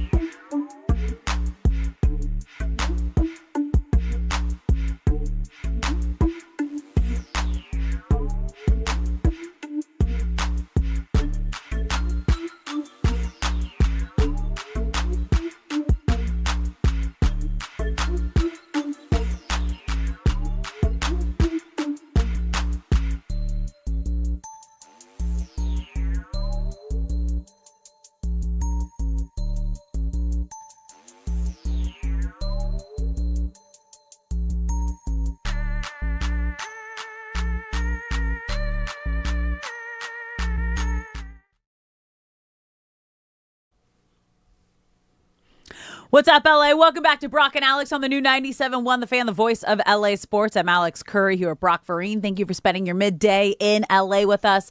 Whether you're tuning in on the radio, the Odyssey app, or watching us live on YouTube, we appreciate you being here and being a part of the conversation, which you've been a part of, I think, almost the entirety of the show today. So thank you for calling in at 855-975-2326. We have loved hearing from you, Fangelinos. We are here for you for all of the feelings surrounding the Lakers, the Dodgers. But right now, let's end the show on a high note, shall we? Dodgers are looking to complete the sweep against the Rockies. They're now 15-15 since the All-Star break. The offense is looking hot. There are a lot of positives to take away from these last two games in Denver. And yeah, you might say, like, what, but they're playing the Rockies. It's like, yeah, thank you. It was perfect timing for the Dodgers to play the Rockies right now and to be playing this game in Denver where the ball just absolutely flies. They scored 11 runs on Monday. They put up 7 yesterday off of 10 hits. Shohei Ohtani, whew. What did I say? I was like, can he just keep hitting home runs? Because I think that's the most important thing in his recovery and his rehab is Ohtani just hit it out of the ballpark so we get that nice little trot around the bases. But he hit his 30th home run of the season, becoming just the 7th player in Dodgers history with 3 straight 30 home run seasons. And honestly, I think this MVP race, now that he's switched his mindset of he ain't in the Cy Young conversation anymore, and it's just about the MVP. The fact that it's now a competition with Pete Crow Armstrong, and it's almost like on a nightly basis, watching these two guys do what they do in their games, and then looking at the stats after, it's like, well, I mean, it's about as neck and neck as you can get, and I think it's only going to make Shohei Ohtani stronger and better and more competitive. I love that, and I was definitely of the belief that PCA was running away with this thing, and then Shohei about a week ago said, well, hold my beer. If I can't rely on the pitching aspect, I'm just going to double down on the at-bats, and he was phenomenal yesterday, as he is on most days. The 2-run home run also reached on a base hit that was technically considered an error, but he is having a fantastic series. And I would love nothing more than for him to give PCA a run for his money. I don't know what the betting lines are, but I'm assuming after another great performance tonight, that margin will get closer and closer, and he can pass up PCA with 37 games left. Is that what it is? I believe there's 37. Well, okay, so there's 37 games remaining for the Dodgers. So any team could be anywhere from 39 to 35 probably. Wild, you guys. But it wasn't just Shohei Ohtani. Freddie Freeman drove in a couple runs. Tommy Edman, Teoscar Hernandez, Kyle Tucker snapped an 0-for-26 streak last night. And all of his teammates' reaction, you guys at the top of the dugout, you would have thought he hit a walk-off home run or a walk-off winning hit. So to see everybody kind of come together and understand the situation that Kyle Tucker was going through last night was incredible. And now I just need to see, again, not just Kyle Tucker, but these Dodger bats continue this on tonight and complete the sweep coming home. I'm right there with you. One thing that I have loved seeing and have been tracking for really post All-Star break, but I guess technically throughout the whole year, is solidifying this lineup, along with the starting rotation, along with the infield, along with the bullpen, along with the catching position. The starting lineup has also been a moving target. Now, it's always going to adjust based off who's on the mound, a righty or a lefty, and who's hot, who's not, etc. But it has been in significant flux much later into the year than it typically is for Dave Roberts. But for the past 4 games, it's been Ohtani 1, Freeman 2, Pages 3, Muncy 4, Mookie 5, and then Tucker, Edman, and whoever is playing catcher in some various order on the back end. I've found comfort in the fact that the top 5s have seemed to have gelled. That second spot, that 2-hole has just been cursed no matter who's been there throughout the year. But I love what Dave Roberts has found there. I think it flows very well. And I hope that is something that can be checked off. With 37 games left, there's just a checklist of things you want to have locked in before it's playoff time. Yeah. And I'm hoping that the top to the middle of the lineup is officially checked off. Yeah, no, we're in a sprint right now. We are in the final sprint, like towards the end of the dog days of summer. Once you're into September, it's like head down, go time. And the Dodgers have a goal now. And the fact that I think that Ohtani has a personal goal and the Dodgers as a whole have a goal to catch the Brewers and do whatever they can do to get that by, that's almost kind of like the fire that you need lit for a team like LA. And you know what? I said it, I don't know, a couple segments ago. I think the Brewers are peaking a little too soon.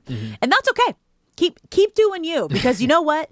The Dodgers are going to figure it out and get into the shape that they need to be come October.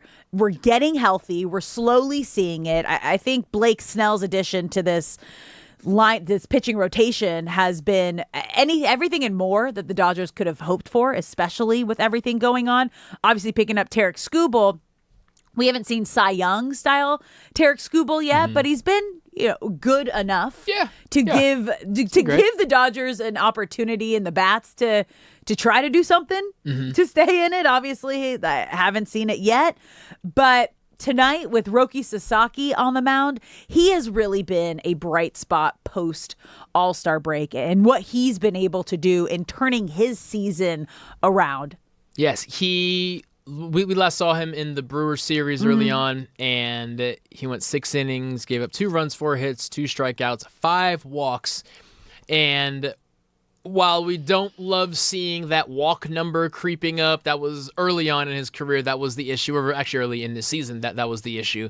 And that's far too many walks than you would like to see, but it was still consistent Roki. And I think we can confidently say his baseline has been raised since the All-Star break, and to be a reliable arm that if everyone is healthy, he will not be in that starting rotation, but reliable arms are needed in any inning.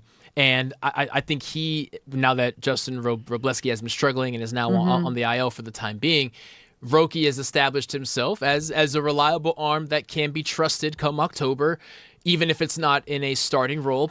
Also with that, Tyler Glasnow is expected to make his final rehab start tonight. The last one he had last week was 8 strikeouts. So things are looking up for a pitching rotation and a bullpen that is going to be bolstered by some of those starting pitchers now pushing themselves to the to those middle innings. Yeah, it's wild. Tyler Glasnow is expected to join the team on their next road trip, either in Atlanta or Detroit. So when you look at what the Dodgers have available in terms of this starting rotation, in a Yoshinobu Yamamoto, a Tarik Skubal, a Blake Snell, and then you're kind of going to a Roki Sasaki and Eric Lauer. Where has Robleski fit into this whole situation when he was fighting to be that really strong number 2 going into the All-Star break and has just really hit a wall in a weird way